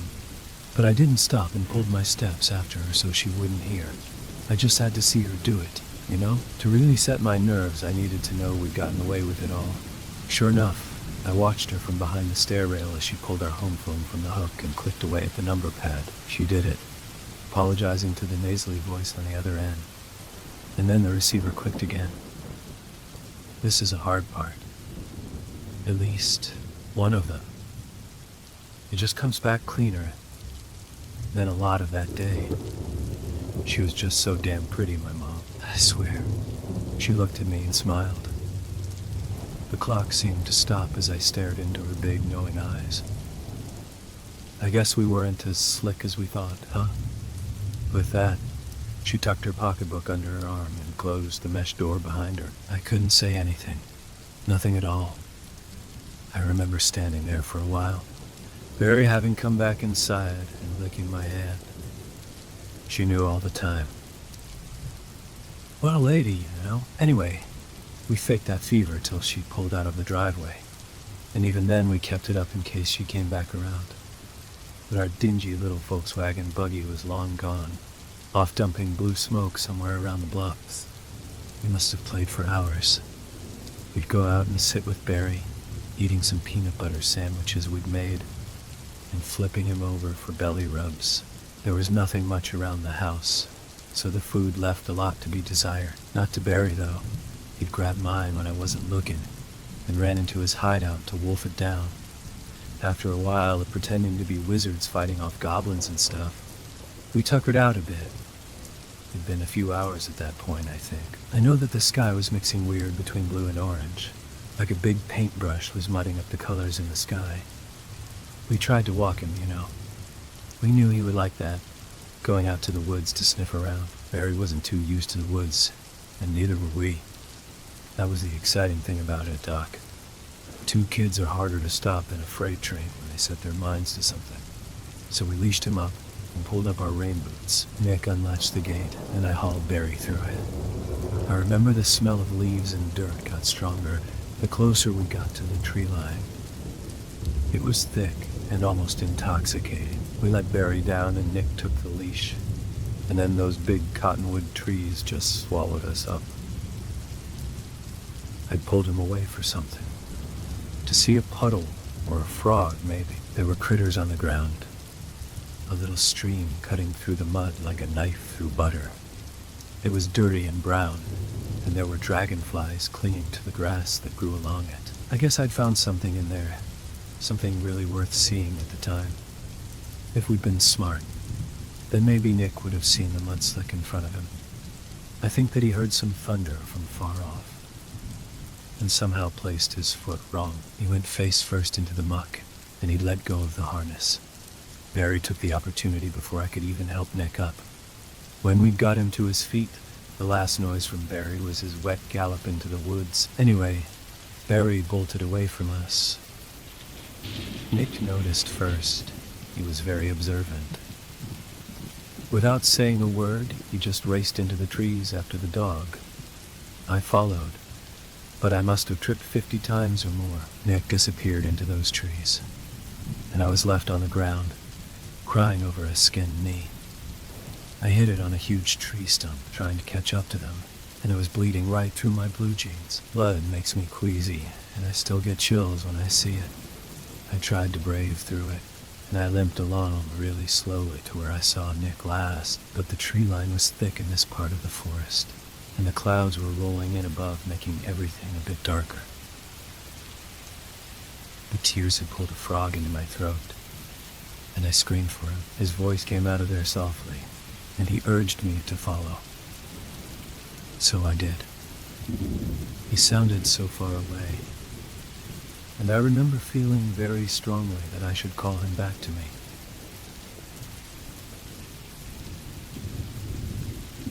Like that wherever he was too far for comfort. We were maybe, I don't know, an hour out into the woods. This itch starting up in my head just told me to back up and head out. I didn't know what a gut feeling was, and looking back on it now, maybe it was more than that. But it's history, pure and simple. He must have gone far, because I remember there being felt like half an hour before I spotted him. The trees broke away eventually, after a sea of bushes and brambles, and after that, I walked up on him, seeing that bright yellow raincoat slick with condensation and fresh streaks of mud. He had the dog held in his arms against his chest, and he was panting heavily. Barry was splattered with dirt and dead leaves, and he looked scared as hell. Those big blue eyes were rolling around, as if he was trying to spy a way out of here. I think I must have run up to Nick.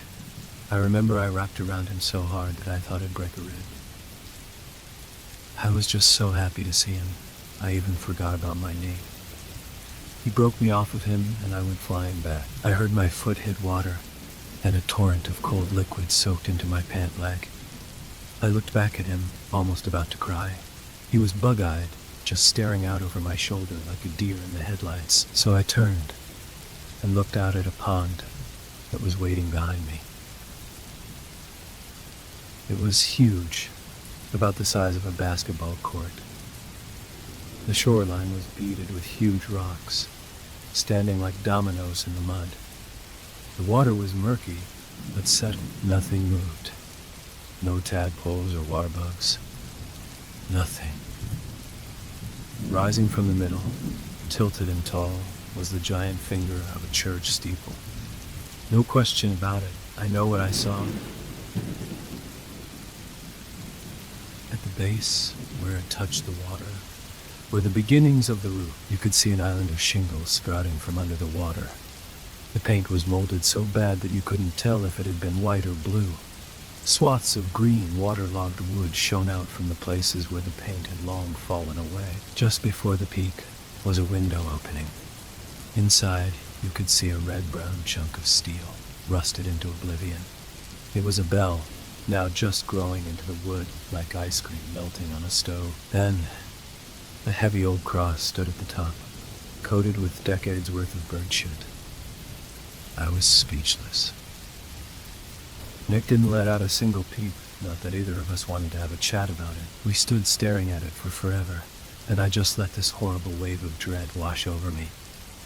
It had a vibe around it, like a force field. If I had stepped any closer, I might have puked. It felt demented, wrong in every sense of the word. I was terrified, right to the bone. But at the same time, it was also the coolest thing I had ever seen. Kids will be kids, I guess. Something so old to someone so young has a deep effect. And for me, there was a definite urge to explore. How could we pass something like that up, you know? We tied Barry to a tree, so tight that we'd have trouble getting him off. The dog was not patient, freaking out as soon as we walked away. He was barking madly, nearly choking himself on the leash.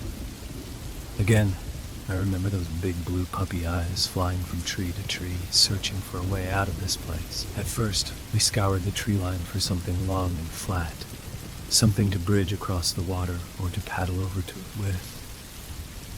But our luck seemed to dry up, and I didn't like how fast the sun was dropping over the sky. Bear with me here, Doc. There was this feverish kind of obsession with getting in this old relic, and I weighed the pros and cons in the way a kid does. So, I rolled up my pant legs and yanked my boots off. I charged into that water like I had dinner waiting on the other side, not even thinking about broken glass or rusty nails. It wasn't so bad. The water was actually warmer than you'd think. The sun probably cooked it a bit that morning, and now I was wading through a big brown soup. I was careful to reach for the island of shingles and wood, planting my hands firmly before lifting myself up. When I turned back to Nick with a smile, he was standing against a tree, about as far from the beach as he could be without losing sight of me. He didn't talk, just stared at me like I was crazy. He was shaky, and the clouds were really rolling in now. I guess I didn't take the hint. Something that I haven't learned to do in the years after either. Along the side of the wall facing me, a large section of wood had been torn away. It reminded me of pictures you'd see in pirate books, the ones where the cannonball rips through a ship's hull like a pen through paper. Black mold crawled out from inside, grabbing along the edges of the hole. Swinging limply in the breeze were strips of cobwebs, strung across the gaping curtains. Hollow bug bodies were curled up in them, looking bleached by the sunlight. Busy taking in the whole picture, a rotted piece of wood gave out under my bare feet. I didn't have time to scream.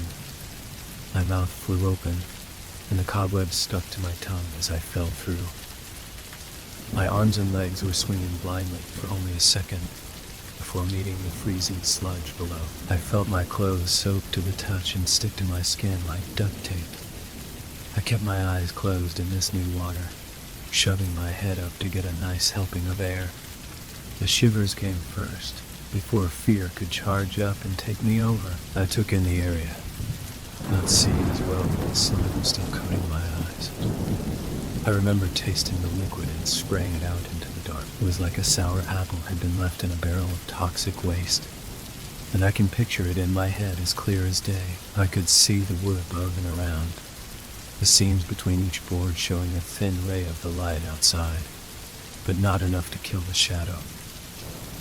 Mold and mildew coated the walls like cave paintings, and it looked perfectly ancient there in the wood. Focusing back to my situation, I was paddling in place madly, trying for my life to keep afloat. I could feel my hands smack against things floating under the surface, like wet chunks of cork and paper. When my eyes could clear up, I saw them drift up into the light before riding the splashing waves into some other part of the church. I couldn't read the print on them. The ink was blotched to hell, save for maybe one or two words on the old paper. The only words I can remember making out were, "Jesus saves." It was printed on the drenched sheets of Bible paper in Old English in big letters. Jesus saves, Jesus saves, Jesus saves. Coming into the light from the dark corners, I could see a hat. It was wide-brimmed, black suede. It looked like it had been stomped on 1,000 times, the color in it fading to a dark gray. It floated on the water before stopping against a long, thick glass string rising from the water. There was a mass of them. Thick white cords spun from corner to corner. They turned and bent, spinning into a large hole, which led far into the other side of the room. I didn't question these things at the time, seeing it as maybe a growth of fungus or thick wires. But they were thick and taut like a bungee cord stretched end to end. I saw some of the papers were glued to them, swaying limp in the foul breeze coming from the dark. My wet, splashing sounds echoed back to me, and I thought about the rest of the building under the water. In the dark, just below me, a whole space down there, just hidden in the mud and the water. Were there pews down there? Maybe crosses and old Bibles? And the way a kid would do when scared. I guess I did think about there being skeletons there too. A smell came from the dark across from me, and I remember I had to keep myself from gagging. A dollop of hot bile came up from my throat, and I choked it back to keep breathing. It was rot, like a whole truckload of roadkill. It reminded me of vomit, but had a terrible sweet kind of after smell. It came suddenly, and its warmth gave me goosebumps. I swear there was this small, almost unbearable buzz sound. It started and wouldn't stop, constant pulsing in the walls. The wires strung around the spiral were vibrating and singing in one low note. Thence, I heard a large ripping sound. It was soft, like peeling masking tape from your palm. But it was heavier than that, much heavier, like something that had been down there for so long, it had begun sticking to the ground. Like its body was peeling off of its bed as it stood up. Before I could hear any more, I was scratching at the wall where I'd come in, tearing at the rotted wood in chunks. I got so many splinters under my nails, and I still feel some days like I might have missed some. When I'd found a grip along the edge of the hole, I grabbed on and pulled myself out with everything I had. I remember collapsing onto the roof outside, but being too exhausted to stop myself from rolling into the pond, I tumbled into the warmer water and half-heartedly paddled toward the rocky shore. Nick had already started to run when I'd first stepped foot outside of the steeple. Crawling onto the beach, he was nowhere in sight. Barry was face forward at me like he was waiting for me to get the fuck out of there. He was barking and growling and tearing at the leash with lashing teeth. I broke the branch off of that tree and pulled Barry away, and we went home. I'm sorry. I know this has to be an honest account. I know it needs to be everything. I miss that dog so much. For all those years I've thought and thought about what I could have done to save him. But we tied him on too tight. I couldn't fit my fingers in the knot to unloosen him. And I was too worn and small to break the tree branch. In that moment of absolute fear, all I could do was kiss him on the head a few times. And then try to catch up to Nick. I thought that maybe there was nothing wrong, that we could come back in a few minutes and get Barry back. But my head was on fire with this horrible feeling, and I can only call it dread. There was something coming, something I could not fight. I tripped and fell so many times, and I cried what seemed like gallons. But the pain of hitting my head or skinning a knee was nothing to leaving little Barry behind. The running was all a blur. I wasn't paying attention. The next thing I can remember is coming up to our white picket gate and Nick standing there to wait for me. He was smiling, relieved and laughing. I guess I didn't share his reaction. Thinking about what I'd just done, he looked at me strange. And then he realized that Barry was nowhere to be seen. He stepped toward me, and I stood still. He was screaming at me, and when I didn't answer, he started crying too. He shouted, shoved me back. I fell on my ass, just staring up at him with big, puffy red cheeks. Nick said some things that I don't think I'll ever forget. I know in my heart that kids don't always know what they're saying, but when Nick told me that he wished that that dog had come home instead of me, I can't help but believe him. Call me dramatic, but I don't expect you to understand anyway. The sun had all but gone now, and we knew that nighttime was coming, and Mom was going to be home soon. Nick went inside, slamming the door behind him. I didn't move for a while. I stayed there on the ground, just hoping Barry would come running up to me. But he didn't. What had come were the steps. I turned to hear heavy thuds on the leafy ground of the woods. Random, rhythmless steps. Then, almost to the second that I turned to them, they stopped. It wasn't just them either. There were no birds or squirrels, nothing. Instead, just the sound of the trees, the branches swaying and creaking. Scared, I did get up and start toward the house.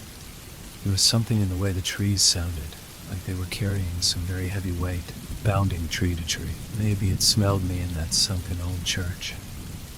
Or maybe it smelled my kisses on poor old Barry. But it followed me all the way back to my house, and I know now that it was my fault. When my mom opened the door, I was sitting on the stairs, clutching the railing as tight as I could. Nick was in our room, laying on the bed with the covers up to his eyes. He was crying. I heard the jingle of her keys and the crumpling of a paper grocery bag. The familiar smell of her perfume wafted into the house, and the kitchen light switch flicked on. My mother's tennis shoes smacked against the tile floor, and she gave a relaxed sigh, shutting the door behind her. Then, I could hear the buzzing. It was in the floors, vibrating in the stairs and the walls, and I could hear the thuds, hitting the walls outside like a hollow baseball bat. They started from the crest of our ceiling, and you could hear them travel rapidly to the first floor, knocking now against the glass screen doors. My mother gasped when they started, and I heard her blood-curdling scream when the glass gave way and shattered into the kitchen floor. I remember I jumped up and flew down the stairs to see what had happened. I came to the screen door, now windowless. The glass spread around everywhere. The summer night blew in a warm breeze, throwing the curtains around up in a dance. I turned, the sweat coming down from my forehead, looking around the kitchen for my mother. Instead of seeing her, I could only hear a disgusting gargle of something wet. The light in the next room was flickering, and I went to see it. I stepped quickly, not thinking about bravery at all. I just wanted to see my mom.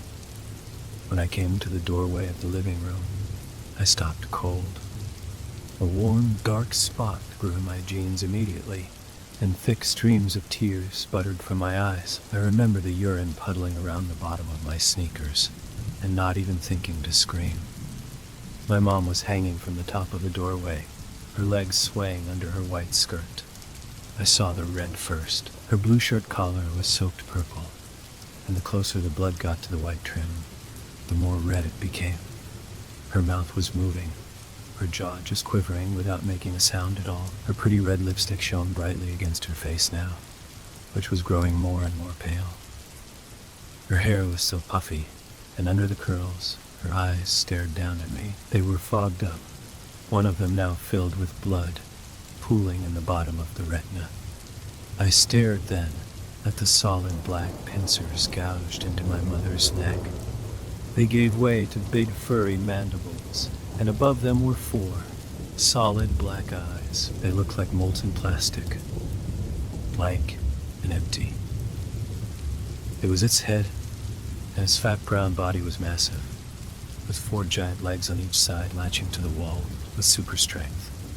The drywall crumpled where the end of its legs had stabbed inside. It was covered in patchy brown fur that let some of its black, pimply skin show underneath. From its gaping, toothed maw came that smell from the church. Velo and rot and hot stomach acid. It was splotched with the black mold had seen in that dark place, and smelt like the biggest, meanest, nastiest thing in the whole world. Before I lost myself, I shifted from its body and back to the eyes. They were all pointed dead at me, as if it was calculating how I would taste, or whether or not I'd do something stupid and attack it. A slow rubbing sound came from its smaller front legs, closest to the mouth. They shook and grazed each other over and over again, like when a cat bathes itself.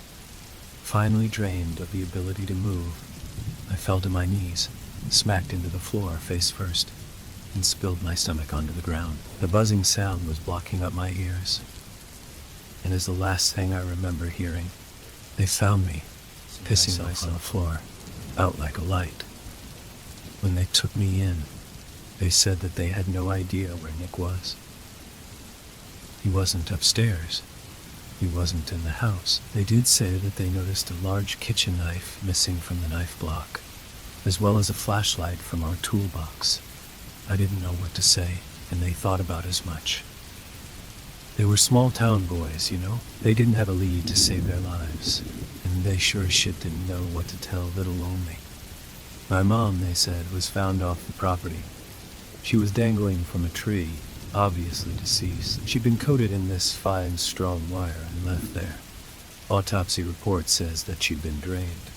Not a drop of fluids left sloshing around in there. I haven't found anything documenting my brother Nick's body at all, but I have a decent idea of where it might be. I've got $2 and a week's worth of smack that he's lying in that sunken old place.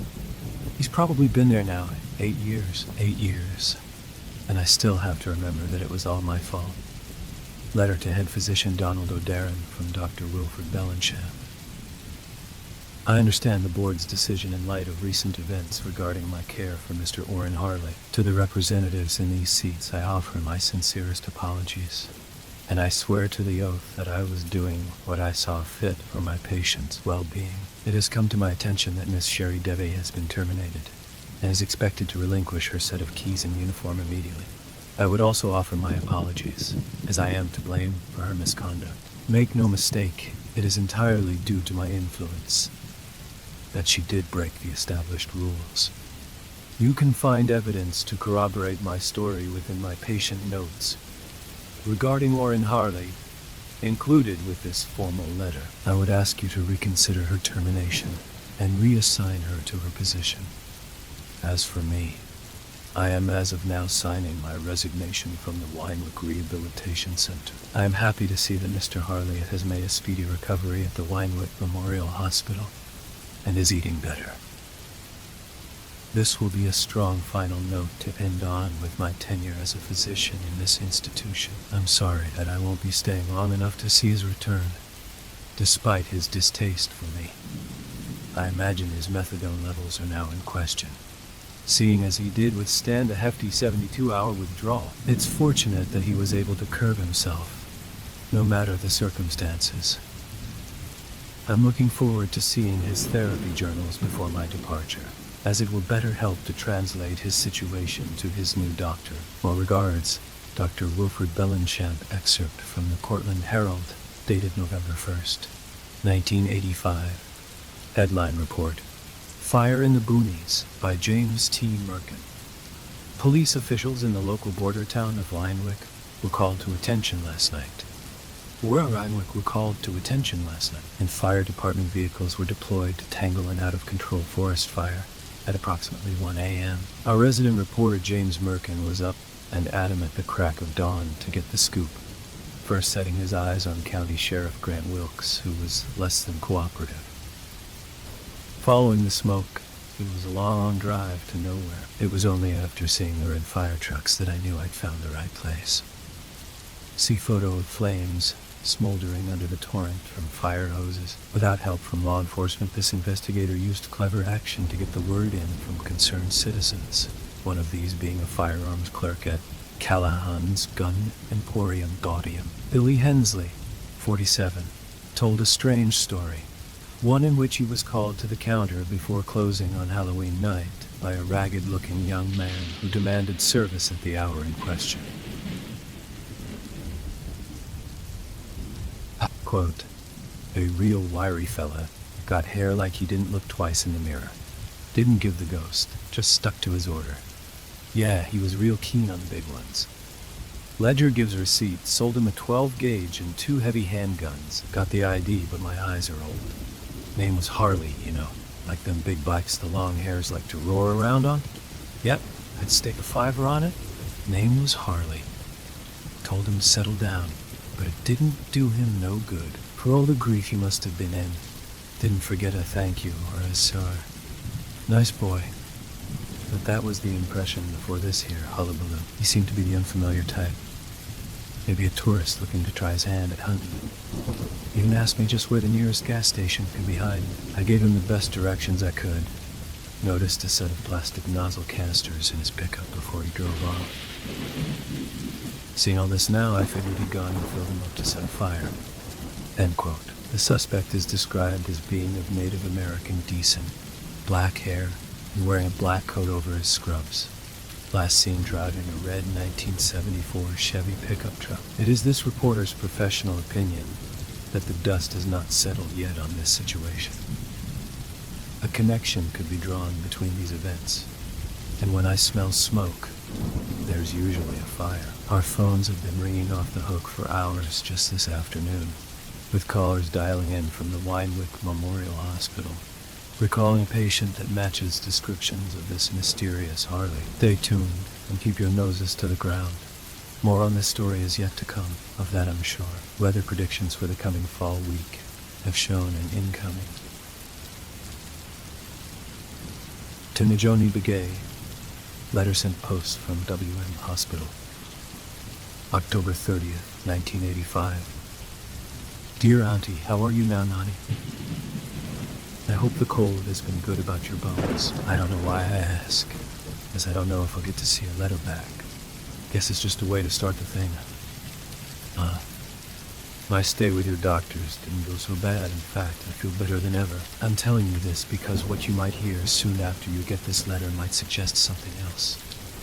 There ain't no harm that came to me there that I didn't cause myself. I've been clean for a few days now, and while there's still an itch knocking at my door, I feel good enough to leave it alone.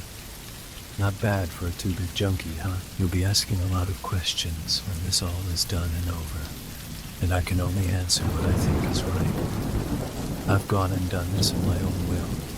There's nobody tugging my shirt collar, or nothing. I have business in town, business that is long overdue. You remember that whopper I told you a couple of weeks ago about my mom and Nicholas? That is why I'm gone. You may not believe a word of it. It's all right. I wouldn't either. If you need to hear it again, I have this fella at the center called Dr. Bellenchamp. He can give you the short of it. There's a library here in the hospital, and I've been getting some reading done. There's a lot of it to do, since they've got almost every paper between 1929 and the end of now. Did you know that more pets go missing in Ribbons County than any other in the surrounding states? Weird, huh? That ain't all, though. Nani, there's a lot of kids that have just up and gone from Winewick. I have gone through what I can, but the number hasn't changed a bit. Almost 16 kids have just up and vanished from their own backyards. They thought a couple of years back that it was a psycho just wandering the woods, but no bodies turned up. Not once. The papers only started getting this kind of thing after the summer of '77. That was the year you took me in, wasn't it, Auntie? Ain't that something? You may not understand, and I may even be wrong about what I think is going on. But it can't hurt to drop by and pay a visit, huh? Nanny, please don't blame yourself. Staying in that place has helped me more than the heroin ever did. I'm much, much better. You helped me, and I love you so much. I'm hoping that I come home. At least, that if I'm not caught or worse, I can come home and hold you close and thank you in person. My mom and Nick are up there somewhere, just watching and loving you for all you've done for me. I love you so much, Nani. I miss you so much. Story 7. I wanted to tell you the story of a bizarre thing that happened to me 5 years ago. It was what you might call a life-changing experience, a metaphorical kick in the balls that put me on the straight and narrow after years spent in a vicious cycle of self-destructive behavior. What happened to me on that fateful night defies any rational explanation, and so the only conclusion I can make is that I experienced a paranormal event. I cannot say whether it was divine intervention or a message from beyond the grave. These are questions for cleverer men than me. And of course, many people will claim it was all in my head, that I suffered a drug-fueled delusion or a psychological breakdown of some variety. That's what the doctors reckoned anyway, but they're wrong. What happened to me that night was real. I can't explain it, but I was somehow transported to another place. A separate plane of existence where the rules of mortal men do not apply. What I went through was both terrifying and enlightening. I was forced to face up to my many sins, and rightly so. But I was also offered the chance at redemption. This was an opportunity I eagerly grabbed with both hands, not only because I wanted to become a better person, but also since I was made to understand the consequences of my actions, realizing how I needed to change my ways before it was too late. Before I recount the events of that night, let me tell you a little about myself. I had what you might call a troubled childhood. I was born in Belfast, growing up in a rundown housing estate on the outskirts of the town. My mother was an alcoholic and went through a series of abusive partners over the years. From a young age, I was neglected and abused, and so I soon realized I needed to fend for myself. Without any positive role models in my life, and with little hope for the future, I soon went down a destructive path. I caused mayhem in school, getting into fights and playing truant until I eventually got expelled. I began a life of petty crime early on, starting with shoplifting and minor vandalism, and graduating to break-ins and joyriding in my teens. And throughout all this, I was abusing alcohol and drugs. I guess I inherited my mother's addictive personality. Or maybe I just wanted to dull the pain. I would like to say I fell in with a bad crowd, but the truth is, I was the worst of the lot. By the time I turned 16, there was an unholy terror on my estate. So much so that I came to the attention of the local parkman. Now, let me explain something about the community I grew up in. Where I come from, we don't have much time for the police and the courts. There are historical and political reasons for this that I won't go into here. But suffice to say, this mistrust of the authorities is a lasting legacy of the Troubles. The estate I grew up on isn't exactly a no-go area for the police. They only come down here in heavily armored convoys and never receive a warm welcome. Likewise, in my community, anyone who cooperates with the police is a tout or informer. And that's not a label you want attached to you, believe me. So, in the absence of any official police force on the ground, you might assume these areas are completely lawless. Well, that's not strictly true, as is so often the case in such situations. The power vacuum is filled by tough men with guns. Self-appointed vigilantes who dish out their own form of rough justice. We call these men paramilitaries, and they are still very much active in my homeland. There are also unwritten rules in our communities, a kind of shadow system which runs in parallel to the official legal framework. Let's just say you're a young hoodlum like I was back in the day, and your nefarious activities come to the attention of the local paramilitary organization. Well, if your offense is relatively minor, you might expect to receive a verbal warning in the first instance. If you cause trouble on the estate, you can expect a visit from the men with the woolly faces, so-called because they wear balaclavas to conceal their identities. Now, you can imagine being a teenage lad getting threatened by big men with masks and guns. That's going to be enough to scare the shit out of your average kid. But sometimes the message doesn't get through, and the next step is a punishment beating, usually administered with a baseball bat or hurling a stick down some back alley. I'm one of those idiots that didn't heed the first warning and got a beating as a result. It was a terrifying and excruciating experience that left me with a broken arm and several cracked ribs. I spent a few weeks in recovery, but was soon back to my old tricks. I guess I'm a slow learner. Still, I was more careful after the beating and managed to stay under the radar. For a time at least. Punishment beatings don't always work, and so the paramilitaries will often escalate their violence to the next level. That's a kneecapping. Imagine holding a kid down on the pavement and putting a bullet through both of their legs. Well, that's a common occurrence in my hometown. Needless to say, getting shot through both kneecaps will cause you serious injuries. But the majority of victims will walk again after a lengthy period of medical care and rehabilitation. There are exceptions, of course. I remember hearing of one incident where the gunman couldn't find a pistol, and so used a shotgun, blowing the victim's leg off in the process. On another occasion, the bullet hit a victim's main artery, and the poor fellow bled to death before the ambulance arrived. Still, these attacks are meant to be non-fatal, which brings me to the final escalation, the nut job. A bullet through the head. Outright killing doesn't happen as often as it used to. Murder investigations are a big deal, and it's a hard enough crime to get away with. Also, only a crazy bastard would keep fucking around after they've been shot through both legs.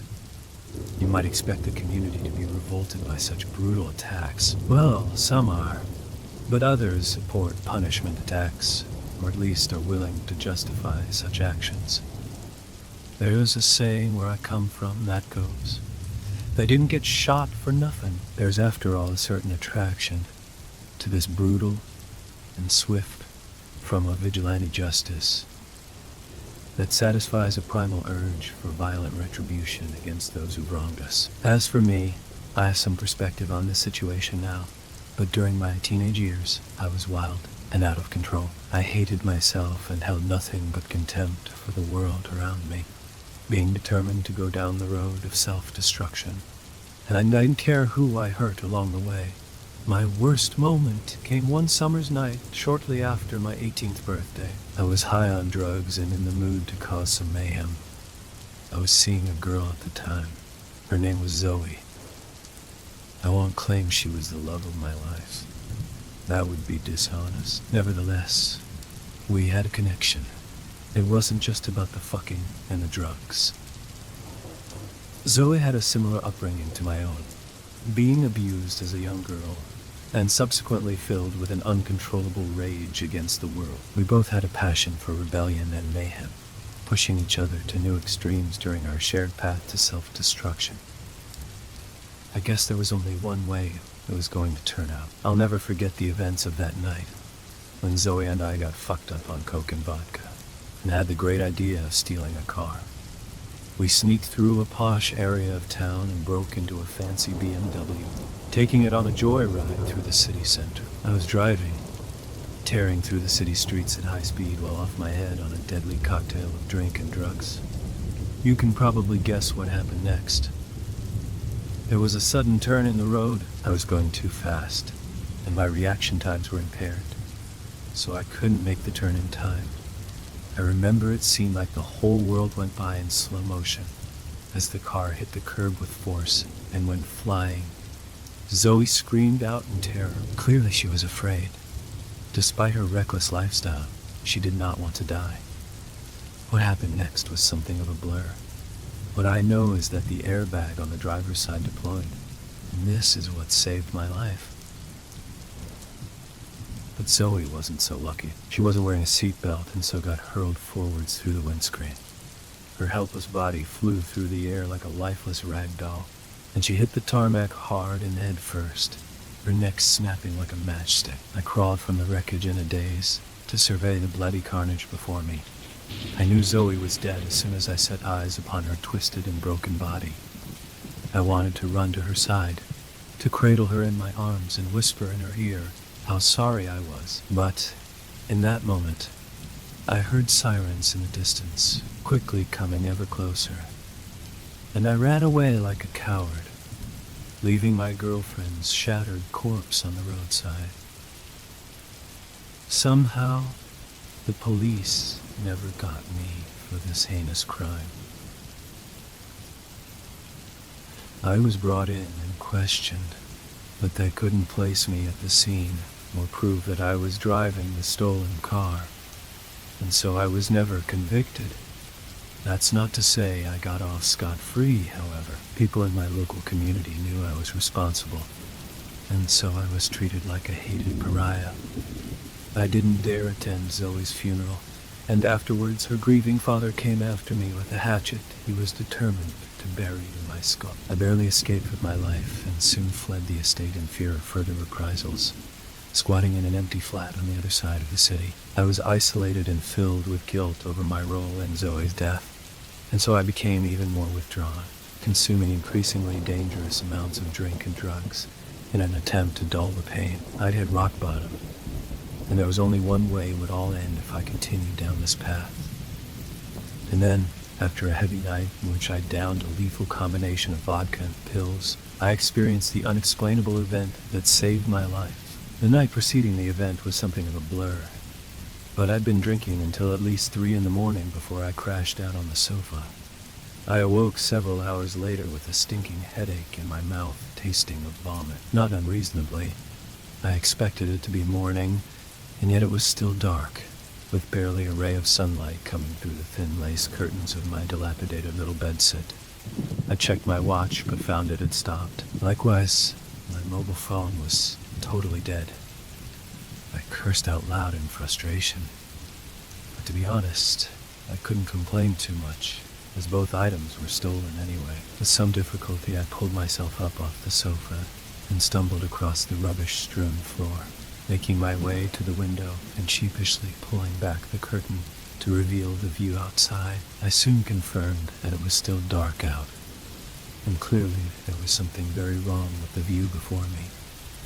The sky above was almost entirely black, without even a single star visible. The only dim light came from the sun, which sat low on the eastern horizon. However, this was no normal sun. Instead of shining bright and emitting light and heat, the orb burned a pale white, producing only a weak illumination over the otherwise darkened landscape. I'd never seen anything like this before, and so wondered whether the planet was experiencing some kind of unique atmospheric event. But surely I would have heard something if such a unique event was anticipated. The next thing I noticed was how there were no artificial lights anywhere on the horizon. Now, I lived on a top floor flat, and so had a pretty good view over the city. And so usually my evening view would be illuminated by the bright city lights. But now, there was nothing. I thought it was possible there could be a mass power outage. However, it wasn't just the electricity that was out. There were also no headlights to be seen, no traffic on the streets below me. In fact, there were no signs of life whatsoever. Not a living soul that I could see. At this point, I imagined I was having a very vivid dream. I couldn't think of any other logical explanation. I stumbled to the bathroom with the intention of splashing cold water over my face. But, to my immense frustration, I discovered that none of the taps were working, and not a drop of water was to be had. I swore in anger as I stormed out of the bathroom and made my way to the small kitchen, where I found a half-full bottle of water that I promptly emptied over my head before slapping myself hard across both cheeks, but all to no avail. I didn't wake up, and so could only conclude that this wasn't a dream. I explored the rest of my small flat, and soon discovered that nothing was working. The lights, the TV, and all the electrical devices were dead, and the heating was also off. But, despite the absence of central heating, I couldn't help but notice how warm it was inside of the flat, with the temperature seeming to increase with every passing minute. Soon, I was sweating profusely due to the inexplicable heat. I rummaged through the kitchen drawers and found a couple of candles, which I lit and placed around the apartment to provide some illumination. By this point, I was feeling very uneasy and more than a little frightened. Nevertheless, I decided to leave my flat to investigate, hoping that I could find somebody who knew what the hell was going on. As soon as I opened the front door, I was hit by another wave of intense heat, and my nostrils were filled with a terrible stench that reminded me of burning flesh. This didn't bode well, but I forced myself to step out into the darkened corridors. I proceeded throughout the building, lighting my way with a cigarette lighter, shouting out and banging loudly on the doors of my neighbors. But no one answered, and I found no signs of life. The entire building appeared to be abandoned, as if all the residents had suddenly disappeared into thin air. It would be fair to say I was pretty frightened by this point. I had no idea what was going on, but I had a terrible feeling that I wasn't in Kansas anymore. I remember the worst thing about the situation was how I was all alone, cut off from the world, and without help. I briefly considered widening my search and leaving the building to search for other survivors, but I didn't much fancy wandering through the pitch-black streets alone, and so I returned to my flat and waited, hoping that eventually someone would come and find me. The heat was stifling by this stage, and my hangover hadn't improved, and so I was soon worn out. Unable to keep my eyes open, I eventually lowered my head to the couch, closed my eyes, and fell back asleep. I got rudely awoken sometime later by a loud banging against the front door. I shot up from the sofa, rubbing my eyes as I quickly sought to regain my senses. For a brief moment, I hoped that my earlier experiences had in fact been a vivid nightmare from which I had now awoken. However, once I surveyed my surroundings, I realized that nothing had changed. The world was still shrouded in darkness, and the near unbearable heat was as stifling as ever. The banging continued, getting louder and heavier. Whoever was on the other side of the door wanted him badly, banging his fist against the wooden frame, so it shook on its hinges. He began screaming through the letterbox, speaking in a broad Belfast accent. "Open this fucking door," he shouted. "Open up, or I'll break it down. So help me." I didn't know whether to feel relieved or terrified. I had found another human being, or at least he'd found me. But the newcomer clearly wasn't friendly, and it seemed like he wished to do me harm. He continued to scream, thump, and kick. And I realized it wouldn't be long before the intruder broke through my flimsy front door. I replied frantically in an attempt to buy some time. "All right, all fucking right," I cried out. "Just give me a second." I rushed to the kitchen, grabbing the sharpest knife in my possession, and hiding it in my waistband as I nervously approached the door. The intruder temporarily stopped banging and screaming, allowing me to approach the door and peek through the peephole. I set my eyes upon the angry interloper for the first time, and was shocked by what I saw. He was a large man, although roughly my height and build. He wore a combat jacket and jeans, his face being covered by a woolen balaclava, with 2 crudely cut holes for his eyes. Oh, those fucking eyes. What can I say about them? They burnt a fierce red, appearing more demonic than human, and they were filled with hatred, a righteous anger about to be unleashed. And the man had come prepared for his grisly task, armed with a chipped baseball bat he carried in his right hand, and with a silver-colored revolver tucked into his waistband. I gasped in terror when I realized what this was. The paramilitaries, the men with the woolly faces. They'd finally come for me, sending this dead-eyed enforcer to enact violent retribution for Zoe's death, or for the dozens of other crimes I'd committed over the years. My time had finally come, but I still felt the defiance burning inside me, and I was determined not to go down without a fight. The masked intruder stood back from the door and once again spoke angrily through clenched teeth. "Open this fucking door, you bastard," he demanded. I laughed nervously before responding. "You must be fucking joking, mate. There's no way."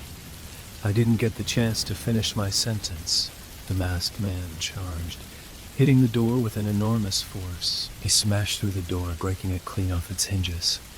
I was struck and knocked over, totally shocked by the immense strength the paramilitary gunman had exerted. Reaching for my waistband, I grabbed the kitchen knife and tried to slash out at my attacker, but he was too fast for me. The baseball bat came down heavily against my hand. I had a sickening crack and suffered a shooting pain through my arm, forcing me to drop the knife. I screamed out for mercy, but my attacker showed none. He struck out again with the bat, cracking my exposed ribs as I lay helpless. I was reminded of the brutal punishment attack I'd suffered years before, realizing that history was repeating itself. All the resistance had been beaten out of me by this point, and I could only watch on helplessly as the masked man calmly stepped over me before he roughly grabbed hold of my overgrown hair and physically dragged me across the floor. I cried out in shock and pain, but my captor showed no sympathy, screaming at me to shut the fuck up. I kicked and struggled, but his strength was extraordinary, and I could do nothing to prevent my attacker from physically lifting my body and tossing me back onto the couch. I landed on my injured arm and squealed in agony. Shielding my broken hand, I turned and faced my captor, who calmly placed his bloody bat on the coffee table before sitting on a hard wooden chair facing me. Pulling the revolver from his waistband and aiming it straight at my head, I froze in submission, staring into his demonic red eyes and experiencing a cold chill of terror pulsating through my body. I could not avert my gaze despite the intense fear I felt. I wondered whether this was really a man who sat before me, or was it something else? Something evil, with powers that a mere mortal such as myself could not possibly comprehend. Surprisingly, the gunman eased up once he had invaded my home and violently subdued me. By now I'd been reduced to a submissive captive, completely at his mercy. I breathed heavily as he glared at me, covering me with his gun, and with his finger poised on the trigger. He did not speak, and several moments passed by, in tense silence. Eventually I managed to open my mouth and speak through my trembling lips. "Who are you?" I muttered. "What do you want from me?" The gunman snorted in a mocking manner before answering. His voice was deep and menacing. "You know who I am and why I'm here," he answered. I felt a cold chill of terror running up my spine as all the color drained from my face. My worst fears had been realized. The gunman's next action surprised me. He kept the revolver trained on me, but reached out with his other hand, grabbing a half-empty bottle of vodka from the dining table and holding it aloft. "Here, mate," he exclaimed. "You look like you could use a drink. Catch." He threw the glass bottle, which I managed to catch with my uninjured hand. My captor was right. My broken hand was aching, and I was scared shitless, so I certainly could use a drink. Nevertheless, I feared this could be a trick. I looked suspiciously towards my gun-wielding captor, and he nodded back at me, saying, "Go ahead, mate." I unscrewed the top of the bottle and slowly raised it up to my dry lips. I took a large gulp, but there was something wrong. The alcohol tasted like poison in my mouth, and much worse than anything I'd ever ingested. I couldn't swallow the vile liquid, and so I spat it out, dropping the bottle as I did so. Fuck. I swore in dismay. The gunman laughed boisterously, his loud bellow filling up the room. "I guess you've had enough already, mate," he quipped. I shook my head, trying to regain my senses. Just then, I heard a terrifying sound emanating from outside of the flat's window. Something similar to the roar of a lion or some other species of large predator. The roar continued for several seconds, the chilling noise making me jump up from the sofa and curse out loud. "What the hell was that?" I cried fearfully. "Sit the fuck down," the gunman swore in a menacing tone. I looked into his glowing red eyes and down at the barrel of his gun and knew he was serious. I slowly sat back down on the couch, raising my hands defensively whilst doing so. Mercifully, the roaring sound had stopped, but I could still make no sense of what had just occurred. "What was that?" I repeated. "Don't worry about it, mate," answered my captor. "You need to stay focused right now." Answered my captor. "You need to stay focused right now." I held my head in my hands, feeling as if the whole world had gone crazy. "I don't understand what's going on. What the hell is happening out there? I told you not to worry about it." "I told you not to worry about it," my captor answered angrily. "You are where you need to be, and you won't be leaving here, not unless you persuade me." I didn't know what he was talking about. His words made no sense to me, but the gun pointed at my head spoke volumes. You've come here to kill me?" I inquired through trembling lips. "No, not exactly," he answered. The gunman paused momentarily, as if carefully considering his next words. "Think of me more as a judge rather than an executioner. You've done a lot of nasty shit in your time, and fucked a lot of people over, not to mention wasting your own life in the process. Actions have consequences, and now you need to answer for your sins." I don't know why, but I was angered by the gunman's self-righteous speech and by the hypocrisy of his words. "Who the fuck do you think you are?" I swore angrily as I wiped the sweat from my forehead. "You break in here, smash my hand, hold me at gunpoint, and you have the cheek to call yourself a judge. You're nothing but a brain-dead thug. Go ahead and shoot me if that's what you're planning, but don't you fucking dare pretend you're better than me." I soon regretted my angry outburst and fearfully awaited the gunman's response. However, at that very moment, the roaring sound began once again, louder and closer this time. The roar was so fierce and visceral, conjuring images in my mind of a bloodthirsty predator roaming the dark streets whilst hunting for prey. I looked at the gunman, my eyes wide with fear. My captor remained perfectly calm, speaking through his woolly balaclava and asking, "Would you rather answer to me or take your chances out there with him?" He wasn't much of a choice, but rather a case of better the devil you know. I took a series of deep breaths, lowered my head, and forced myself to ask a question. "What are you going to do with me?" I asked nervously. "That depends," he answered. "I want to give you a fair hearing. You think this is a kangaroo court, but I like to do things properly. I'll give you a chance to defend yourself, and I've even called in a witness to speak. One whom I'm sure you'll remember." He nodded, motioning towards the open doorway. I turned my head to look, and my heart almost stopped when I saw her. It was Zoe, back from the dead. Inexplicably, she was standing in my doorway and looking down upon me with eyes as black as the night. Her body was emaciated, and her skin paler than the palest white. Zoe was grinning as she turned to face me, opening her mouth to reveal a gaping black hole. "Boo!" she cried playfully. I screamed out in terror, recoiling on the sofa in an attempt to get away from this ghoulish entity. Zoe, or whatever she now was, laughed cruelly in open mockery of my reaction. "What's the matter, babe? Don't you like my new look?" I was horrified and speechless, unable to look into her dead eyes. Instead, I glanced back to my gun-wielding captor, seeking some kind of explanation. "What the hell is she doing here?" I demanded. The masked man shrugged his shoulders nonchalantly before answering. "She's your witness. Or perhaps you are hers. Either way, I would suggest that now is an opportune moment for both of you to gain some closure."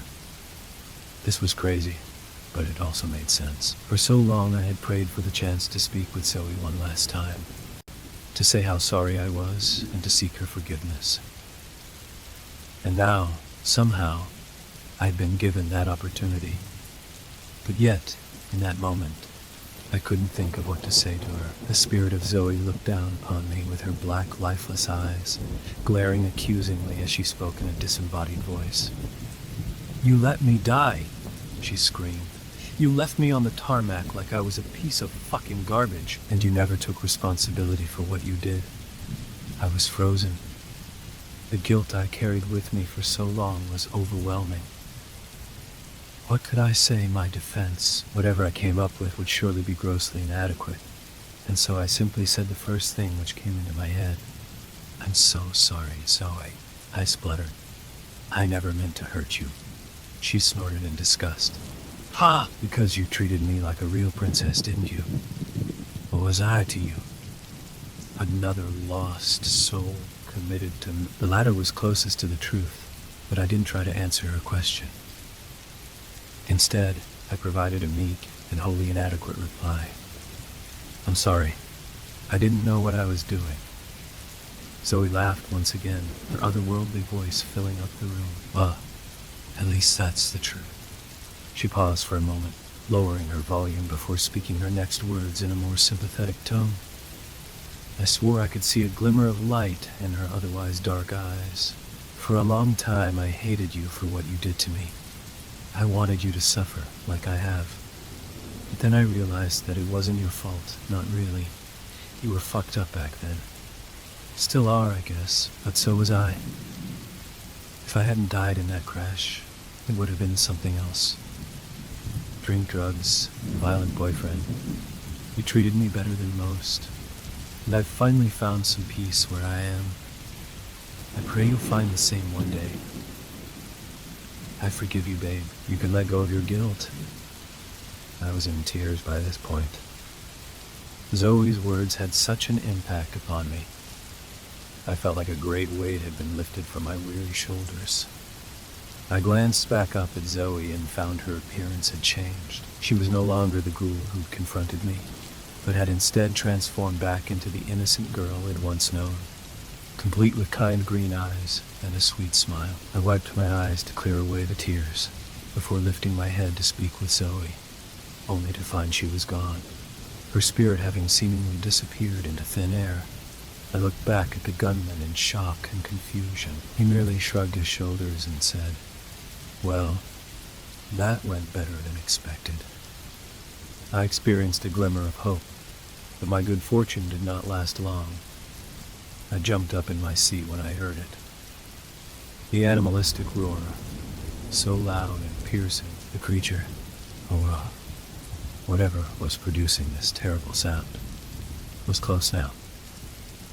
I reckoned it must be on the street right below my block of flats. I could hear it moving, thumping loudly as it beat a path along the tarmac. The whole building shook with each step it took. I couldn't imagine what type of horrifying monster was producing these blood-chilling sounds, but somehow I knew it was coming for me. I believed this hideous creature would do unspeakable things to me before it finally put me out of my misery. But I realized then that I did not want to die. I experienced a primal terror as I looked to my gun-wielding captor, who ironically now offered my last chance at salvation. The masked man shook his head and sighed, lowering his handgun ever so slightly as he did so. I hoped we would have more time, he said, in a somber tone. Well, I guess we're going to have to bring this to a conclusion. We heard a smashing noise coming from the street below, followed by the sound of claws tearing at wood and plaster. The monster was breaking into the building. I could hardly breathe by this stage. My fear was all-encompassing, and the heat inside of the flat was so intense that I feared I might pass out. My vision was blurred as I watched my captor rise up from his chair, holding his revolver with one hand, whilst using his other to slowly remove his mask and reveal his face for the first time during our encounter. I watched on, awestruck, as the balaclava was removed, and I recoiled in horror when I saw my own face staring back at me. True, his eyes were still red, although their brightness had dimmed ever so slightly, and all the blood was drained from his face. But otherwise, he was my doppelganger, an exact double. I don't know why, but watching that mask being removed and seeing my own face staring back at me was the most terrifying thing I'd experienced thus far. My whole body shook as I forced myself to speak. What are you? My doppelganger laughed in a mocking fashion before replying. Well, I'm you, mate. I've always been you. Who else would kick the living shite out of you? Who else would know your deepest, darkest fears and force you to suffer through them? As if on cue, I heard the sound of something huge tearing up the staircase. The beast was coming for me, and it wouldn't be long before it reached my floor. Why? I double demanded. I stared back at him in confusion. Why what? I exclaimed in a panic. Why do you do this to yourself? To us? Why do you keep fucking up? I shook my head. My brain was racing. I could hear the monster's low growl and the ruckus it caused as it smashed its way through the building. I knew we didn't have much time. I struggled to find the words, realizing this was crucially important, but finding myself unable to focus. I don't know. My mother, my stepfathers, all that shit. What chance did I have? You have a choice, my doppelganger screamed back. You can change, but you must do it now, before it's too late. I heard a thunderous bang, out of a huge body smashing through something heavy. This was followed by an almighty roar that nearly deafened me. I could smell the foul stench of raw flesh. The monster was here. It would be at my door in seconds. I looked to my double, now realizing he was the only one who could save me. Please, I pleaded. Please, I pleaded. Please don't let it take me. I don't want to, he replied calmly. But you've got to ask me, what? I cried. The monster had reached the doorway. I could feel its hungry, hate-filled eyes upon me, and I could smell its foul breath. But I didn't dare look, instead focusing my gaze upon the entity standing before me. Ask me, he screamed. Ask me to set you free. I heard the monster creeping through the corridor, felt its hot breath against my skin. I was terrified, but I knew it was now or never. Do it, I screamed. My doppelganger smiled ever so faintly before raising his gun and pulling the trigger. I saw a bright flash, experienced a sharp, searing pain, and then everything went black. I woke up to bright lights and excited conversation. Fighting through the pain and disorientation, I soon discovered that I was lying in a hospital bed with medical staff hovering over me. It was some time later before I was told how it got there. One of my neighbors had discovered my front door smashed open that morning, suspecting a burglary. He entered my flat and found me face down and unconscious on the floor, lying in a pool of my own vomit, with a bottle of vodka and half-empty jar of pills by my side. My neighbor called an ambulance, and the paramedics were able to resuscitate me and pump my stomach. They said I was only minutes away from death when they found me. In addition to the overdose, several bones in my hand had been broken, and one of my ribs was cracked. As for my memories of that evil place, well, the doctors claimed it was all in my head. Nevertheless, neither they nor the police could explain how my front door had come to be kicked in, or how I'd injured my hand. They must have thought I was crazy, however, as I got sent to a psychiatric hospital for treatment. This wasn't the most pleasant of experiences, but in a way, it was the best thing for me, since I got sober and received counseling to help me come to terms with all I'd been through. I've been on the straight and narrow ever since, achieving goals I never would have previously thought possible. I'm determined they'll never return to being a reckless and self-destructive person I once was. I don't know what exactly happened to me on that night, or who, or what, saved my life. I do know that I'm very lucky to be here, and I remind myself of this fact every day. And so, what advice would I give to someone in a similar position? What would I say to a kid going down the same path of self-destruction as I once did? I'd tell them that it's not too late to change and to turn your life around. Because, believe me, you don't want to go through what I did. Don't wait for that knock on the door from the man with the woolly face. I was lucky, but you may not be. Story 8. When I was a child, it was just me and my mother. We lived in a property owned by my grandma, a 3-story old farmhouse right at the fringe of the woods. It was far off the road, down a long, unlit gravel driveway. Felt very isolated at night, being so distant from any other houses, set in an area that hadn't been inhabited for 30 years before we started living in it. Quite often, I was a fairly rambunctious child, so while my mom went off to work, I would occasionally skip the morning bus to school and stay home alone all day. The big house had a habit of feeling incredibly lonely and sparse, so I spent most of my time playing in the forest expanse out back. Some distance into the woods, far enough that I couldn't hear my mother when she called.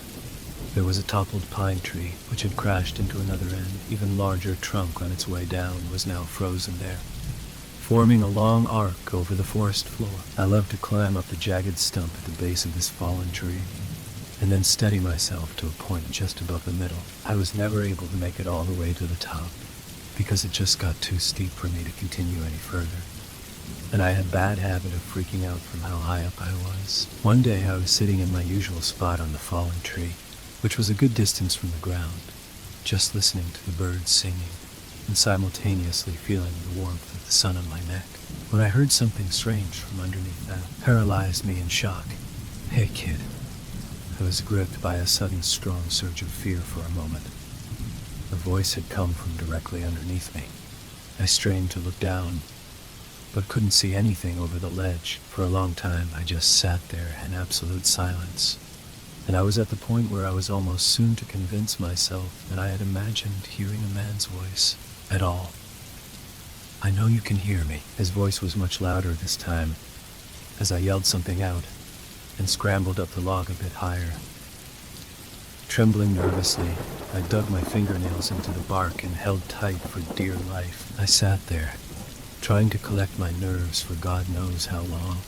Although I couldn't see it, the presence of the thing underneath me was still clear. The bird song was much softer and more cautious this time, and when I listened closely, I swear I could hear the faintest echo of human breathing. Gathering all my courage, I vowed to prove to myself that it was all my imagination by leaning over the ledge as far as I possibly could without slipping right off. Digging hard into the bark behind me, I stretched out along my arms and peered over, getting a full view of the empty forest floor and undergrowth. When suddenly, "So come down here, or I'll come up and grab you?" It was so loud, it was as if it was being screamed right in my face.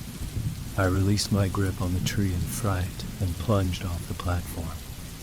I was saved only by grabbing a nearby branch, and for one awful second, my bare legs dangled in the cool air. When I pulled myself up, I ran at full speed to the top of the collapsed pine, to the point I'd never reached before. I sat there, just below the rustling canopy, pissing myself and staring at the distant base where the splintered wood rose, fully expecting at any moment to see someone crawling rapidly up the pine towards me. Instead, all I heard was the wind whistling in the leaves above and below me, and occasional snippets of bird song. It was about 2 hours before my mother got home and found me, after much worried searching, trembling, and crying at the top of the fallen tree. Although this incident spooked both me and Mother, in time I somehow recovered, exhibiting the naive hard skin of a child. Although I never went as far into the forest as I used to, I never again even approached that fallen tree. Once when I was 12, I had the chore of taking firewood from the shed out back, just at the edge of the woods, and to bring it back inside the house. It was a tiresome job, and I always chose to do it at dusk when the air was brimming with mosquitoes and a swampy fog that usually coated the lawn. By the time I had made my last round, I would sprint back to the house, spooked. One of my least favorite things about this job was that the shed was full of barn owls. If you have ever seen a barn owl's face staring at you from a dark roof corner, then you will know how uncomfortable that shed made me. One of these nights, it got mistier than it had ever been before. A thick silver fog covered everything and limited my line of sight to a short sphere around me. Even though the shed wasn't far from the house, I found myself feeling disoriented, and more than once I walked in the wrong direction, both times for some reason walking straight into the woods. By the time I had reached my last load, it was too foggy to see the street. My eyes stung in the moisture, and it made my vision blur. Lurching forward, I managed to walk headfirst into a tree, doubling over and dropping all of the wood I was bundling onto my feet with a hard crunch. As I went to pick them up with my foot throbbing pretty hard, I realized that the ground was too misty for me to see my own knees. I decided to head to the house, since we had more than enough wood for one night. However, it was getting to be pretty dark and I couldn't make out any signifiers of which direction I was heading in, even though I cautiously walked for several feet in all directions, trying to figure out my position in the mists. I still couldn't figure out any point of identification. I couldn't even locate the fence or the gate, and the more I walked, the more I seemed to stumble into trees, pine needles, and mud crunching under my feet instead of dew-covered lawn. After a while, I finally realized that I couldn't even find the shed anymore, cursing myself for being so dumb while trying to ignore my thumping heart and sense that something else was at play. I became aware that I was lost somewhere in the fringe of the forest. Screaming out for my mother at the loudest possible volume was only met with a resounding silence from the depths of the mist all around from where I stood, affirming that I had wandered too far from the house to be heard. As a deep panic started to settle on me, I noticed a glimpse of something pink moving against a nearby pine trunk. Coming closer, I saw that it was a ripped-out square of pink paper. On it, there was an arrow pointing left. Looks vaguely like something my mom might make, I rationalized, to keep me from getting lost. So, foolishly, I followed the direction set by that green arrow, shivering in the increasing cold.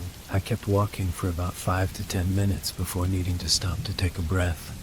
My heart was pounding so fast it was beginning to hurt. As I was sitting down, however, I spied what appeared to be another note fluttering on a nearby trunk. I noticed that this one was embedded with a long nail. It bore another arrow, this one pointing up, and a small, sloppily written note that said,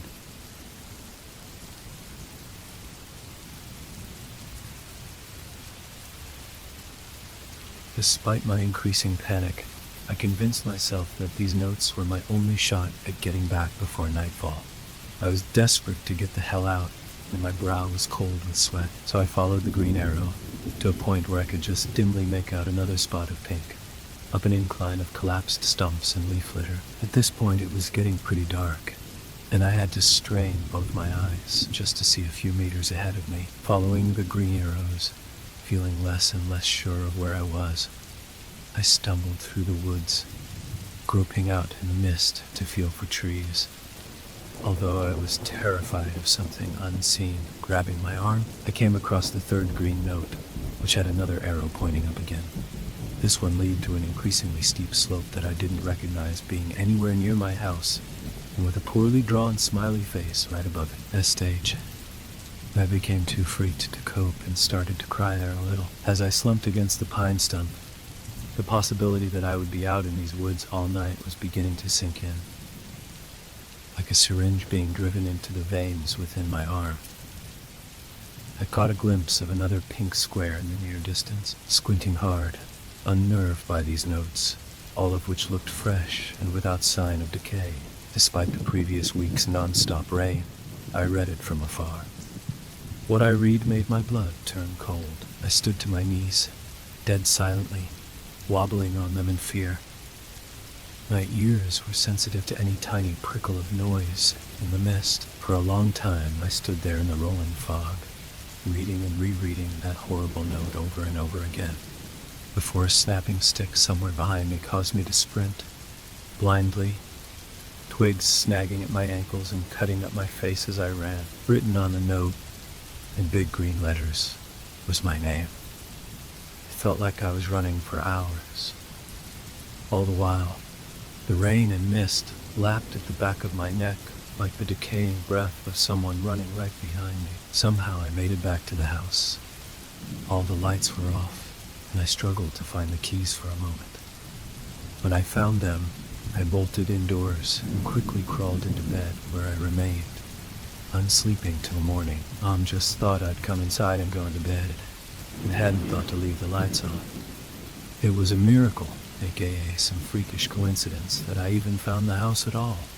The final incident at that damn house was witnessed only by my mother. Up until then, she had never experienced any of the strange things as I had, although we mutually shared the peculiar oppressive quality that the house's interior had on us, and its placement in the dreary, imposing woods. Although I was obviously never a popular kid, by living way out in the country in the opposite direction from everyone else in my school, I did make some tight friends in my first year of high school. One of these friends, Amanda was her name, invited me over one night, and I accepted. My mother drove me out to the place, which was about 3 miles away, then drove back home. The night went well. We watched a horror movie, suitably, devoured some pizza, and probably smoked a little pot. My mother went home alone, where she intended to get some writing done. She worked for a magazine at that point. It was about midnight when I received an off-putting text from Mom in all caps. "Is this a prank?" I need to know immediately, thinking it was some kind of joke. I texted back. "Calm herself. Is what a prank?" Almost immediately the response. "Are you at the house?" Of course I responded. "No." Though I was thoroughly weirded out. I didn't receive another message until around 3 a.m., when she told me I could go to my grandma's in the morning, and to not, by any means, dare go home. I remember those bleak torrents of rain the day I went to my grandmother's, and how terribly soaked I was when I finally got there. It was nearly 2 towns away. I'd had to fight the temptation to go home and drop off my bags, but Mom's disturbing messages from last night were enough of a warning not to do so. When I arrived, Mom and Grandma were having lunch. First, my mother seemed to be in some sort of a composed state, but when I got a better look at her, I noticed that all of the color had drained from her face, and she was slightly trembling. At one point, she even sent a small glass crashing to the floor after flinching at the cat brushing around her ankles. It wasn't until later that night, when my grandma was sound asleep, that she told me what happened. She went further as to forbid me from telling old Grandma, out of fear that it would horrify her superstitious soul too much.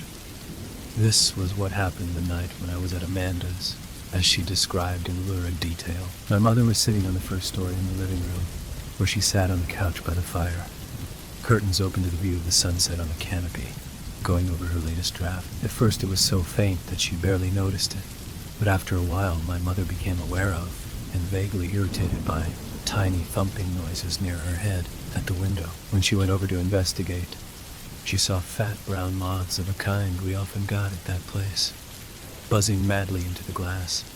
Reasoning that this was the cause of the sound, she returned to her work, however feeling rattled in some way. It was when the noises started to get sharper and louder that she paid more attention and saw that rocks were being thrown at the window from the total blackness of the forest edge. She saw them appear from the shadows of the bush and then fall in an arc and bounce off the window. Looking carefully, she could see small cracks from where some heavy ones had hit, right beside where her head had been moments before. Temporarily captivated, she tried to peer into the darkness enough to make out where the rocks were being thrown from. Then, with a startled shock, she jumped back from the window as she saw me standing half behind a tree right near the window, grinning wide and staring at her, my one visible eye stretched wide open, showing all the white. She barely stifled a scream seeing her own daughter standing there, just staring and smiling. Not only did the figure not move nor blink, it was standing by one of the nearest pines, far from where the rocks were shooting up out of the bush. As they continued to do so in a loud downpour, my face unceasingly continued to press out at her, smiling, thinking this was all some kind of sick prank. Hence the later text. My mother shouted my name at the top of her lungs, frightened to the core. However, instead of responding, the mouth of the thing that looked like me behind the tree just started moving, as if it were mouthing silent words really fast. Suddenly it turned its head to the side and seemed to be talking to someone else behind the tree. My mom said, "It couldn't be seen," but she could see a formless black shape hanging against the other side of the tree. The girl that looked like me kept staring at my mother and doing the silent speed-talking thing, then turning and whispering to the thing next to her. Then she would turn back and start up again. Then, breaking the monotonous spell, she suddenly pointed straight at my mother and started laughing. My mother screamed and fled to my bedroom on the second story, the only room with a working lock, where she shut herself in and sat at the far end of the bed as the rocks began to pitter-patter against the window downstairs, dry heaving and weeping in fear. In my room, my mother said she did not feel safe. There was an awful smell and a weird humming noise in the walls, as she described. She tried to pray for a time before giving up and just listening to the rocks pelt the walls and windows.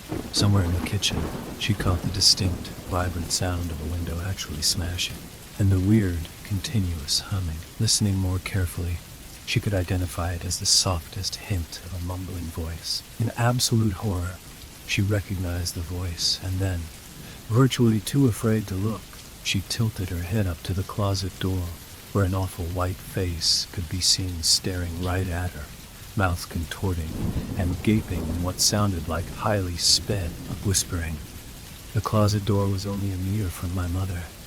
It started to open slowly. In an unimaginable explosion of terror, she immediately bolted to the door, only to fumble with the lock as bigger and bigger rocks came crashing through the window, which burst apart in a spray of glass shards, before finally getting out, running out of the house, completely keeping her eyes off the woods, getting into her car and driving off. She said that, as she glanced back, right at the end of the prolonged drive, she saw two unmistakable human forms standing at my broken bedroom window, watching as her car got further and further away from our house. This would be their final farewell, as my mother never stepped foot in that place again. As my mother told this story, she broke down into tears. I didn't doubt her, and I still don't. I honestly and fully believe that she experienced what she says she did. It was also quite clear that we were done living in that house for once and for all. I only went back once, with my dad, who I see very rarely now. He came from another state to help us move. Mom had already found a place in town and moved in. My dad and I just loaded up his truck with all that was left inside there. It was a silent, sunny morning when we removed all the stuff and emptied the place. I wish I could say there was some closure, some final spooking to cap it all off, but there wasn't. It was just a relief to be out of there. There are, however, only two things left worth mentioning. One, when we checked the house for any signs of intruders, we found that several windows, including one in my bedroom and the kitchen, had been smashed, and rocks were lying on the floor. Two, Dad went out into the trees for a bit to take a leak. When he came back, he asked how long we'd had the swing set for. Needless to say, we'd never had a swing set. So I was fairly unsettled to discover that in the week since we'd been gone, someone had assembled a rope swing set from one of the highest branches of the old pine over the ridge, against which was the fallen log. Stopped climbing many years ago. It was obviously new rope, and a nicely polished, sanded down wooden seat at the base. Dad, wanting to keep my mind from recent events, he doubted the affair and thought my mother was mentally unstable. Said that a neighbor probably set it up, not realizing it was on our property. Of course, he knew as well as I did that we had literally no neighbors for at least a mile in any direction. There were no houses in all that space, and never in my time living there did I ever see any other signs of human habitation. But I let it all go, and was pleased enough just to say good riddance to that horrible place as we drove off for good. For the most part, I've found it best to try and forget what happened at that place. Sometimes I just can't help but ponder it, though. It's been long enough now that I no longer feel scared talking about it. But for a long while, I couldn't. Seeing as it is Halloween, what better time to share? My grandma just recently sold the house to a new family, that being a young couple and their little son, shortly after we moved out, despite my mother's desperate insistence that it be left empty. Now she refuses to talk about what happened altogether.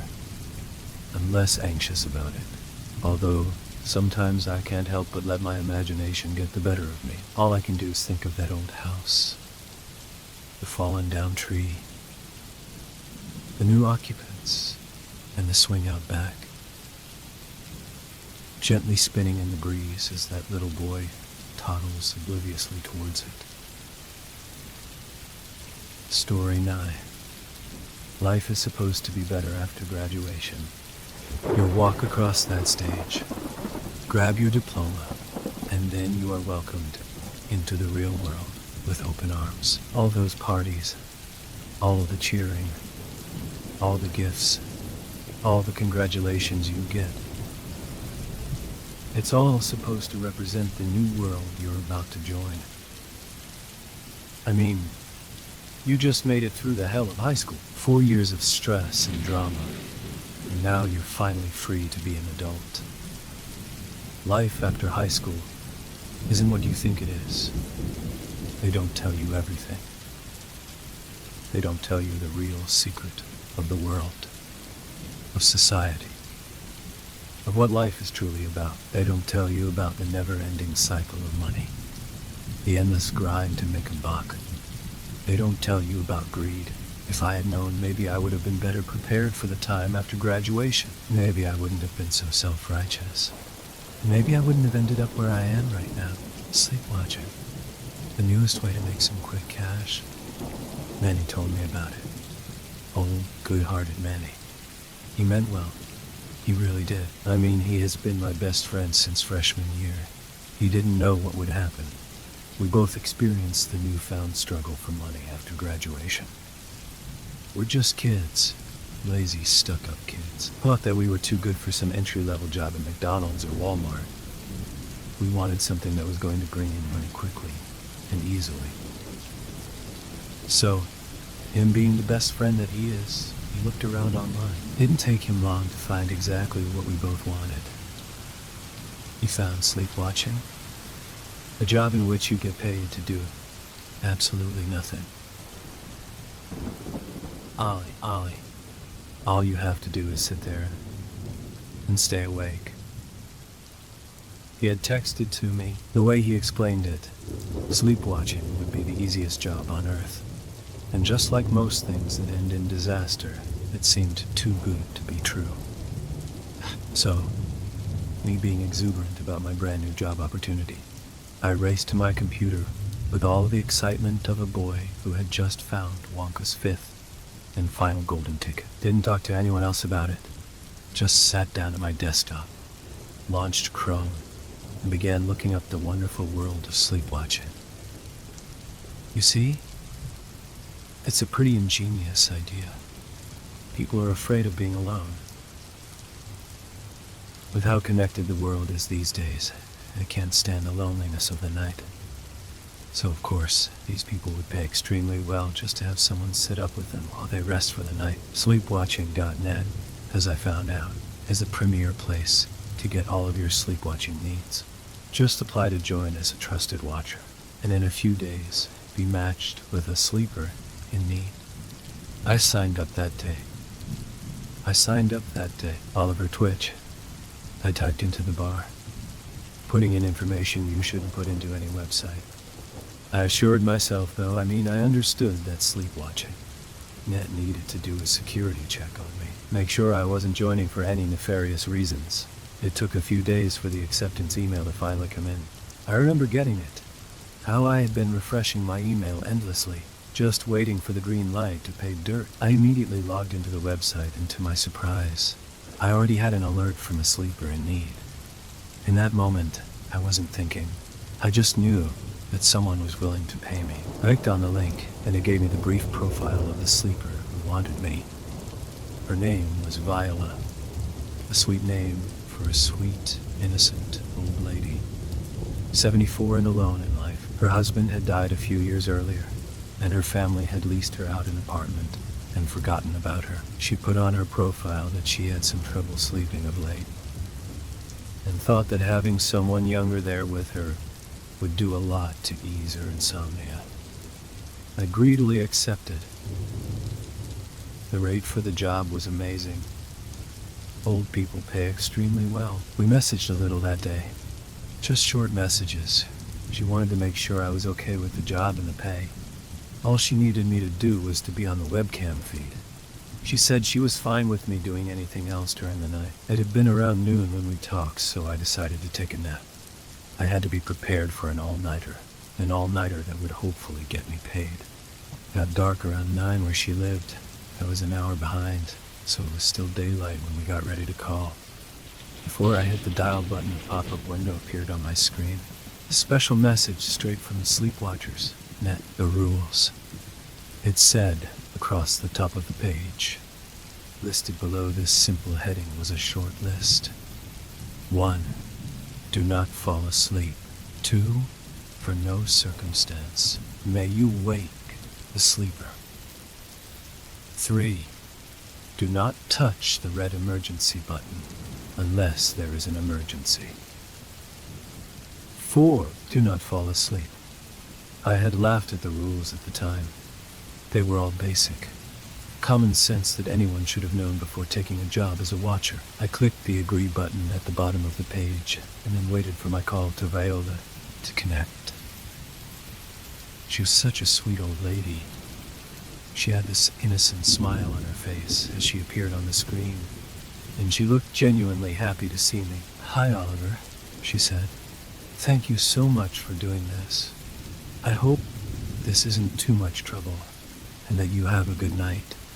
I assured her that I would, that I had a few open tabs that I would be working on while she slept. I told her good night, and she lay down into bed. In what seemed like just a few short moments, she was peacefully asleep. I watched her for a little while. There's a strange peace in watching somebody sleep, watching their chest move as they breathe slowly. I was watching Viola at her most vulnerable. I knew there wasn't anything to worry about, but still, having a life in your hands can change you. After just a little while of watching Viola sleep, I began surfing the web. I had all night to endlessly search. So lucky me. I was getting paid to do what I would have been doing that night anyways. The night went by quietly. There was one point during the night I thought I heard something come the video feed. Almost sounded like breathing. But me being the smart-ass kid that I am, knew that it was just the sound all video cam feeds make when both sides are silent. I now realized that only one side of the feed had been silent. In the morning, when the first rays of the sun were beginning to fill Viola's room, she woke up. No alarm for her, just sunlight. I happened to be watching as this happened. Just doing my job, you know. Her first move was to look to her side, the empty portion of her bed. She placed her on the unused pillow there, and I could have sworn I saw her body shudder. Then I guessed she gathered herself and she turned to look at her laptop, which was sitting on a desk next to her bed. She smiled that genuine smile again when she saw me, asked me how my night had been. I told her it had went smoothly. She sighed a sigh of relief and thanked me. She told me that she had just had the best sleep in weeks and to have a good day, and then hung up the feed. I'm a teenager. I'm used to all-nighters. But with my job done, I gladly went to bed with a smile on my face. The next few nights were the same. I would video call Viola around 8:0 at night, and she would be asleep by 8:05. Thank God the internet is endless. I learned so much useless crap during those nights. One night, the peacefulness of our schedule was interrupted. I remember it in some detail. Viola woke up around 3, drowsily nodded at me, and headed to the bathroom, which from the camera angle I could see was connected to the bedroom by a small door on the other side of her bed. At that point, I never really looked at the feed. I mean, nothing ever changed on it, so there wasn't any point. I only ever really looked to have a moment of peace from the bluntness of the internet. I was watching while she was in the restroom, though, maybe out of boredom, or maybe because I wanted her to feel safe when she got back into bed. I can't really remember. I saw something while she was in the restroom. It was only for a second, but I swear to you that I saw it. A hand, an oversized bleach-white hand. It was inching its way out from behind a curtain that covered the window. I only saw it for a second, but it raised every hair on my body into attention. I continued staring into that same spot, trying to catch any more evidence of something being wrong. Nothing happened, so I shrugged it off, blaming it on the mixture of midnight drowsiness and Red Bull. Viola came out of the restroom and went back to bed. Her only communication to me was that soft smile before her head hit the pillow, and she was peacefully back out. The way she fell asleep so quickly. She treated sleep like a luxury that I could tell she had been missing out on as of late. I felt proud to be the person that could bring that luxury back to her. A few nights later, 5 nights ago, everything changed. The night started out normal, Viola and I following our established routine. Her whispering the "Good night, Ollie" to me passing out, the quietness of her room, the sound of me clicking away into Google, trying to find some new information that I had yet to exhaust. Everything was normal. It's all my fault. I didn't nap as much as I should have that day. I didn't have a Red Bull on me. I didn't try hard enough to stay awake. I fell asleep. I broke the rules. I slept hard. I was out for at least an hour, drooling on my keyboard, dead to the world and useless to Viola. I woke up to a suddenly. I think I heard some kind of bang, but I can't remember. Maybe a buzzer. I'm not sure. My head came up quick, though. I wasn't sure as to what was going on, but I think that my body instinctively knew that something was wrong. After I figured out where I was, I went straight to Viola's tab. She was peacefully asleep. Whatever had awoken me hadn't disturbed her in the slightest. I smiled to myself. With that nap, I would be good to go the rest of the night, and Viola was still perfectly okay. That's when I saw him, the ghoul I now call the Watcher. My smile was instantly gone. He was standing in the corner of Viola's room, mostly hidden by the darkness. What I could make out about him was his extreme height and his narrow body. I could also see his eyes. They were white, entirely white. They seemed to be reflecting some ungodly light, and they were directed straight at me. I couldn't move.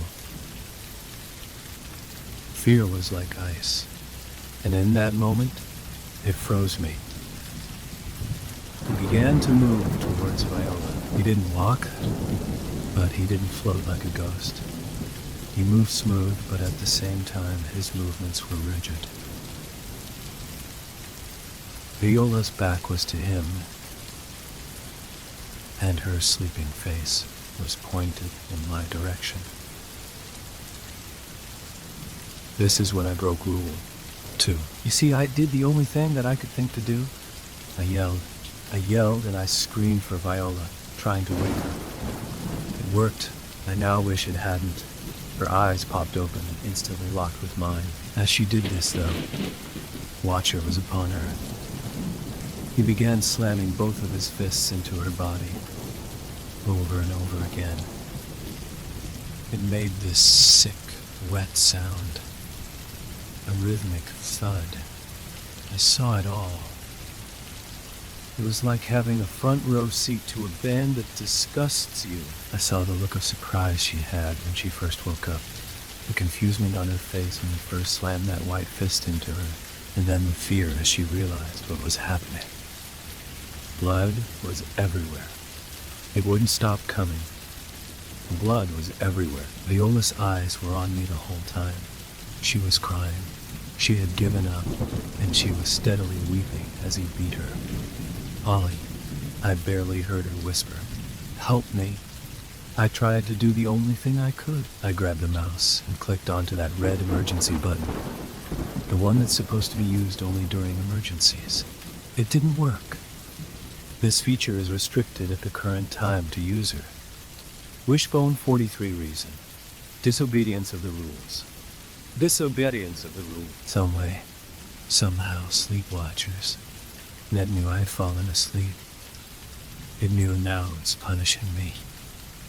I turned my attention back to the thing as it continued slamming its oversized fists into Viola. Viola's eyes were lifeless. She was gone. I could still hear her plead for help in my ears. I cried. I sat in front of my computer with my head in my hands, and I cried. Viola died because of me. An innocent old lady died because I couldn't keep my stupid little eyes open. Remember how I talked about how it feels to have a life in your hands? Well, it really sucks when that life is lost and you're to blame. The tears wouldn't stop coming. They still haven't. I listened to the continuous slamming of the Watcher's fists into Viola's body. After a little bit of time, they finally stopped. It took every ounce of courage that I had to look up, but I did. Those white eyes were staring at me. Those huge white hands, covered in Viola's blood, hung limply at his sides. Those eyes didn't say anything, but I know what that thing was trying to tell me. It's all your fault, Ollie. I haven't slept since that night. Viola haunts my dreams, and if I close my eyes for even a second, she's there, screaming at me, cursing my name with that innocent voice. She knows it's my fault, and she won't let me forget it. That thing is coming for me. Viola's death was just the beginning. The first part of a two-part punishment. My death will be part 2. I don't know what to do. I haven't told anyone. I know anyone that I could possibly tell would think I'm insane. And if they didn't instantly call me crazy, well, then they would know that Viola's death is my fault. It isn't that monster's hands that are covered in blood. It's mine. He has been getting closer every night. At first it was just shadows. Things that could be mistaken as nothing. But now I hear his breathing. I see those blood-soaked hands everywhere. That low, almost silent breathing. I hear it no matter where I go. He is always watching. I know he's here right now. Behind me as I type, standing over my shoulder and reading what I have to say about him. This nightmare is torture. I'm going to go insane soon if I don't sleep. Please. I need help. I'm begging you. I will give you everything I find. Just please go find my account on Sleepwatchers. Please be my watcher. I won't make it through another night without one. Don't let me die. Don't fall asleep. Story 10. I can remember getting my first sympathy card 60 years ago when I was a junior at Nichols College in Massachusetts back in 1962. I was a 20-year-old finance and accounting major back then. My name was handwritten on the envelope, in a slightly messy, scribbly fashion, as if a right-handed person tried to write my name, and address with his or her left hand. The envelope appeared weathered with tarnished brown marks, creases, and slight tears, as if it floundered in the postal system for 20 years. I immediately thought it was a prank as soon as I opened it. It was a very generic Hallmark sympathy card offering me condolences on my loss. There was no return address on the envelope, and absolutely nothing was written on the inside of the card. I do recall the envelope had a 6-cent postage stamp affixed with the USPS ink stamp across it.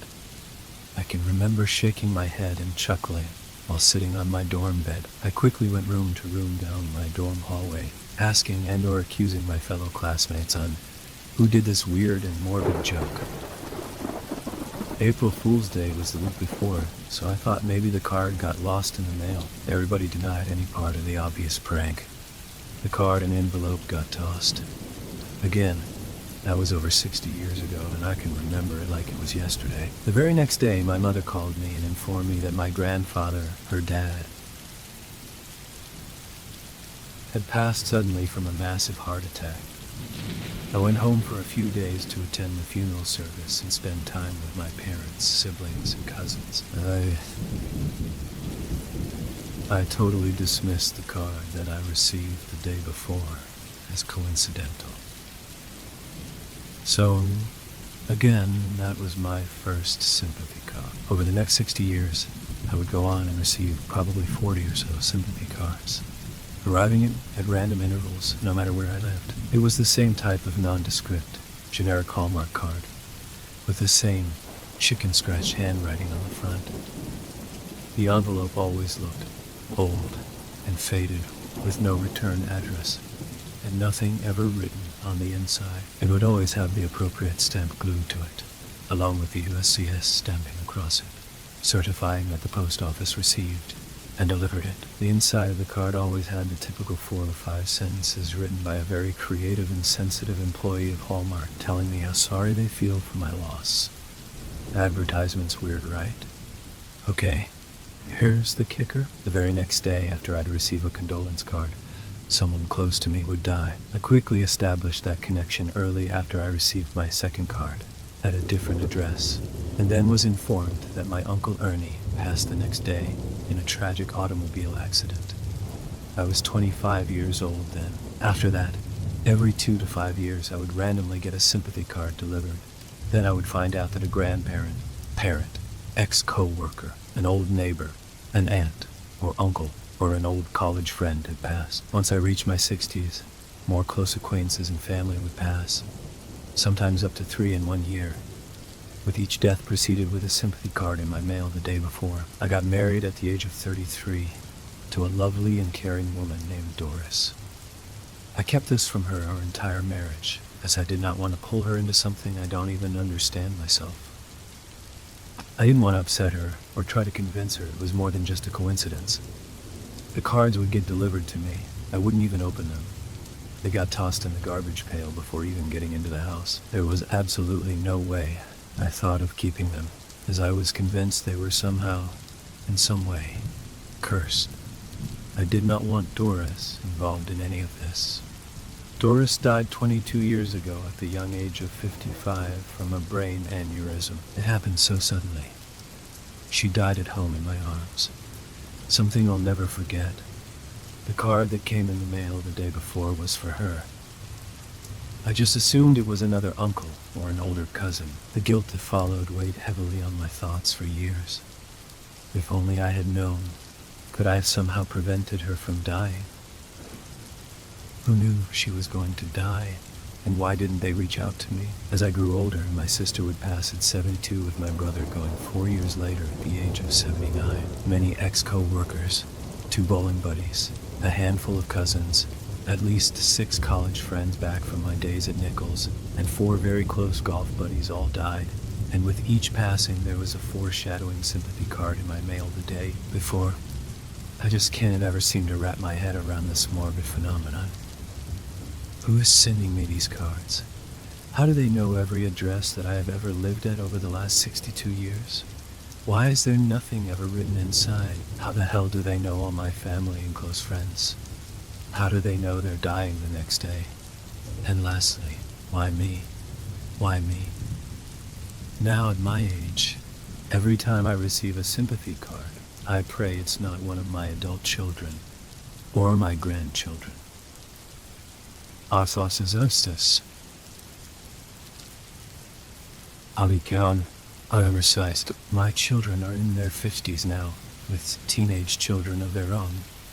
I worry so much about them as they venture further out of the house, driving around with their teen friends, possibly involved in risky teenage behavior. My world would be absolutely crushed if anything ever happened to them, or to my adult children. No child or grandchild should ever die before the parent or grandparent. But it does happen, and it's what keeps me up at night whenever I receive a card in the mail. Nowadays, when I receive a card, I call both my children the next morning to do a wellness check. I'll ask what they're doing that day and assess their risk level if they're going out in public or traveling somewhere by car or plane. I'll ask about my grandchildren too, and make sure they will be somewhere safe. I know my children think I'm on the cusp of dementia when I make these annoying calls, but I just need to do it for peace of mind. I always end a phone call by telling them to be careful driving. So here I am, 82 years young, sitting at my kitchen table, writing this on lined paper with a big ballpoint pen in hand. I just don't know what's going to happen to me. So I want to document this strange phenomenon that has plagued me for the last 60 plus years. I'm not sure if this will be my last entry. My son called me earlier this afternoon. He told me that he received the weirdest thing in the mail today. He said he received a stamped envelope addressed to him with, according to my son, handwriting that looked like a fourth grader might have written it. He said the envelope looked ancient, and he told me inside. The envelope was a Hallmark sympathy card with absolutely nothing written on the inside of the card. He told me it's probably some stupid prank from one of his coworkers. Later in our conversation, he asked me what my plans were for tomorrow. I told him I'm definitely staying inside all day. Story 11. Danny. Martin screamed into the vacant abyss of the woods as he searched for the missing schoolboy. Danny, where are you? He heard nothing back, only the eerie sound of the wind blowing the fallen leaves and tree branches around him. Martin listened carefully. He was almost sure the woods were speaking to him through the wind, as though they were trying to tell him something. He worked his way through the woods. It was still daylight, but not for much longer. At 4 p.m. dusk was not far off.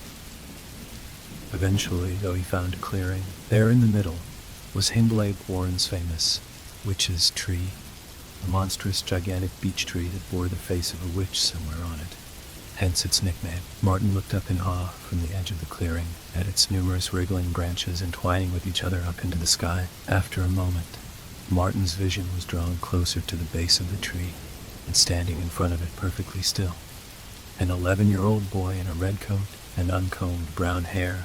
Danny? Danny? Danny? He called over to the kid walking behind him. No response. No movement either. Strange. Danny, you wandered away from your group. They're worried about you, mate. Best get back before they call your parents. Martin looked up and saw what Danny was looking at. He had found what many had interpreted as the face of the witch on the side of the tree, staring down at them both with an angry expression. Some of the teachers and staff had been winding the children up by telling them there really was a witch trapped inside, and that the tree was magic. Now seeing the huge tree for the first time, Martin wondered what he would have made of it had he now been looking at it with children's eyes.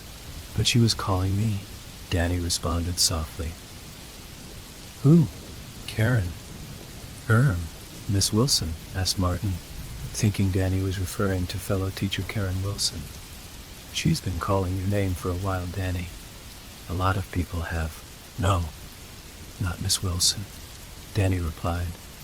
Still facing away from Martin, he lifted up his arm and pointed up at the tree. Her. Martin looked up.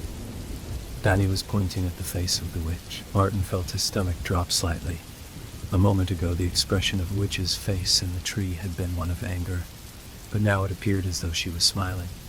Regardless, he assumed he'd interpreted it wrong and dismissed it. "Time to go, Danny," Martin said, laying a gentle hand on the kid's shoulder and giving his shoulder a squeeze.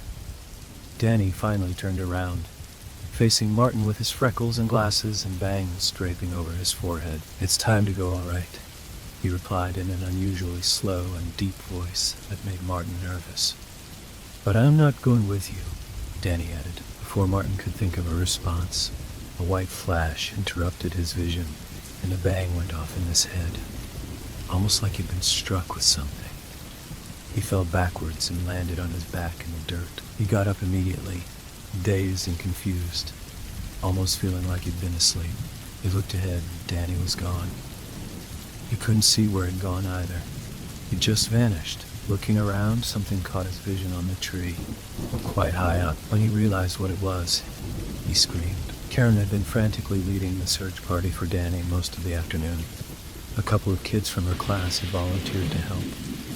Samantha and Gary, as they looked through the woods, searching under and amongst numerous bushes, her heart was racing. She'd never lost a kid on a school trip before. While that was scary enough, there was something about the woods that was making her more anxious and nervous than she already was. Like something in the woods was a leaf. She wondered if Martin agreed, wherever he was. Out of the blue, Gary said something that startled Karen. "He's probably gone to her." "Who, Han?"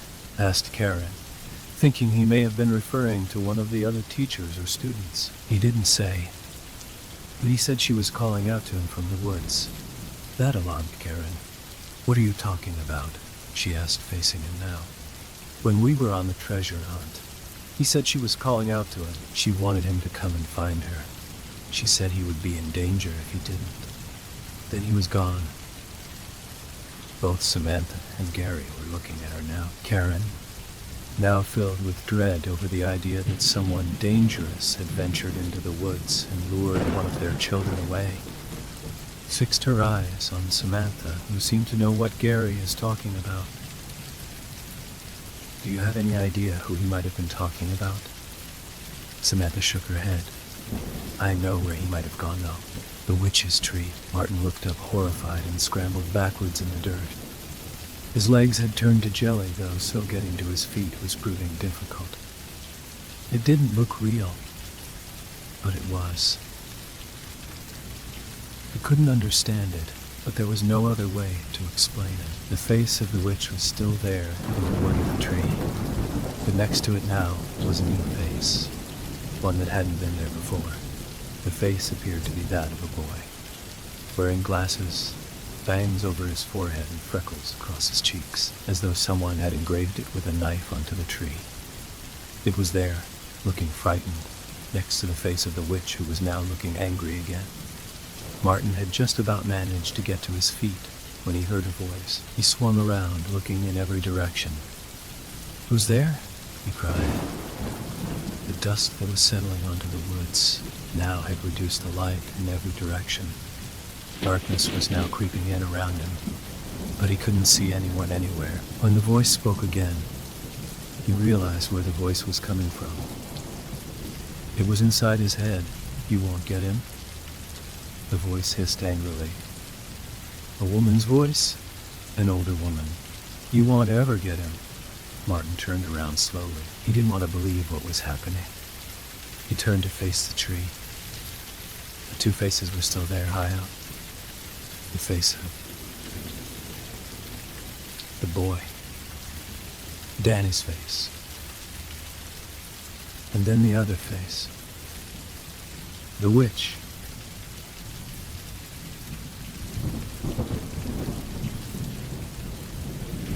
The eyes of the witch's face were glowing red. Martin froze. A noise, somewhere amongst the leaves of the huge tree, came above him. Martin looked up and saw a branch, but the branch was moving towards him, as though the branch had come to life and turned into a long, dangling arm.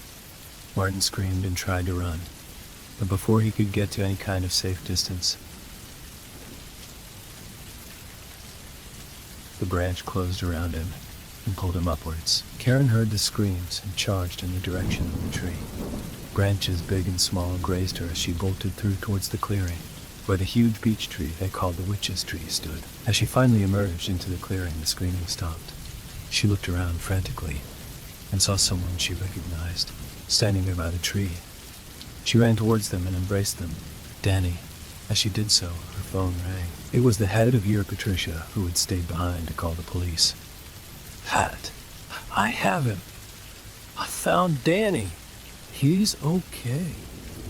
Oh, you have. Thank God. That's brilliant. He's not been hurt at all. Karen pulled the phone slightly away from her head. You're not hurt, are you, Danny? She didn't think he looked hurt, but thought she'd check anyway.